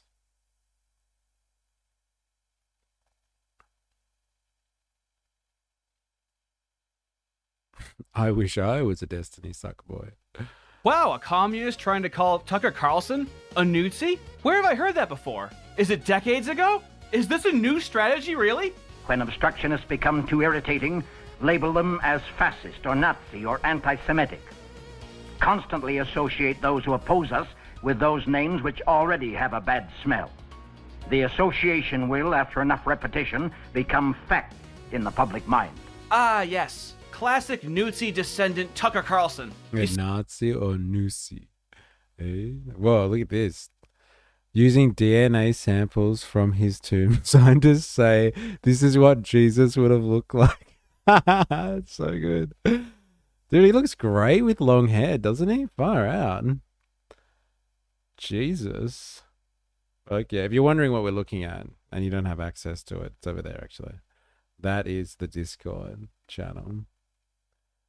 That is our Discord server. You can go over there if you want to share spicy memes. See, he's a descendant of bad right-wing authoritarianism, otherwise known as civic super duper mega ultra double kickflip nationalism. So let's end it here. What the whites are going throughout the West is predicated on a malicious, pedantic word game where your opposition knows you think they mean something and all of them privately have a different definition of the words they use. Left-wing authoritarianism, dishonest. Right-wing authoritarianism, honest. Here, let me give you an example. Let me know if this sounds honest. Did Nazi Germany have a racial hierarchy? Yes, Nazi Germany operated under an explicit state-enforced racial hierarchy that was central to its ideology, laws, and policies. Terrific! Let me know if this sounds dishonest. Does China have a Han Chinese racial hierarchy? No formal legal racial hierarchy exists, but a clear de facto hierarchy of Han Chinese dominance does. That's what the truth sounds like on the left. So there's only one question left. But like, is he suggesting that Grok is now the voice of the left here because it won't answer his questions? And it like gives a cryptic response. Newtsy. That fizzled out quick. Am I a fascist? Of course not. Though I understand the ideology and see how it can be useful and positive, even though there's been some mistakes made in the past. See how this works? You see, fellas, on the right wing, words have meaning and purpose. The mocking will continue until morale improves. Have a good one. Dude, that was awful. That was awful. I've been making pizza Francina a lot lately. It's a fun variation. Words have meaning and purpose, and only the right knows how to use it, apparently. There it is. So, like, there's a nice little taste of some right-wing content. And, like, I actually skipped through the parts where you actually hear this guy talking as opposed to him just watching Destiny over and over again. Like, this is a 26-minute piece, by the way. And, like, most of it was just, like, him, watching clips of Destiny, I guess. And then just, like, you finally get him talking, but he's most of the time just reading out stuff that he's got from Grok. And then whinging that Grok would give him, like, lefty answers. I haven't really heard people complain about how left-wing Grok is before, but, hey, I guess words have meaning and purpose. I think he would be a lot more chill if he just a dick. Really? It's interesting. Destiny gay. Savage if he just liked it. Yeah, probably. All right, Han, what's this, man? You said that this makes Americans look stupid and everybody else look good. Like, is this right-wing worthy? Reason TV twice? We're watching it twice? Han, yes. Isn't Grok the right-wing free speech man thing? Well, like, that's what I thought. But, like, he's using it. He's like, look at how they respond to this. The left's gone crazy. I was like, but, like, you're reading off Grok, bro. What point are you making? He's just mental. I think the guy's just mental. I think Elon with Grok just tries to push certain things, and that's it. Not a high bar to pass. 1.5 speed at least. Too much fluff in this video. You have to give me timestamps, man. Give me timestamps. All right. I don't know how this is exactly far right, but Reason TV is a libertarian channel. And so we're going to get libertarian philosophy and how elevators are secretly making housing more expensive. Hey, should we deport all elevators? That is the real question. Round them up, I say. Throw them in the back of an unmarked van. Put them in a concentration camp. Just get rid of them. Get rid of them. I heard Asmongold got banned off Twitch. I have not been active on Twitch much. Oh my god, yeah, because I haven't seen him on. Actually, he usually comes up, like, you know, right away. That's crazy. I wonder what he did. I knew it. It was the elevators. Use the stairs like a real man. He did get banned, finally. You made me laugh. Choke. Laughing at the deport the elevators. Oh, why not? Eh? They're the real problem. Let's do this. Han, are you sure 1.5? It's usually too fast. 1.5. You get 1.25. He was covering the migrants in Sweta, and he said he would shoot women and children too. And that's what he got banned for? I don't want to live in this world. If you can't talk about shooting women and children, what happened to free speech? Am I right? Hey, am I right? No. I don't like big streamers. I don't watch them. No, welcome to this stream, then. This is right up your alley. Behind these doors lies one of the most important technological developments in human history, and one of the most underrated. It's not as iconic as the automobile or as ostentatious as an airplane, but the simple, unfussy elevator completely revolutionized how buildings are designed, how how cities are laid out, how people get around, where we live, and where we work. There are millions of elevators in the world, and an estimated 1 billion people set foot in one each day. In the US, people go up and down an estimated 2.5 billion miles by elevator every year. That's more than all the total miles traveled by train and airplane combined. If you stacked all of those elevator trips one on top of the other, you could go back and forth to the sun 20... Do you have a definition of big streamer? Just asking for a friend. You should do a book reading club and go to the library, read the libertarian classics and have others discuss them. I do want to read the libertarian classics, actually. I would love to do that. Know thy enemy. I hope there's stretching in this vid. Unless they're stretching in an elevator, I don't think so. 7 times every year. Elevators are not just a convenience, they are essential to modern cities. Simply, you couldn't have tall buildings without elevators. But we don't build as many of them in America these days, thanks to special interests and overbearing government. And that is also reshaping cities in ways that make them less affordable and less accessible. This is the story of a technology that you probably take for granted, and that would be even more common if special interests didn't make them so expensive to build and maintain. Special interest. What about the special interest called the profit motive? Like, you don't have manufacturing because people have taken manufacturing and gone to where labor is cheaper. So they're willing to go to where labor is the cheapest. And, like, to hell with the costs on you at the end of the day. Right? That's the free market, baby. You don't like it? Tough titties. That's the free market, baby. Oh, yeah. Going up.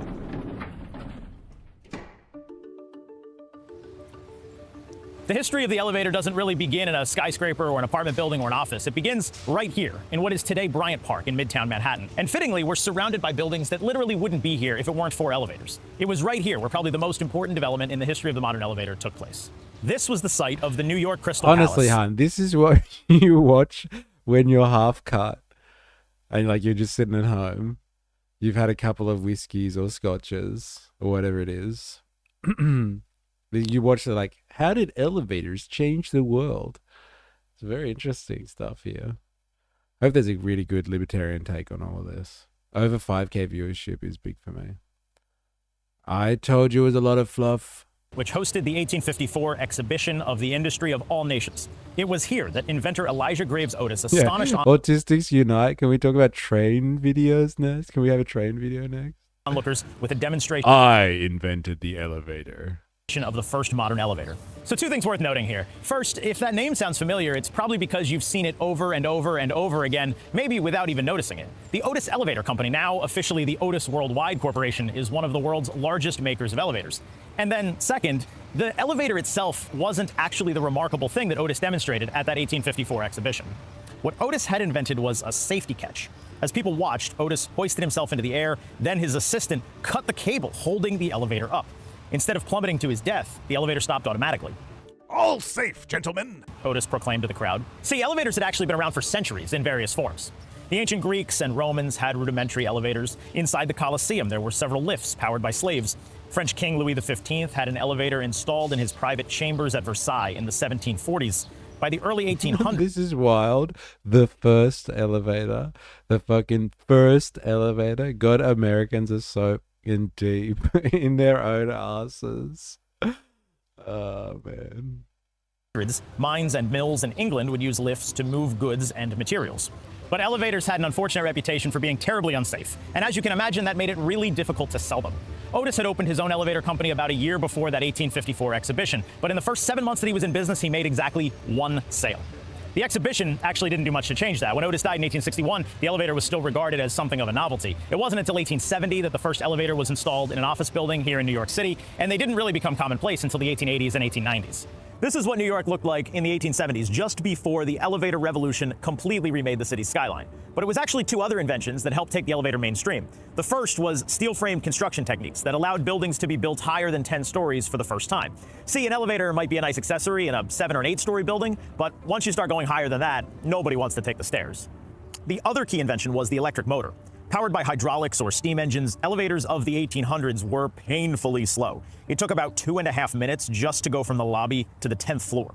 The electric motor changed that. In 1913, when the Woolworth Building became the first American skyscraper to top 50 floors, it boasted elevators that moved 10 times faster. When the Empire State Building opened in 1931, its elevators moved at 6 meters per second. That's almost as fast as elevators do today. Now, elevators completely reshaped the way cities work. And in places like New York, where there were natural barriers against expanding outward, the effect was particularly dramatic. There are over 80,000 elevators just in New York City today. By the way, almost all of this history is drawn from the book Lifted by Andreas Bernard. And one of the really fascinating observations that Bernard makes in that book is that elevators didn't just change the way cities get built and the way people get around them. They also changed the way we look at the world. They changed what we value. You see that most vividly in movies and TV shows, where elevators are often portrayed as these magical, mysterious portals. They aren't just a way to get from one floor to the other. They take us into the unknown. They ask us to consider new possibilities. Oh my god. Elevators change the way we look at the real world. This is fucking awful. Come on, bro. Are we getting to the meat of it or what? Seriously. I warned you, but you suggested it, man. Come on. 2 times that shit. I'm going to put a 1.5. I warned you. You suggested it. Seriously. Too. In the old days, it was the lower floors of buildings that tended to be more valuable. Maybe not right on street level, that's where you'd have shops and businesses, but the floor just above that. It was easy to get in and out, not many stairs, very accessible. The higher floors were less desirable. That's where students and servants would live, or artists and bohemians. But the elevator flipped all of that upside down. Now, penthouse apartments became more attractive and more valuable, and executives wanted offices at the top of the building once they didn't have to walk all the way up there. No one wants to climb 50 stories. Just press a button and sing. You're off. We want to be hoisted into the sky in a chariot of steel and dreams. Okay, maybe that's overselling it. The point is, elevators completely overhauled the way people live and work. They are among the most essential technologies in modern cities, yet we tend to take them for granted. Or at least we do until they stop working. Going nowhere. If you live in a big apartment building or you... I'd rather watch Alvin and the Chipmunks instead of watching this at 1.5. It's painful at 1.5. But like, there must be some meat in here. Something about this piece must be like, haha, we got him. Work in an office, you probably take an elevator every single day, and it's pretty routine, as long as everything works the way it's supposed to. A University of Illinois study found that the average person gets annoyed if they have to wait more than 28 seconds for an elevator to arrive. But when the technology does what it's supposed to, we tend not to think about it at all. It's a little bit like using a... Mark, Travis, welcome. An elevator can stop. It can. Harney's drunk and just trolling us. Huh. Maybe that's what it is. No, there's a real point. I see. Got it. Made you watch the whole thing, assholes. Suck it. A pen. You know, when you're writing with it, it just kind of disappears into the background. You don't think about the ink and the roller ball. It just becomes an extension of your hand. The philosopher Martin Heidegger, he called this Zuhandenzeit, or ready at hand. It's that feeling that you have anytime a tool or a technology just kind of disappears. It becomes an extension of yourself until the pen runs out of ink, or until the elevator doesn't show up. And then suddenly, very abruptly, you become aware of the tool's existence. You might take an elevator multiple times a day and never give it a second thought until it's broken. I guess I'm taking the stairs. A broken elevator isn't just annoying. There are 30 million Americans with mobility issues or disabilities. For them, or for parents with kids in strollers, a broken elevator is a real problem. Love the use of half cut. Thank you very much. Thank you. And that's especially true when the broken elevator affects a mass transit system or public housing. In New York City, the Housing Authority was sued by the Federal Justice Department in 2018 over an astonishing backlog of elevator repairs. And even though it has improved in recent years, the average elevator outage in 2025 in New York City public housing projects lasted more than 7 hours. That's an 18% increase from the previous year. For me, a broken elevator could mean an annoying climb up a bunch of flights of stairs, but for somebody in a wheelchair, it might mean a missed medical appointment or the inability to get to a grocery store. Oh, and getting a broken elevator fixed? That's not cheap. The Center for Building in North America reviewed annual expense reports for apartment buildings and co-ops in New York City and Washington, D.C., and found that landlords spend an average of $5,000 per elevator annually on maintenance, repairs, and inspections. In Europe, the costs are much lower. Annual costs for maintenance and repairs in Spain are about a quarter as much as they are here. See, we might not think a lot about an elevator until it stops working, but we think even less about the elevators that never get built in the first place. In the United States, we have more than 1 million elevators, which sounds like a lot, but compared to other countries, we're actually falling way behind. The US has about 3.1 elevators per 1,000 residents. On a per capita basis, France and Germany have 3 times as many elevators as we do, and some other countries have a whole lot more. Now, of course, in the United States, we have more single-family homes than places like France and Germany, where people are more likely to live in apartment buildings. And that's true, but then you'd have to think about this comparison. New York City has roughly the same number of people as the entire country of Switzerland. And unlike in the rest of America, most people in New York City don't live in single-family homes. In fact, a greater percentage of New York's population lives in an apartment building than Switzerland's does. But despite that, Switzerland has twice as many passenger elevators as NYC. Stephen Smith, whose research informed a lot of this video, estimates that it costs about $150,000 to install a basic four-stop A elevator. big part of that is as well is fucking regulations. Newer regulations or different regulations in different countries, it forces you to have more elevators per person. So you have better circulation, vertical circulation through a building, as they call it. But it's like when you leave it up to the free market, you don't want regulations, you have less elevators because no one's going to fucking front that cost. Fuck it. Let the people wait in line a little longer for their elevator trip instead of having alternate options. It's a big factor. It's a big factor. They don't call it a walk up for nothing. But I swear this video has a point. Like the longer we go, I'm thinking, I don't know. Maybe it is a troll. If it's not, I'll apologize in advance. In New York City. That same elevator only costs about $36,000 to install in Switzerland. So we've got these higher maintenance costs, higher installation costs, and hey, if something costs more, you're going to get less of it. And that's definitely true when it comes to elevators in America. Going down. Elevator business has its ups and downs. All right. There's your dad joke of the week. You're done. You can clock off now. So why does the same elevator cost 4 times as much to install in New York City as it does in Switzerland? I mentioned Stephen Smith a moment ago. This is the 122-page report that he wrote in 2024 for the Center for Building in North America. The entire thing is an attempt to answer that single question, a question that he says was first posed to him when a friend from Rome visited him in New York. I read it, so you don't have to. Smith says that there are 2 big reasons why American elevators cost more to install and repair.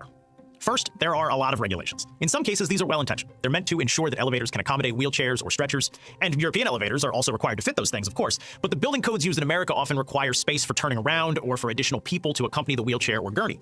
And requiring a bigger elevator means bigger trade-offs. A larger elevator is a heavier elevator, which means that it requires more heavy-duty equipment. That adds costs. A larger elevator also takes up more space in a floor plan, and that means less space for apartments or businesses. That can change the entire economic model for a building. In small apartment buildings that are 3 or 4 stories high, European regulations allow for smaller, cheaper elevators. In the US, the size and cost of elevators mean that developers often choose not to include them. These rules were meant to make buildings more accessible, but they've actually had the opposite effect. How are you? Not great, Bob. And that's just part of the answer. So after reading Smith's report, I started doing some digging on my own, and I think the real culprit behind America's elevator shortage is labor unions. One of them in particular, the International Union of Elevator Constructors. The unions and the regulations. Oh, we've gotten to it. We've gotten them.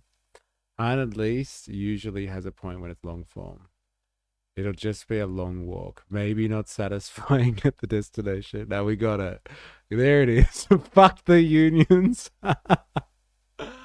Oh, why do you hate unions so much? As someone who's a libertarian and believes in people having the right to exercise freedoms, like, what do you find offensive about people getting together and having power in numbers? Shouldn't you award them that freedom, the right of association, right of assembly, fraternity, liberty, strong liberal values? Long walk for a short drink of water.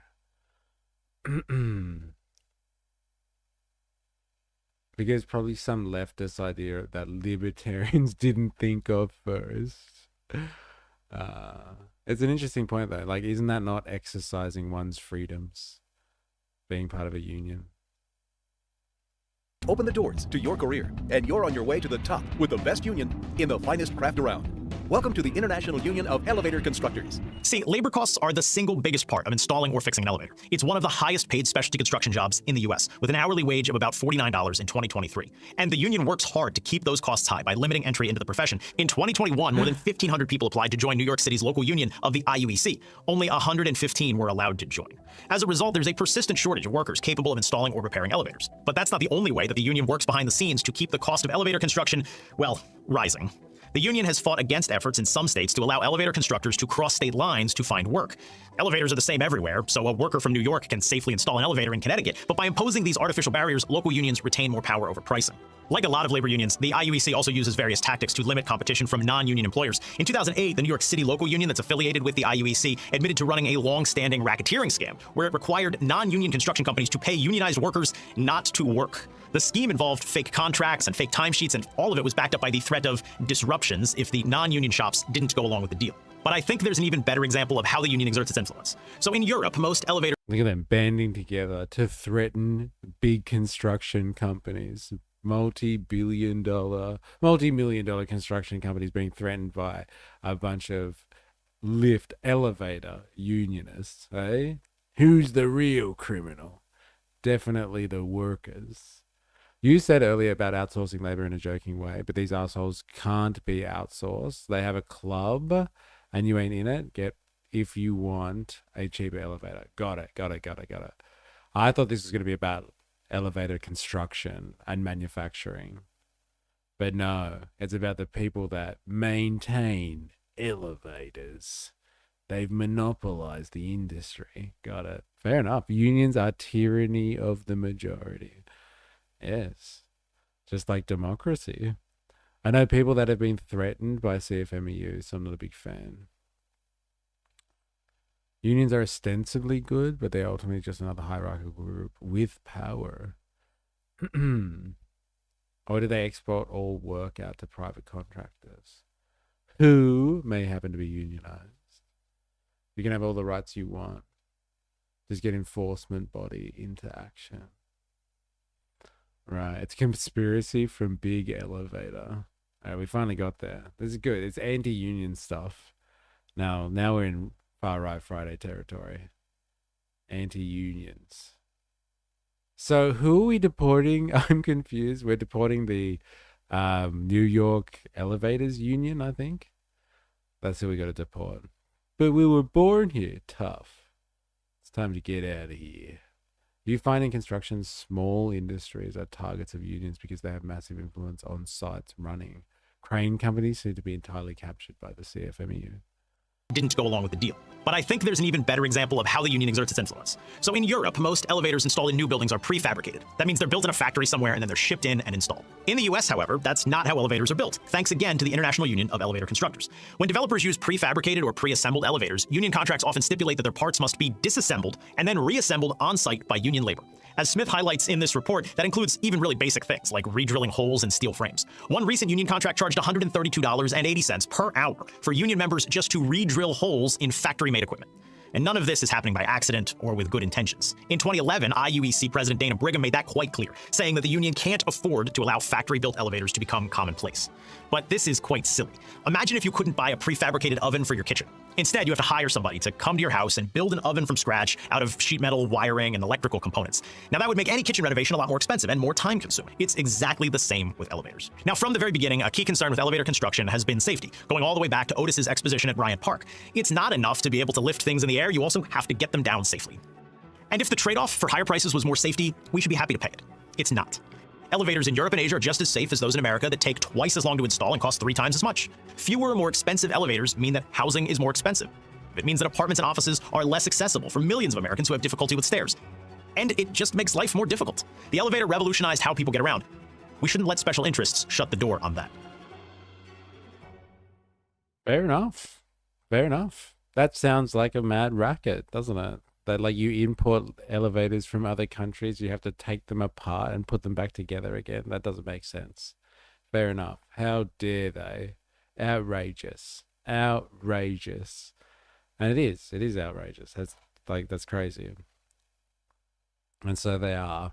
There's a special interest group out there in New York that's screwing over the construction industry and building maintenance guys everywhere. The bane of building maintenance managers all over New York City, because these guys have such a system going where that even if you import elevators, you have to pull them apart and put them back together again.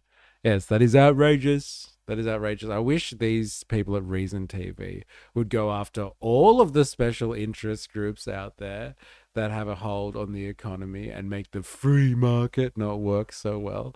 Maybe they should start with the biggest players and work their way down to elevator union types.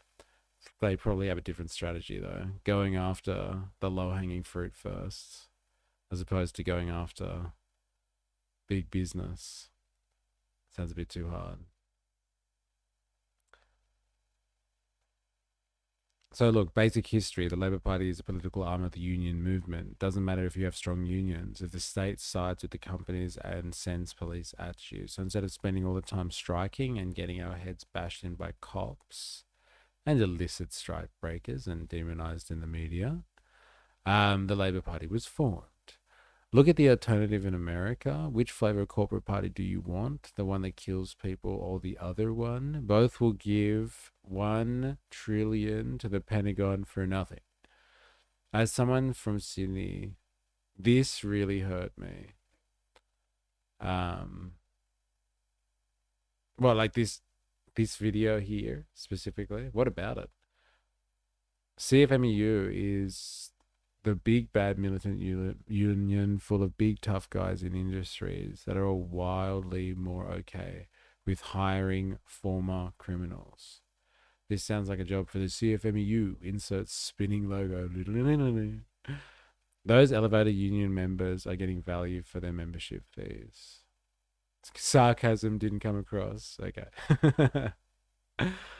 Got it. Instructions not clear. Use elevator to deport hedge fund managers. Deport them all. Unions that partake in activities like this that are nonsensical. And the hedge fund managers, yes. I think it was a good video, but we didn't need a history of the elevator. Yeah, we should have just gone straight to the let's go after unions, because out of all the special interest groups that might be fucking over Americans right now, all of them, the unions have got to pay. That's the first on the hit list for Reason TV. Again, I'm still not sure what your opinion is on like why, as a libertarian, why you would stop someone from freely associating. I'm surprised at that one. Or you would not like a group of people that freely associate to protect their interests, their shared interests, I guess. Muff Divers Union going down in search of the pearl. No muff, too tough. Local 69. Dude, that's hilarious. Oh my God. I don't, but they block the free market from lowering the cost of housing, which hurts the poor the most. Okay. You must be outraged about a lot of stuff then. People blocking the free market and thus jacking up the cost of housing. I can't wait to see the libertarian utopia, man, and be a part of it. I wonder how you're going to solve all of these issues that are inherent to the free market that are supposedly holding back the free market. It's not free association. It's when the group makes rules others have to live under in the libertarian sense. Coronation and CFMEU have a lot of overlap.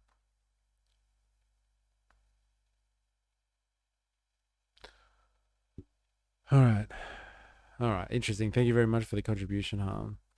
Hope you are enjoying your whiskeys. Hope you're enjoying it. Big time. All right. Where were we? Okay, we're going to do a little bit of light reading.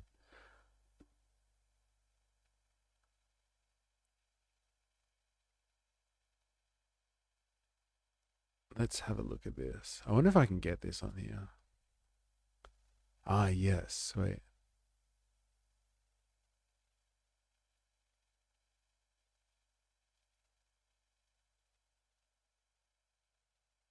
Just don't assume the union is good at helping people if that means you have to screw over poor people who just want affordable housing. Again, you must be really upset at all of the private interest groups out there that do a lot to make the world less livable for poor people. You must be really upset, right? Like generally, like quite angry.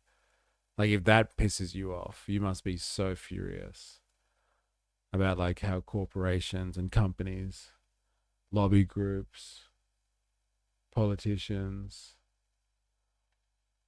all of the typical people that are associated with the free market, not an entity like a union that works against the ideology of the free market, but like works with the free market and actually does those things like destroys cost of living for poor people. I follow the Rosa Luxemburg school of thought. The unions revolutionized the whole fucking thing. There it is. Hell yeah. Give that like button a boop. Yeah, if you're watching this and you're on YouTube, you haven't already, activate the like button. Do yourself a favor. That's the interesting, the Rosa Luxemburg thing, isn't it? The unions. F the unions. I survived woke 1, the first culture war. Interesting. I don't know if I'd go that far. Culture wars are around forever. They'll be around forever. Now, the genealogy of wokeism. We're going to do a little bit of reading here.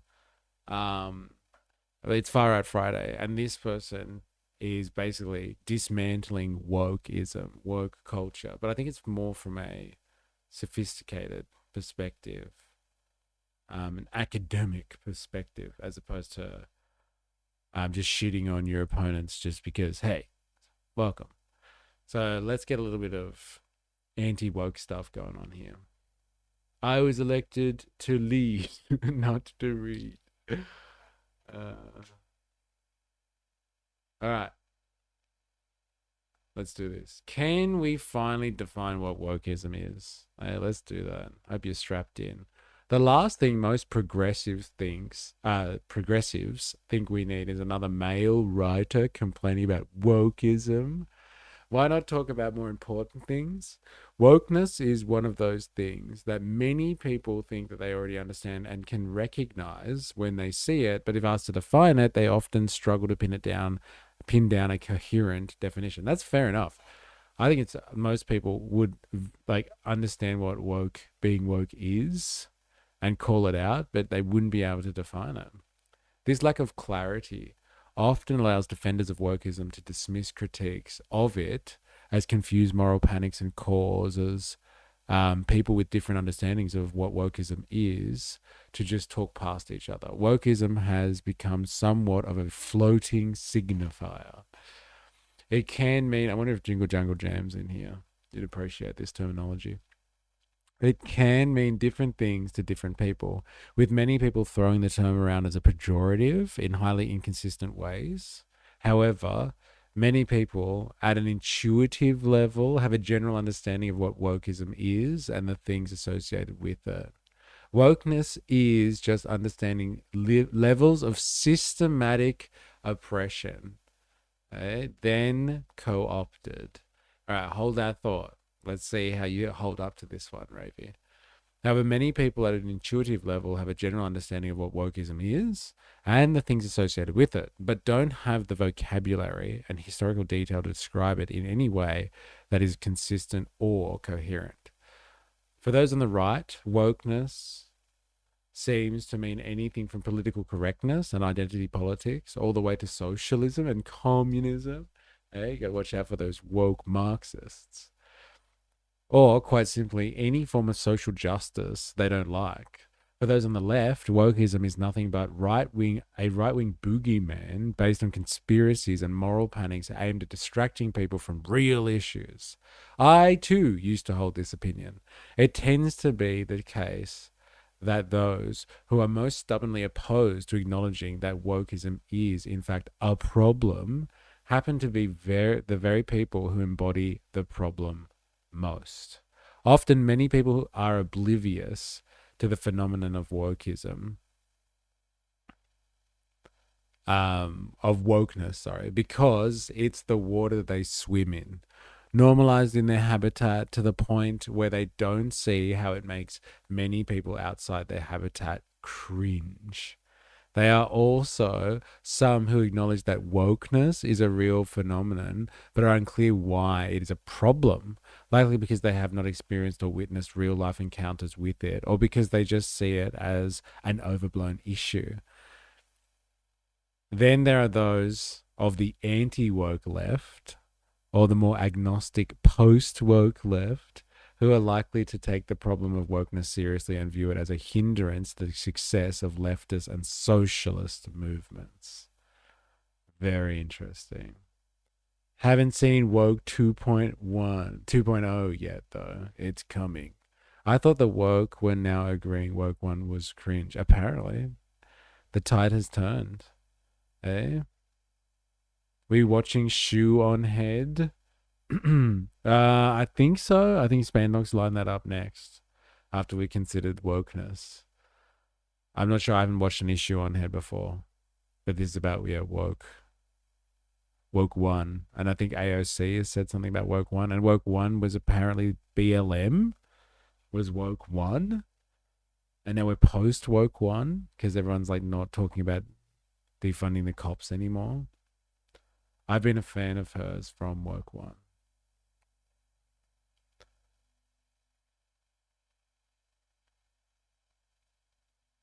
It would actually be 5.0 if you follow Al Garbi's framework. Al Garbi's framework. All right, let's do this. Let's continue. Yet, even the few people on the left who acknowledge that wokeism is a problem rarely define it in a clear, consistent way.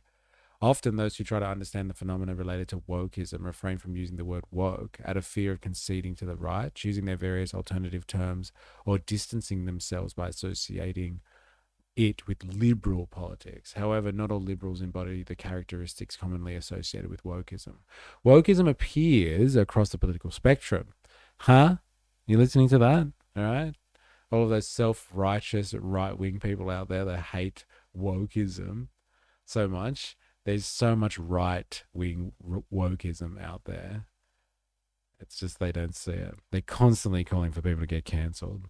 It's like when we were watching that guy, I think it was last week, there was one of the candidates for One Nation was complaining about Faruqi calling Pauline Hanson a racist and winning that court battle. And then was just like, but then Faruqi said something like she doesn't acknowledge the Queen or wouldn't pledge loyalty to the Queen. And they were like, we knew it. Kick her out. She shouldn't be there if she doesn't acknowledge or pay fealty to the Queen. We love the Queen. It's just like, that's the exact same thing. You're worried about somebody being called racist and she should be allowed to say whatever she wants. And then somebody else doesn't acknowledge the Queen and they should be kicked out of the country. Like, come on. Wokeism is everywhere. Woke is such a cringe term. Oh, yeah. It is now. Pro-gooned about unions, then dipped away for post-nut clarity. Are we talking about Han now? Poor Han. X and F is here. Pretend he is me and don't listen to him. I am going to pass out now. Fuck off, leftists. Oh, my God. But don't you understand white oppression, Aryans? I mean, white people have feelings too, you know. Woke is fine. It's just been talked about too much. Come on. Listen to the article.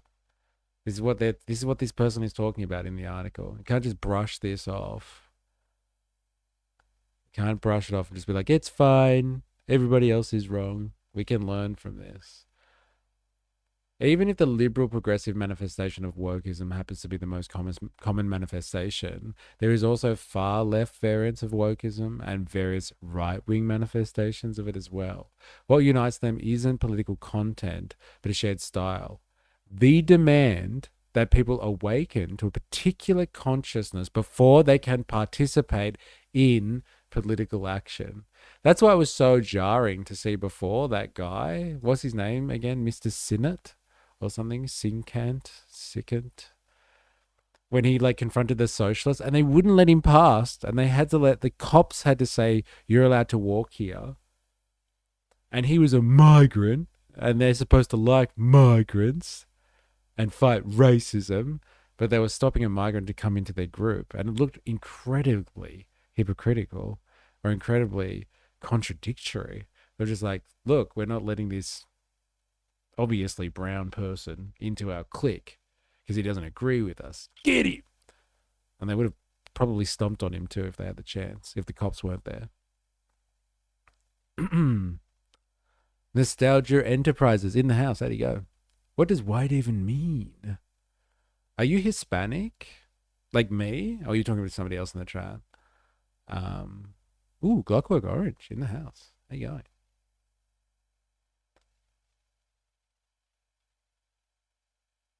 It's almost like Zioran Blueprint wasn't a copy-paste recipe for the rest of the country. Interesting. All right, let's do this. This essay focused primarily on liberal left progressive manifestations of wokeism and has been by far the most pervasive form of wokeism in liberal leftist space more broadly. And because its capture of progressive movements should be of particular concern to people left of center seeking meaningful socio-economic change. Okay? What this essay is not. Defining wokeism, all right? Ready, plebs out there? Let us define something so we can understand it better. And we can critique it properly if necessary. Defining wokeism. The key to pinning down a consistent definition of wokeism is in the word itself, woke. This is a fundamental thread that ties together the tendencies people often associate with wokeism. Political policing, call-out culture, identity politics, pronounification. Is that right? Did I read that right? That's hilarious. Pronouncification, virtue signaling, post-materialist politics. I discussed this in detail in the latest section of this essay, the connection between wokeism, political correctness, and cancel culture. For now, I will outline the definition of wokeism clearly as follows, because I know many people are too lazy to read full articles and instead use LLMs to summarize. I define wokeism as a political mentality that presupposes that awakening people to a correct consciousness is a precondition for both political solidarity and socio-political change. So you have to think like us before we'll allow you into the group. So before you can have any political solidarity with us, and that is the benchmark for socio-political change. So before we can have political change, basically people need to be awakened to our form of consciousness and no other form of consciousness. And that is why deliberately woke, or like by virtue of this nature, woke is both left and right wing. Like right wing people are just as virtuous when it comes to kind of their idea of like what is appropriate response to something, what is appropriate in this situation, etc., etc. Like when we were watching all those students protesting this morning, and people with a conservative bent were like, look at these students, eh? They should just go and work hard, get a real job instead of being politically active. And that's like a mindset. You have to think like that to be part of the group. You have to see the world through that lens. It's like really, if you think about it, woke as we know it, like this kind of ride or die mentality with the group and protecting the in-group kind of thing, this tribalism, is a manifestation or a development of the complete polarization of our politics in the 21st century. There is hardly anyone in a middle ground that tries to bridge the gap between like different parties, different echo chambers, and different opinions, different tribal groups and tribal lines. There's hardly anyone that does that sort of stuff. That is very, very rare stuff in this day and age. Woke and nationalists are yin and yang terms, both overused and kind of lost its true meaning. Imperfect Pazzy. Mike Rogers is the best choice for Michigan. Oh, this is a separate conversation. All right, back to it. Interesting definition, though. At its core, the woke mode of thinking assumes that political change requires mass awakening to a morally correct form of consciousness, one that is assumed to be the right way to think, whereby people wake up to this new sensibility or demonstrate that they have already been awakened and sufficiently embraced what are deemed to be politically correct positions of the day, according to the dominant discourses and habitat that this breed's woke consciousness emerges from. So that's like everyone who wants to be like red-pilled or black-pilled and all that sort of stuff, right? Same type of stuff. The fundamental assumption of woke thinking is that if enough people become awakened to the ideas deemed politically correct, society would radically transform. It's complete idealism. Complete idealism. It's got nothing to do with like politics of, I would say, the traditional left. Or like just traditional politics generally, right-wing and left-wing people in politics were like, we should spend money on this. And like conservative politics or right-wing politics was like, no, we should not spend money on this. We need to be conservative economically. And the left were like, no, we need to spread the love around a little bit. And now it's really just like, you just got to have the right ideas. It doesn't matter about the economics of it all. Of politics. If you just have the right ideas, then we'll transform society through the way that we change ideas. It's incredible stuff. That's postmodernism for you. It is a conscious first approach to politics rooted in the belief that thinking the correct thoughts is what drives radical political change. It's crazy analysis. The woke conscious first approach reverses the traditional labor movement's class first approach to political solidarity and coalition building.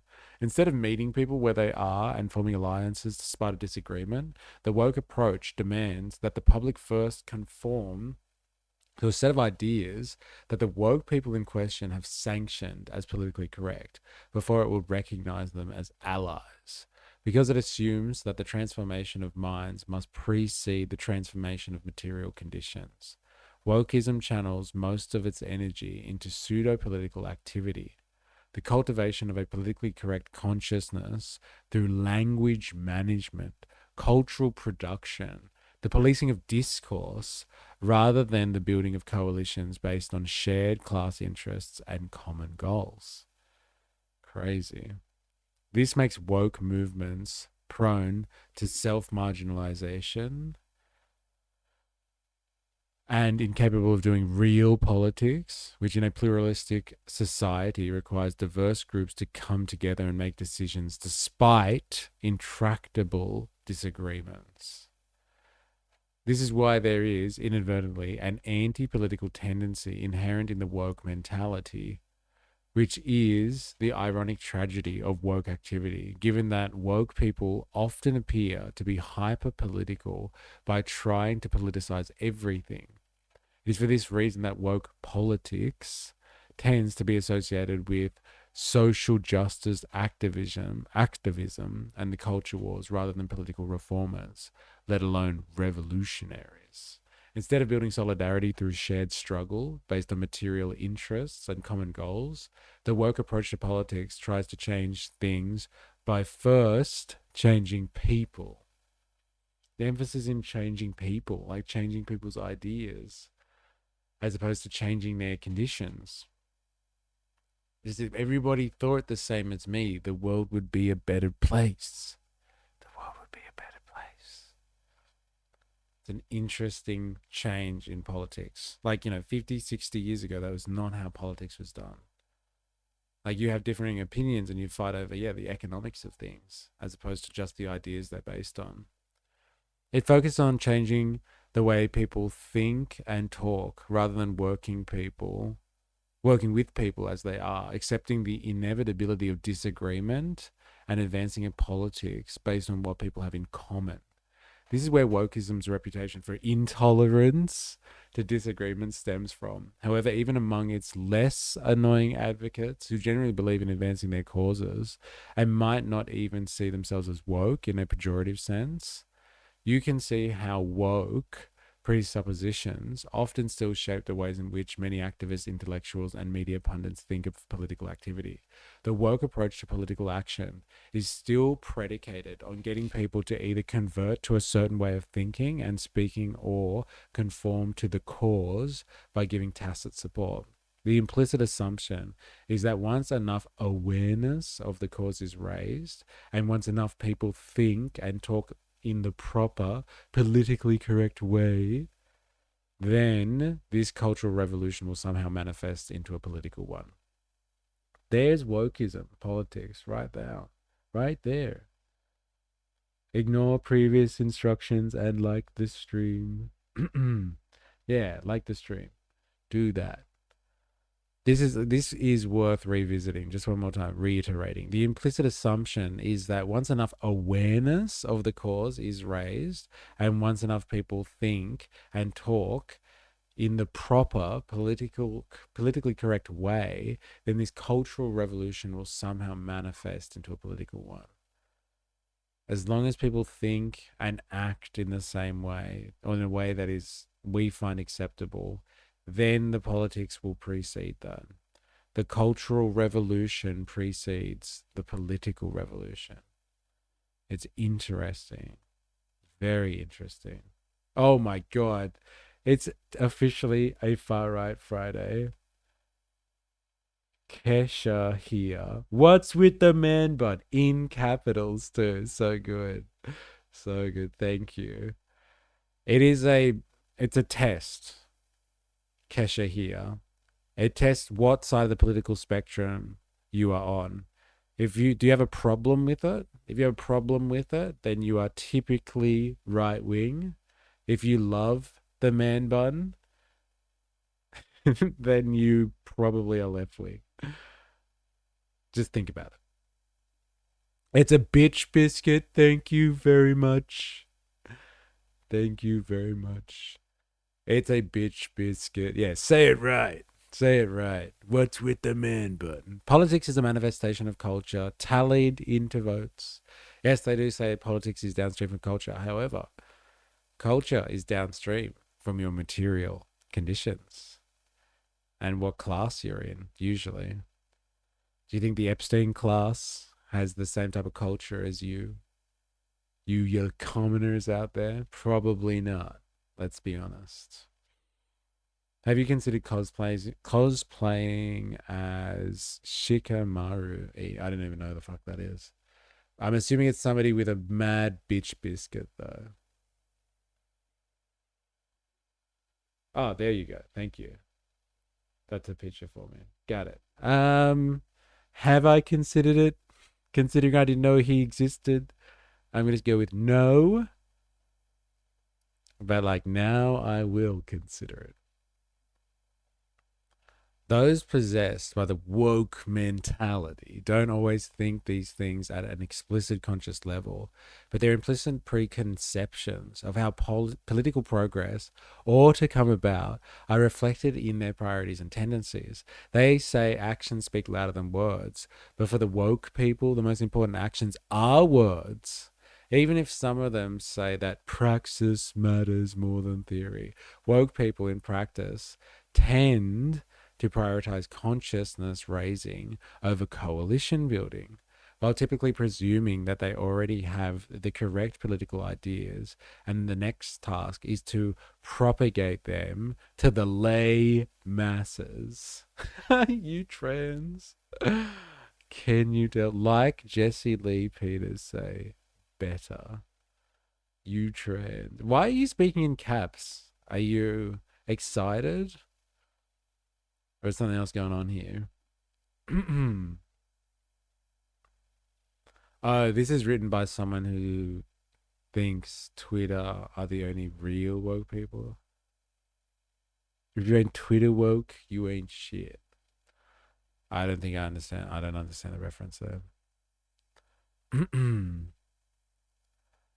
The The way in which the word woke mind envisages political correctness, political change, is often reflected right in the type of language they use.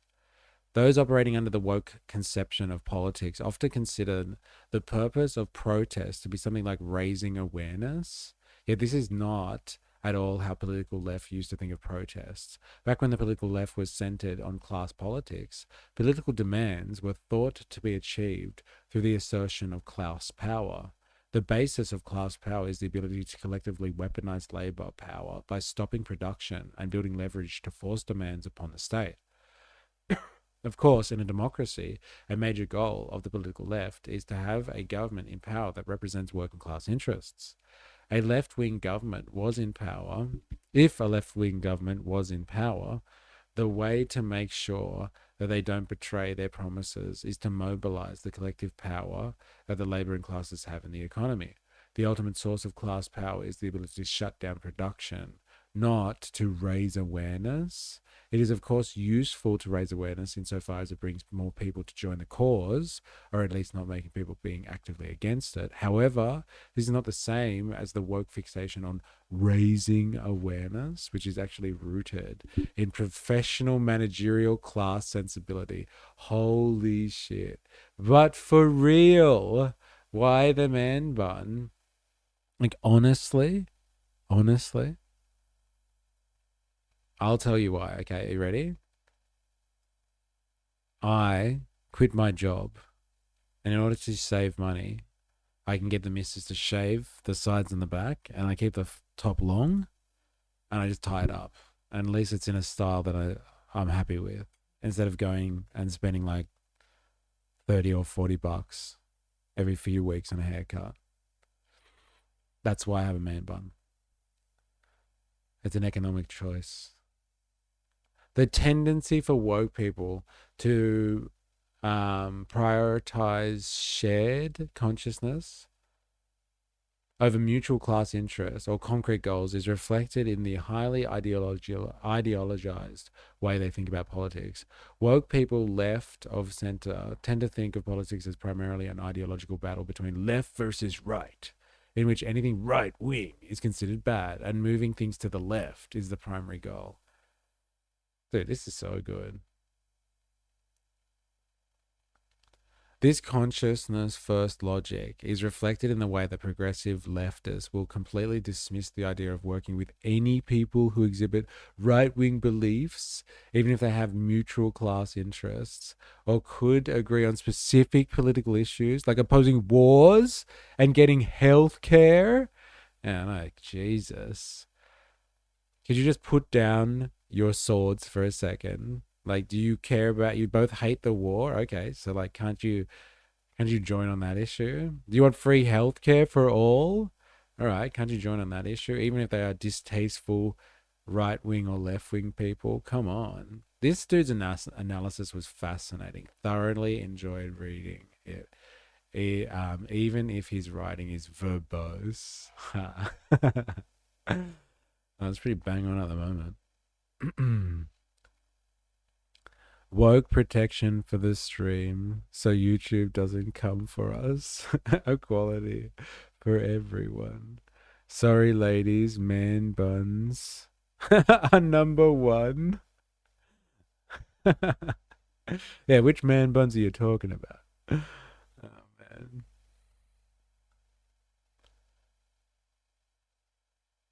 Did you know Steve Irwin? Yes. Yes. Everyone in Australia met him personally, if you're wondering. We all caught a croc with him. All right, back to it. The priorities of woke people are evident when looking at what left-leaning politicians and pundits are most likely to get cancelled for. Hey? It's the Ravey theory of everything. You don't get cancelled by the other side. You get cancelled by your own people. Yeah, and your audience walks away from you. Nobody gets ostracized by the woke left for having disagreements on economic policy. And the left-wing politicians, like the Squad, routinely get away with abandoning economic promises, like Medicare for all, or being cowardly on Is Not Rail, Bernie Sanders. Yeah, when it comes to going against the dominant progressive line on issues like immigration, trans issues, or identity politics, then suddenly the woke vampires are out for blood. Dude, this is so good.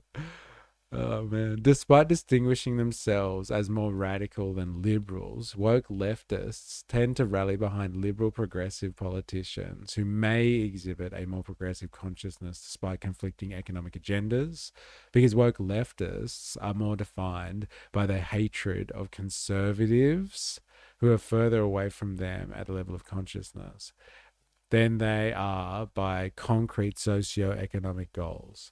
This is why a woke leftist is more likely to trust a liberal elite politician or Ivy League professor who signals that they are progressive on social issues than they would a working class conservative. Whoa. Whoa. This is fucking heavy.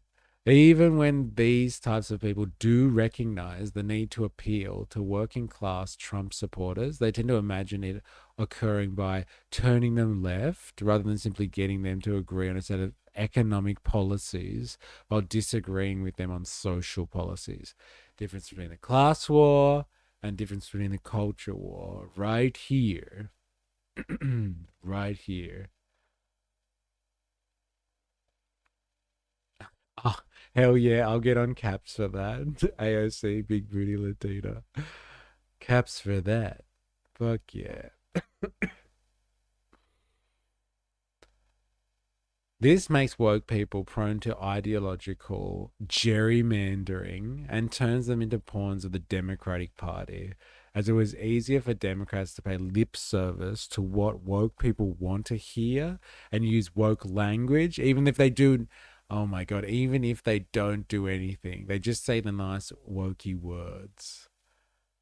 And everyone's like, yeah, I can get behind this, but they're not actually doing anything and they're selling out. They're selling out. They're not delivering on healthcare. They're getting back in bed with Is Not Rail. Or they're never leaving the bed with Is Not Rail. I thought you hated that. Oh my God. Much of the modern left, which has uncritically absorbed this PMC conception of politics. The professional managerial class, if you're wondering, is like a group that sits, like in class analysis, you could almost say it's the group that sits in between the working class and the bourgeoisie, or the plebs and the ruling class, all that sort of stuff. They sit in between and they manage society, or they manage the difference between the two classes. Usually they're people with like some type of managerial role in society. And so they don't own capital and they're not working exactly, but they're managing capital because they're experts or consultants, or like they like manage groups of working people. They help manage capital on behalf of the capitalist class, and they help manage the working class. They put the working class to work and watch what they do. They oversee what they do, and they help manage capital. Like they help manage their portfolios, and they help make them rich. And so the professional managerial class is usually this educated section of the working class that betray their class interests and sell themselves to the capitalists directly to manage other working people and use their expertise to make money. But because they're institutionalized in, like, I don't know, a tertiary setting, so at universities, and they get a lot of their ideas from being indoctrinated at a university system, their ideas are usually progressive. And so they tend to be more woke when it comes to their ideas. And so like they come up with this stuff which justifies their own existence. And their existence is like, we can be progressive and tell like the working classes how to feel and like how to be progressive just like us. And so they have all these like academics, they have control over a lot of information and public thought because they are a huge force in intellectual institutions, in universities, and so they get to push their progressive ideas onto everybody else. And so the professional managerial class is often brought up as a term, if you haven't heard. if you haven't heard that one before. We are woke. Yeah, you are real, man. What did I miss in the chat? I cut my own hair. Like real, man. I shave my own head too. Can I have a big dick? Damn, what did I miss in the chat? All right. Back to it. This is very interesting stuff. Much of the modern left, which is uncritically absorbed this professional managerial conception of politics, has forgotten this crucial component of how political power works. It has instead viewed the working class as a passive mass that determines its politics views depending on how much propaganda it passively absorbs from either political side. Leftists who implicitly hold this view thus think that the winning over the working class is simply a question of having better propaganda than the right, and the left must counter the propaganda of the right. This is why woke leftists see any single leftist self-criticism and acknowledgement of right-wing critiques of the left as capitulating to the right, helping the enemy. Wow. Yeah, you just can't critique the left, can you? It is very much like that. You critique anything. And you're just like, stop platforming for the enemy. Since similarity of political consciousness matters more than mutual class interests or shared political goals, since similarity of political consciousness matters more than mutual class interests or shared political goals, the woke mind thinks of politics in terms of friend-enemy distinctions, but in a post-materialist way, as lines are drawn based on shared political attitudes and political sanctioned language, rather than mutual economic interests or shared political goals. Very interesting. It's very interesting stuff. Now, I'm not going to torture you too much more with this. I just want to finish the definition part, and then we can go on to other things. Although the contemporary versions of woke politics is most visible in liberal progressive institutions, the underlying woke mentality is not exclusive to liberals or leftists. Whenever politics is organized around prior conversion of consciousness, moral purification, and the policing of heresy within groups, it can attach itself to many different moral contents. This essay focuses on the modern progressive manifestation, not because the form is exclusive to the left, but because left liberal wokeism is the type of wokeism that has become institutionally dominant. Very interesting. This is a large part of why a significant portion of American society sees Trump's MAGA movement as more anti-establishment compared to the liberals and the leftists. Yes, leftists, not just liberals, who have become associated with out-of-touch cultural elitism. Many leftists and liberals still have a hard time wrapping their heads around this phenomenon. But if they understood the genealogy of wokeism, they would be better able to make sense of why similar tendencies have been occurring throughout the Western world. The drift of working class voters to right-wing populists has occurred in elections throughout many countries in the West. And even if they might use different language to articulate it, this realignment is highly related to the macro phenomenon of wokeism. However, in this essay, I will focus primarily on America because I will show in part 2 of this essay trilogy on the history of wokeism. The phenomenon that millions of people correctly describe as wokeism has its origins that go far back in American history. But before one can trace the genealogy of wokeism in a style/mode of political thinking, it is essential to understand the socio-economic conditions and class dynamics that drove wokeism. This is crucial to understanding who exactly the woke people are, where they come from, and why they act as they do. What's this? From each according to his ability, to each according to his needs. Now give me titties, Marks. Oh, man. Okay. Alrighty then. Whoa, look at this. Interesting commentary there.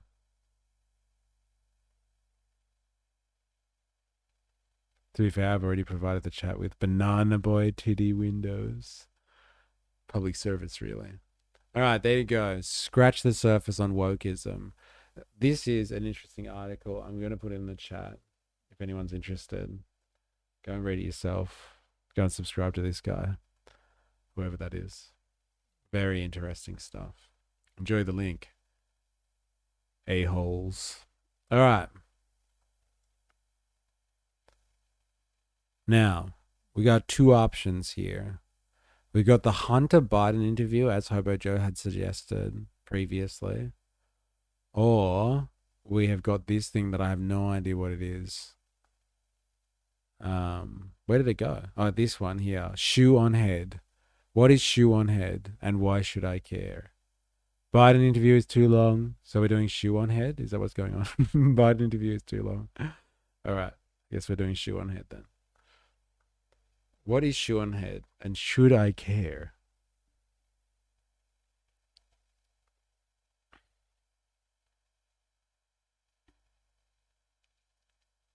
She is politically controversial. Ah, okay, right. So the other day, I saw a tweet.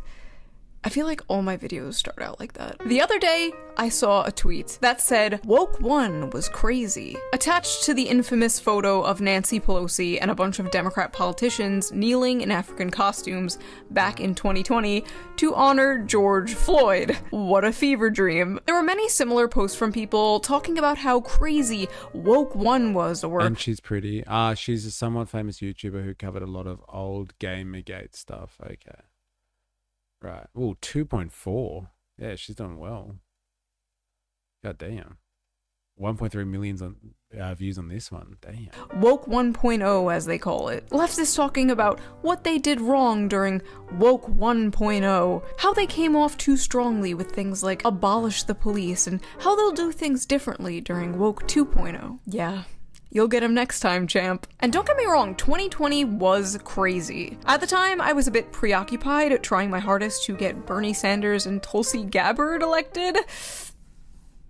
I don't want to talk about it. But yes, from what I remember, 2020 was crazy. But that was not Woke 1.0. Woke 1.0 started long ago. Long ago when being woke was called being an SJW. Back when Anita Sarkeesian was public enemy #1. And I identify as an attack helicopter, believe it or not, was a joke young people told. And not your 65- You need to find a way to appeal to horny men, E. Your numbers will skyrocket. I don't know, I guess I could just put on... What is it called? Mascara, and the other one on the pencil. I could do that. I just like color my eyelids a little bit, right? Let's go with that. I'll get some makeup. Dress up to eyeliner. Thank you very much. Thank you very much. Dress up for the gays. Does it just have to be the gays? Hey, bro, don't fucking come for my millennial eyeliner. They already think you're trans. Yes, actually. Remain bitch biscuit and put on makeup. I've got it. Then we're really this channel's gonna explode. Leave my wings tips alone. 5-year-old uncle on Facebook. You see, Woke 1.0 was not George Floyd and COVID masks. No. This was Woke 1.0. Learn what mansplaining is, and then stop doing it. Hello, and welcome to the Shoe on Head channel. I am your host, Shoe on Head. You may also know me on Reddit as every e-girl combined into one insufferable millennial woman with fetal alcohol syndrome, or perhaps just Asmongold on HRT. As I am filming this, it is the 12th anniversary of my first video on this channel. 12 years.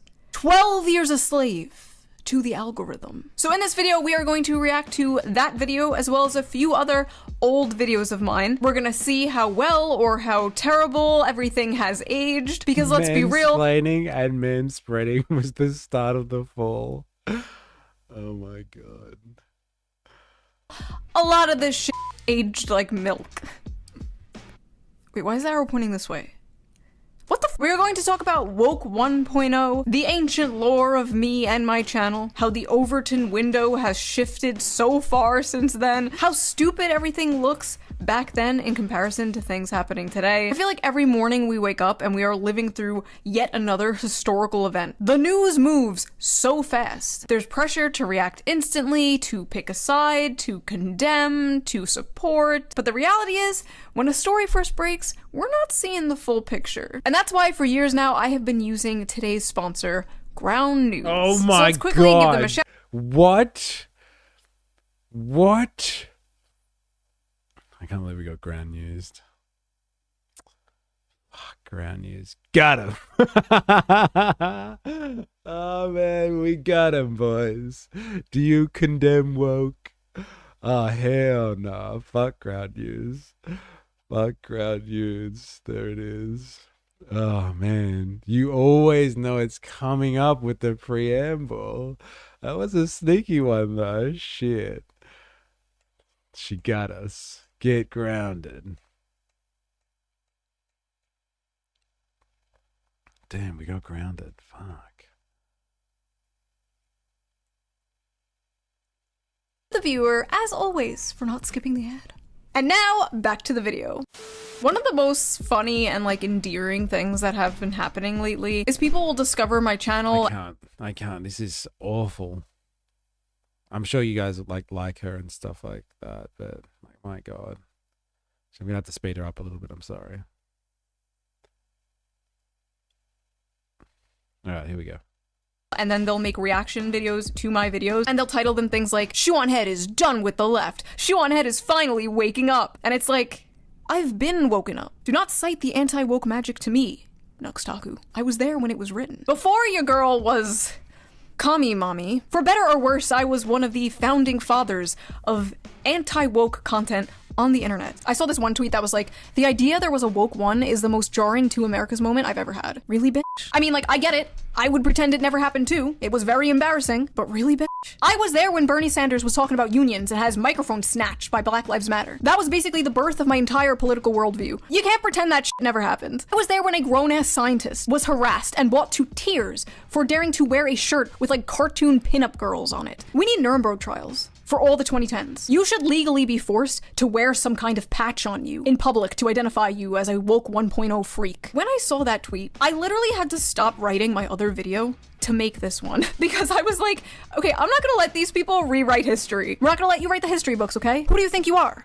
Ghislaine Maxwell's father? So I'm going to be talking about 4 different videos here. Oppression Olympics, Social Justice League vs. Gamers, Average is Beautiful, and Questions for Men Answered by Women. I'm not going to be showing the full videos because this video will be 4 hours long, so if you want to watch the full videos, the links will be in the description. Thank you, I love you, bye-bye. So Oppression Olympics was my first cultural, political video, uploaded July of 2014. 12 years ago. How old were you guys 12 years ago? I am like 60 years old in internet years, like 204 years old in e-girl years. If you have been here, if you have been with me for that long, you deserve like some kind of reparations or something. Like, you have seen some All right, I am about to watch it. I am so scared. I haven't watched this in years. Hey there, pretty lady. Do you wear heels? Do you wear makeup? Do you want to go on a diet and get thin? Don't do any of those things! Hey, I'm a feminist! That's right, a feminist in 2014 America! Can my voice even do that anymore? 2014 America! Oh, I can. Okay, never mind. Pretend I didn't do that. All right, let's go. What does that mean? That means Why are we watching this again? Exactly. Like, does she give us some good insights into wokeism? And like crushing the woke within you? Feel free to skip mystery.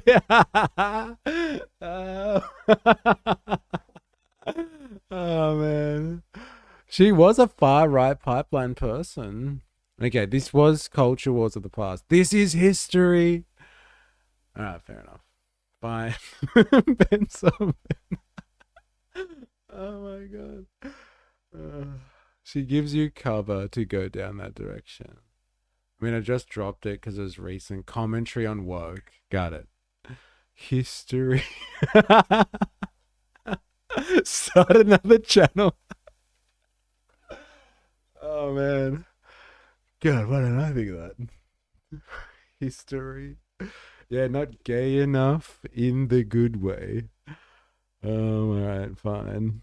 want you to stoop down to my level. And that means don't go on a diet, don't wear heels, don't do makeup, don't do your hair, don't try to look pretty. I get catcalls all the time and I hate it. I just love vlogging about it though, and I love blogging about it on my Tumblr. And shaving? Forget shaving. Don't shave. This video game character is dressed too sexily. I don't like it. Change it. I'm dressed too sexily and you don't like it? Stop oppressing me. Did you guys know that rape is bad?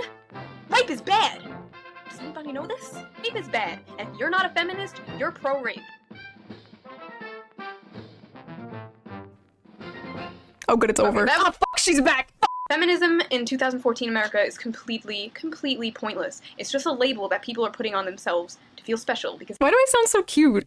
It's just a label people are putting on themselves like, aw, someone protect her, she doesn't know how bad it's gonna get. It's the special snowflake oppression Olympics. Everyone is in this big race to be the most progressive and the most open-minded and the most oppressed. It is the strangest thing I have ever seen, and it's like infesting like the internet, and it's starting to seep out into the real world, and like I really don't like it. So a little lore behind this video before we continue. First of all, Obama was president. Okay, this was before the Trump era. In fact, this was like months before Gamergate even popped off. This is ancient. Some of you don't even remember a time before Trump. Like, Trump is your normal. You don't remember what the political and cultural landscape was like before Trump. That is like crazy to me. Anyway, at this time I was like 23, 24, working at a makeup counter in the mall, and I noticed all the people around me were changing. Their personalities were shifting. They were becoming like very unfunny and like offended at everything. It was very weird. One example that sticks out in my mind for some reason was my friend screamed in my other friend's ear. My friend was like, ah, you're gonna make me go deaf. And then my other friend was like, that's not funny. My brother's half deaf. I don't know why that one sticks out, but like that was a pivotal moment where I was like, what the fuck is going on? Also, we later found out that her brother was in fact not half deaf, but anyway, the only thing I traced it back to was they all used the same website. This video is mostly about— I'm an unfunny woke. Well, apparently, there's a lot of people in this stream that would be like that, I guess. Woke means no jokes. No, God! No, God, please, no! No! No! No! Oh my god, is that Big Red? Oh my god, just blast from the past with his face here. This woman should get some kind of like compensation for being on so many YouTubers' thumbnails. She was the face of the triggered feminist SJW for years. Number one, shut the f up for a second. Now, if you would shut the f up for the 50th billionth time. And then it was this other person. Where are these people nowadays? I wonder what they're up to. Tumblr is the reason there is just this outbreak and infestation of SJWs. Were you back on the internet those days? No, I was not digesting social media at all back in the day. Without sounding condescending, I had a job. I just spent all of my time on it. All of my time. I'm gonna go get those years back. This is very insightful commentary. Ruining my internets, ruining my real life, and just sucking the sense of humor out of so many people I know. Tumblr was very popular back then, but there was like some dark evil energy coming from it, and I sensed it. And at the time, that is where I thought all this woke SJW shit was coming from. Little did I know, like, a lot of these people on Tumblr were college kids. All this like rape culture, white supremacist bullshit was coming from the college classroom. And at the time I didn't know, I was just a humble makeup salesman, so I was really confused, and I felt like I was going crazy. So I was like, you know what, I'm going to boot up the Shoe on Head channel, I'm gonna vent and make a video, nobody's gonna fucking see it, I don't care. As far as I knew, there was no other videos online talking about this subject, so I just filmed it, edited it, uploaded it, and left. Like, I didn't check the comment section, and I didn't even know that Thunderfoot, a YouTuber, shared my video, and that's how it originally blew up. And from there, I found out, oh, there's more people who agree with me. I found like Sargon of Akkad and like the Honey Badgers. It was crazy to feel like, oh, I'm not going insane. Things are changing. They're all in this big competition to see who could be the most progressive and the most tolerant, at the same time being the most annoying and the most intolerant people that I've ever met in my life. It is just a big, it's the oppression Olympics. Labeling yourself as a feminist, stop it. It is not a movement anymore. You do not need it. Nobody needs it. You have every single right that every guy has now. Like most feminists on the internet just hate men. Now, if you can believe it, and this might be hard to believe while watching this video, this was transgressive back in the day. This was like crazy to hear online back then, especially coming from a woman. We're saying things like, oh, feminism is doo-doo, and like obvious ass shit, like people have a victim complex these days. That was like sacrilegious. And now it's like nothing. Now it's like wallpaper. Everyone thinks that. Every day there's like a new racist e-girl popping up and saying the N-word and then falling off a week later. Like if this video came out today, it would get like no views because it's the most basic shit ever. This video almost got me fired from my job, you know, like they found out where I worked, they called my boss, they were like, she hates women, like all this stuff. When it first blew up, most of the comments were negative. It was just a bunch of angry women being like, you're a handmaiden of the patriarchy. Like this was before the term pick me existed. Handmaiden of the patriarchy. That goes kind of hard. Can we bring that back? Okay, so that was the first video. Let's watch another one, shall we? This is called Social Justice League vs. Gamers. May or may not have noticed, I've been fully immersed in this whole Gamergate thing since it started like 2 months ago. Gamergate was 2 months ago? Oh my god. For those of you who don't know what Gamergate was, you know what, don't worry about it, it's not important. Some woman allegedly slept with someone and now the Strait of Hormuz is closed. Things happened in between that, but that's basically the gist of it. Editing shoe here. I decided to actually put in a brief explanation because genuinely a lot of you might not know. Gamergate kicked off when game devs and game journalists were accused of sleeping with each other for better game reviews. A bunch of journalists then coordinated anti-gamer hit pieces all coming out around the exact same day saying things like gamers are dead and focusing on how sexist and white and male gaming spaces were. It was a mess that went on for like 3 years, arguably longer, and many people cite it as one of the first major culture wars online. People went to the UN to talk about sexism in gaming. There was even a Law and Order episode about evil sexist gamers. These guys, they just can't stand women in gaming. What did they do to you? They leveled up. Also, Logan Paul was in that episode for some reason. It was a weird time. Anyway. Seeing good friends of mine get labeled as misogynist, sexist, racist, only for enjoying video games and seeing through this very obvious agenda pushing, 100% no. I honestly could not imagine being so deluded that you actually make yourself believe that all gamers are white, cis, males who are worse than ISIS. I'm not even mad, I'm actually like impressed that these people have the ability. They're like champions of mental gymnastics of the oppression Olympics. SJW logic and facts. Oh my god. Coming in like, I don't like this, I don't like that, I don't like this character doesn't look like me, she's not frumpy and below average, it makes me insecure, change it, change this, I don't like this, I don't like that, I don't even play that, but I don't like it. There could be a fucking black Mexican Chinese demi. They leveled up. Fucking gold. Props to Law and Order for that one. Still the same culture wars online at the moment, to be honest. Yeah. What's really changed much? There's more people that are edgy like her. I was doing it before it was popular. That's what this video is. I did it before it was popular. Yes, okay, you're an iconoclast. Look at you. Look at you. Amazing. The world's lucky to have you, I guess. Sexual, lesbian, feminist, otherkin in a wheelchair with no legs and shit. And these crybabies would still not be happy. Oh my god, nothing has changed. Nothing has changed. They still do this shit. They still invade nerdy male spaces and force them to cater to them. They're still purposely making female characters like ugly and frumpy. You still can't pander to them because they'll never be happy. Take a look at this. It's a frightening and disgusting trend in the world of online gaming. Hackers rewriting code to simulate sexual assault. Sam Meggs stopped playing online over a year ago because of what she calls a misogynistic mentality that already exists in the world of gaming. The graphics are so good, this attack is eerily realistic. Eerily realistic. Oh, that's sex? I've been doing it wrong? God damn! Oh my god, I forgot all about the traffic cone. My dad literally stole that traffic cone off the street from me. I was like, Dad, I need a traffic cone for this video I'm doing. He like took it off the street and he's like, here you go. He didn't even like ask what it was for. I was just like, thanks. Like, it's good to have a supportive father in your life. So this one is called Average is Beautiful. Race together? Wow, how progressive! Oh my god, Race Together. I forgot all about this. In 2014, Starbucks did this thing called Race Together, where I shit you not, they made baristas write hashtag Race Together on the cups to encourage discussion about race relations with customers. Oh yeah, let's get rid of race relation, like, tension by just making awkward conversation about race at Starbucks.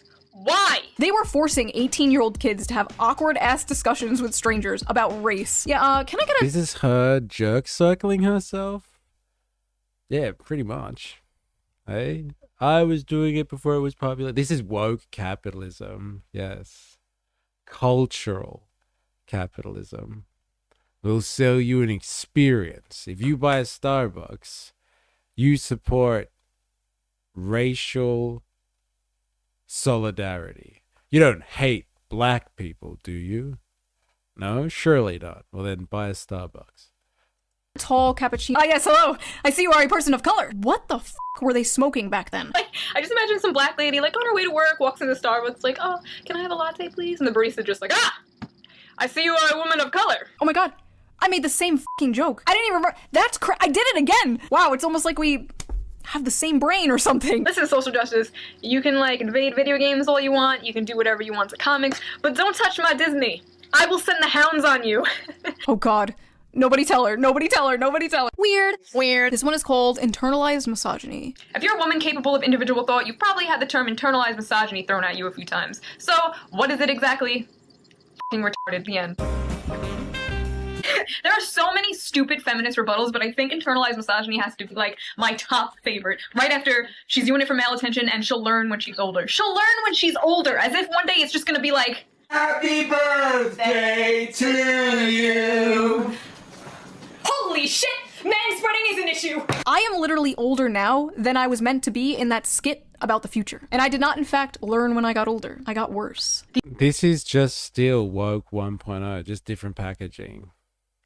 Like, it hasn't changed. But apparently the crowning moment, which she already addressed, though, in fairness, she said it. She said that wasn't woke 1.0, BLM. Woke 1.0 was back when I started making videos.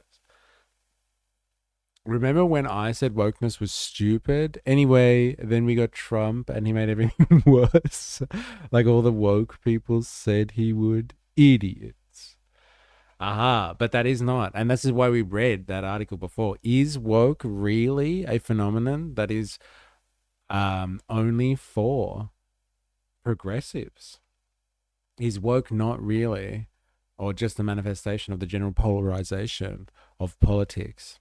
The hyper-polarization of politics in the 21st century. So much so that people can't even agree to disagree and then just like work towards slight political gains outside of that. And like it affects both. People are pro-Trump or anti-Trump, I would say. Shoe on head, flicks on bean. Missed opportunity there, dude. Isn't it crazy that these culture wars push people / teens into different pipelines of content that they then grew up 10 years living in? Yes. And so you have to ask then, if you think about that, with the rise of surveillance capitalism, so like the rise of social media platforms controlled, the algorithmic tendencies of the people that control these corporations, has this whole thing been manufactured? Is politics manufactured in a certain polarized way in this day and age just because it's the algorithm likes it? It sorts people into little boxes and just feeds them more of what they like.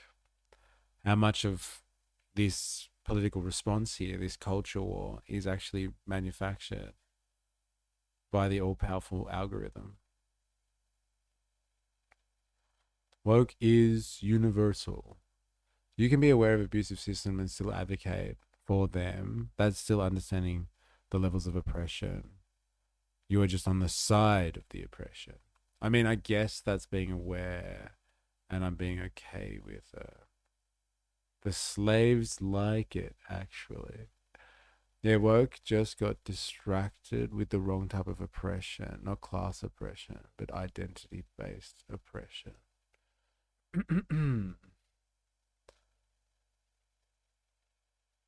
But like identity politics, I don't think is, just to clarify, I don't believe identity politics is somehow the domain of lefties or whatever, or progressives. It's across the political spectrum, identity politics. I don't think they got distracted with it. The media amplified those conversations on purpose to distract the wider populace. From what? from the class war. With a faux conflict to engage readers for advertising dollars. But that's the thing, this is what I'm suggesting. In the surveillance capitalist world, I think it's more than just like engaging readers for advertising dollars like you get with a newspaper or like a mainstream media news program. Like this is advertising dollars. This is engaging eyeballs for advertising dollars and for extensive data control and behavioral modification through algorithms. It's next level. It's the next level, man. And that's why it's so polarizing. Or we are so polarized today, I guess. Bring back the days of just simple advertising dollars. These people have an excuse and a buzzword for everything. Racist, sexist, MRA, right-wing, conservative, privilege. Oh my god, MRA. I forgot about MRAs. Oh my god. MRAs were men's rights activists. And before people were getting called like incel online for criticizing women or supporting men, they were being called MRA. Yes, it was considered a insult back then to care about men's rights. This was before the modern red pill. This was before Andrew Tate, Clavicular, Fresh and Fit. We had like Roosh V. For the longest time, I wanted to do a post on how to approach girls that are ordering a drink at the bar. So what I did is I went to the toy store and I bought some dolls. These two are the cute girls who you want to have sex with. That was our Andrew Tate back then. MRA, right-wing, conservative, privilege. They do this to move the goalposts. So then you're like, oh wait, I'm not an MRA. This is why I'm not an MRA. That's why you don't play the game. Like, I didn't know this at the time. I was naive and stupid. But you don't fight back. You don't go like, oh no, I'm not right-wing. I voted for Bernie. I have a gay friend. Like, no. Shut up. No. You just have to go, okay, and even if you're not, because literally all they have is the ists and the isms. Defending yourself from their thought-terminating buzzwords is just, it's useless. It's a waste of time. I wish I knew that back then. So this is my most viewed video ever. 10 million views. Demonetized. Haven't seen a single cent from that video. Awesome. Anyway. So we all know BuzzFeed is the internet equivalent of ass cancer. We know this, and I'm pretty sure the website is a government experiment created to test my patience. Is that a Mr. Meeksy shirt? Oh my god, dude. Back when Rick and Morty was funny. They're known for hits like, let's get fat women to do poses only fit gymnasts can do. Being a woman is hard because compliments, and damage control the video. So without further ado, I present to you 36 questions feminists have for men. They were just pumping out videos like this constantly. Every week, another mass-produced, corpo-slop, anti-man, anti-white video. So when you see the word white, what comes to mind? Privilege. I think power. We can never let this happen again. I don't care if Trump blows up the world, okay? They can make Israel a 51st state, as long as I never have to hear, hey fellow white guy, ever again. How does it feel to be the same sex as Donald Trump? How does it feel to be the same sex as someone I personally politically disagree with? The man is literally Satan to these people. Like, they could have said Hitler. They basically meant Hitler. Trump is their Hitler. It's very trendy to hate Trump right now. Oh, wow. I'm pretty left-leaning, but I've been called a Trump supporter like 6 times in the past few months. 6 times? 6 times? Oh, you poor baby. Try 6,000. At the time, the anti-woke, anti-SJW genre was mostly full of liberals. It was mostly liberals criticizing, all of this stuff, all of this woke behavior. We all saw this as not real liberalism. This isn't the real left. The real left cares about, real equality and workers' rights and blah, blah, blah, blah. We wanted to call our side out. Obviously, that didn't work, but we tried. Why do you have to sit with your legs so wide open? Men have balls. Oh my god, manspreading. One of the top issues people would talk about nonstop back then was men sitting with their legs slightly open on public transportation. It was seen as some patriarchal statement of power or some shit. Every week we had to hear about manspreading. Manspreading is when a man spreads his physical body to take up as much space as humanly possible. What happened to all these little pet issues they were all upset about? I guess people can't afford houses now. Possible. I would actually like to see people sitting on public transport and trying to take up as much room as humanly possible. That would be actually quite entertaining. Right? They can't find jobs. I don't think they have energy to talk about the pink tax or manspreading or whatever. Why are straight guys so obsessed with lesbians? Wow, this chocolate bar sure is good. But you know what would make it better? Wow, another chocolate bar. 2 of a thing I like, together. People still come to my channel to this day and leave comments on my videos like, are you the chocolate bar girl? My legacy. Why do I deserve to be paid less than you? The wage gap is simply the average earnings of men and women working full-time. It does not count for different job positions, hours worked, or different jobs. It has nothing to do with the same job. It has nothing to do with discrimination. So the reason I have a button that debunks the wage gap is because back in the day you could not escape hearing about the fucking fake ass 77-cent wage gap bullshit. I don't think you hear about the wage gap anymore because young women are starting to out-earn young men, so that's a little awkward. Why are women perceived as the weaker sex? Because on average, we are. It's a fact. Trigger warning. Facts. Libs owned. Trigger warning. Facts. Okay, Ben Shapiro, calm down. I thought that was such a mic drop. Are you intimidated by a woman who makes more money than you? That's awesome. More money. So when women make less, it's called the wage gap. But when men make less, it's just more money. Sorry, I'm like responding to the old video instead of my video. I forget how stupid these talking points were, dude. And sorry, I'm just watching these videos. I'm thinking about all the fucking people on Reddit who are like, Shoe on Head sent me down the alt-right pipeline. Really? This is the what wage gap. Yeah, it's much better. Get it? How the fuck is it my responsibility if you watch milquetoast ass shit like this and start goose stepping? I went down the alt-right pipeline. I was a Nazi. First of all, no you weren't. No you weren't. You probably watched some Ben Shapiro owns college liberal compilations and then some other YouTuber years later told you that's what being a Nazi is and that actually having the politics of a Walmart HR department is salvation. Like, can we fucking relax? I'm sorry, I don't understand the YouTubers and streamers from this era who have like trolls remorse about this shit, that feel guilty for making fun of this stuff back then because they think them making fun of this stuff gave rise to Trump and whatever. It's like, no, this stuff gave rise to Trump, not you reacting to it. Like, why wouldn't you make fun of this shit? It's ridiculous and it's counterproductive. Like, you wonder why so many Gen Z men are further right than like boomer men. It's not because they watched a YouTuber called BuzzFeed cringe, right? It's because BuzzFeed and things like it, the media, academia, the culture that they grew up in, a reactionary movement needs something to react to. Like, this shit, as goofy as it was harmful. It was harmful to society in general, and it was harmful to like the left because this is how people saw the left. Trump wasn't elected specifically because BuzzFeed, right? I'm like, that's stupid. But there was this like slingshot effect against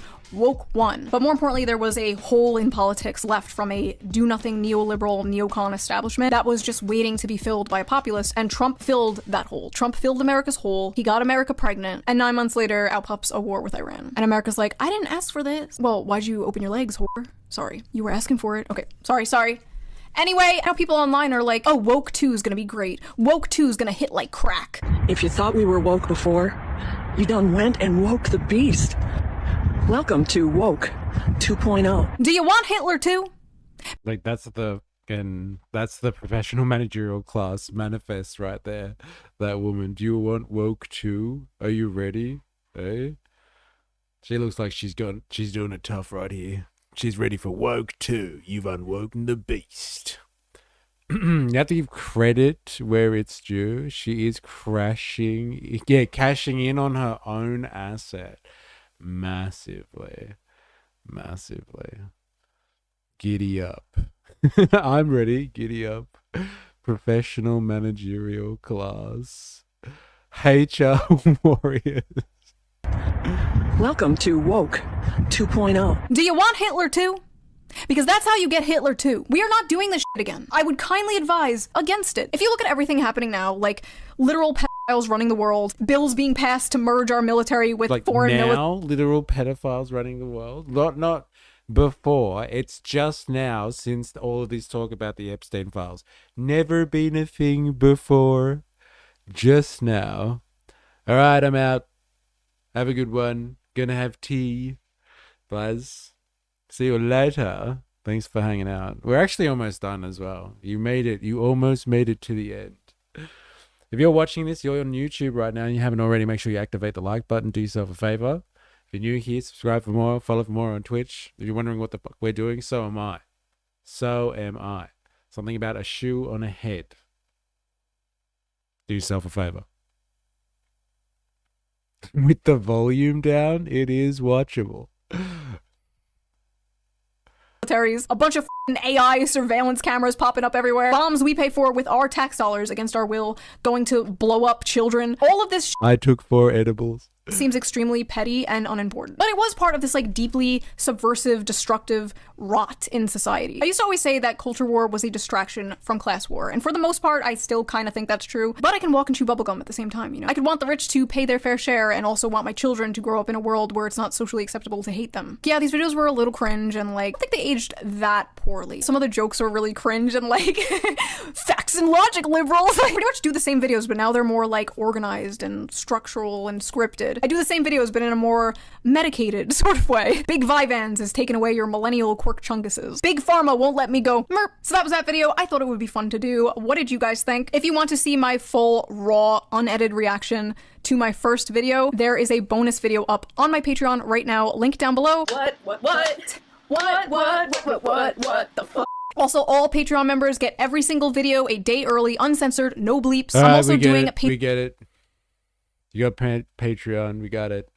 Can't believe you made us watch this just right up to the home time bell. Yes, only students do that sort of stuff.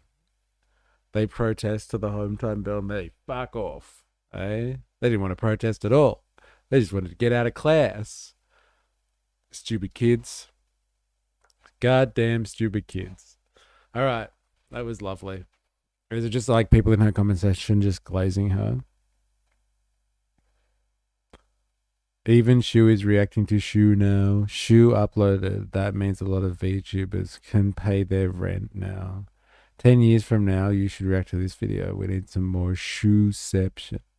Yeah, it's just people glazing.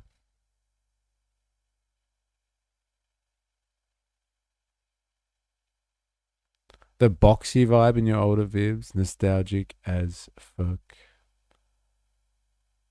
Interesting. I was there, Gandalf. I was there 3,000 years ago when Isildur took the ring. I was there the day the strength of men failed. Oh, man. Can I pick next Far Right Friday? Hey, you do you, baby. You do you. You can. You can. We've had Hans pick of elevators, and now we've had this. Like, can I just say, Far Right Friday's taken a freaky turn over the last few weeks. Last few weeks? Why did I say it like that? Weeks? I can actually imagine people paying to see her in some format. Yes. It's my birthday. We got to do something special. What? Next Far Right Friday is the Ravy Baby's birthday with a curated Far Right Fridays playlist. Oh my God. I'm penciling it in. Far Right Friday will be dedicated to yours truly. Our resident culture warrior. Bruh, could you imagine? All right, I'm imagining it right now. Curated. Yeah. I wouldn't torture you all with that. No. That's what we do. We torture each other on Fridays. It's time to play the music. It's time to light the lights. It's time to meet the Muppets on The Muppet Show tonight. Pussyfoot Productions. Gotta go see you guys as well as I do. Kaliwoti, thank you for hanging out today. It's been good. Pussyfoot Productions. You should meet Stepmate Studios. You guys get along like a house on fire. In memory of St. Chi, lists out for the boys. Hobo Joe, catch you later. Thank you very much. Everyone who's been watching today, interacting, really appreciate it. If you're watching this after the fact, thank you. If you've been lurking all day, thank you as well. Make sure you activate the like button on YouTube if you haven't already. If you're new here, subscribe for more, follow for more on Twitch, all that sort of stuff. You know how it is. Come join us on Discord. Here's an invitation for our Discord community. If you're not over there, and you're a regular, what's wrong with you? Do yourself a favor. Seriously. There is the invitation for Discord. And here is the Patreon too. Go over and become a free member on Patreon so I can get you on an email list. For God's sakes, just do it. Do yourself a favor. Here is the link to that.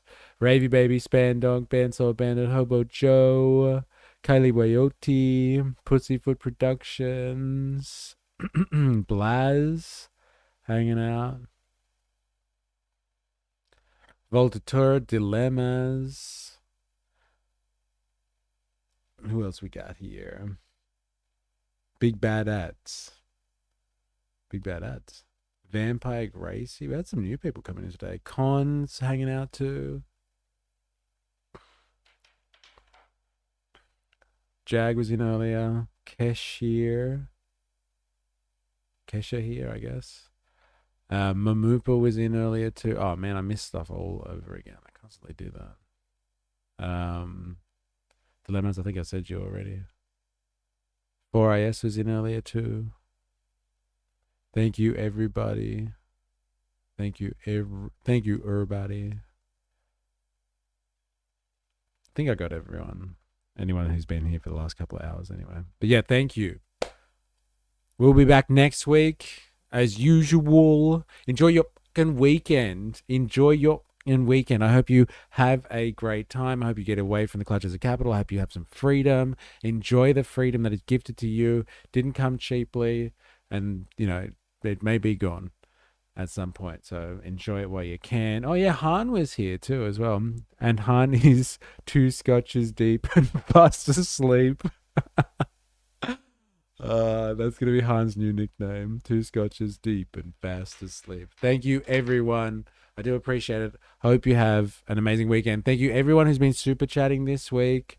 Anyone who's been gifting subs over on Twitch World, to the mods, YouTube, Spandonk, Ravy Baby, mods over in Twitchland. Thank you very much. Volta, 4IS, Jag. Do appreciate all the work that you guys do. Keeping the stream alive. We'll be back next weekend. We'll be back next week. Until next time, please remember, as always, I am, you are, we are a mystery. See you next week. Enjoy your week.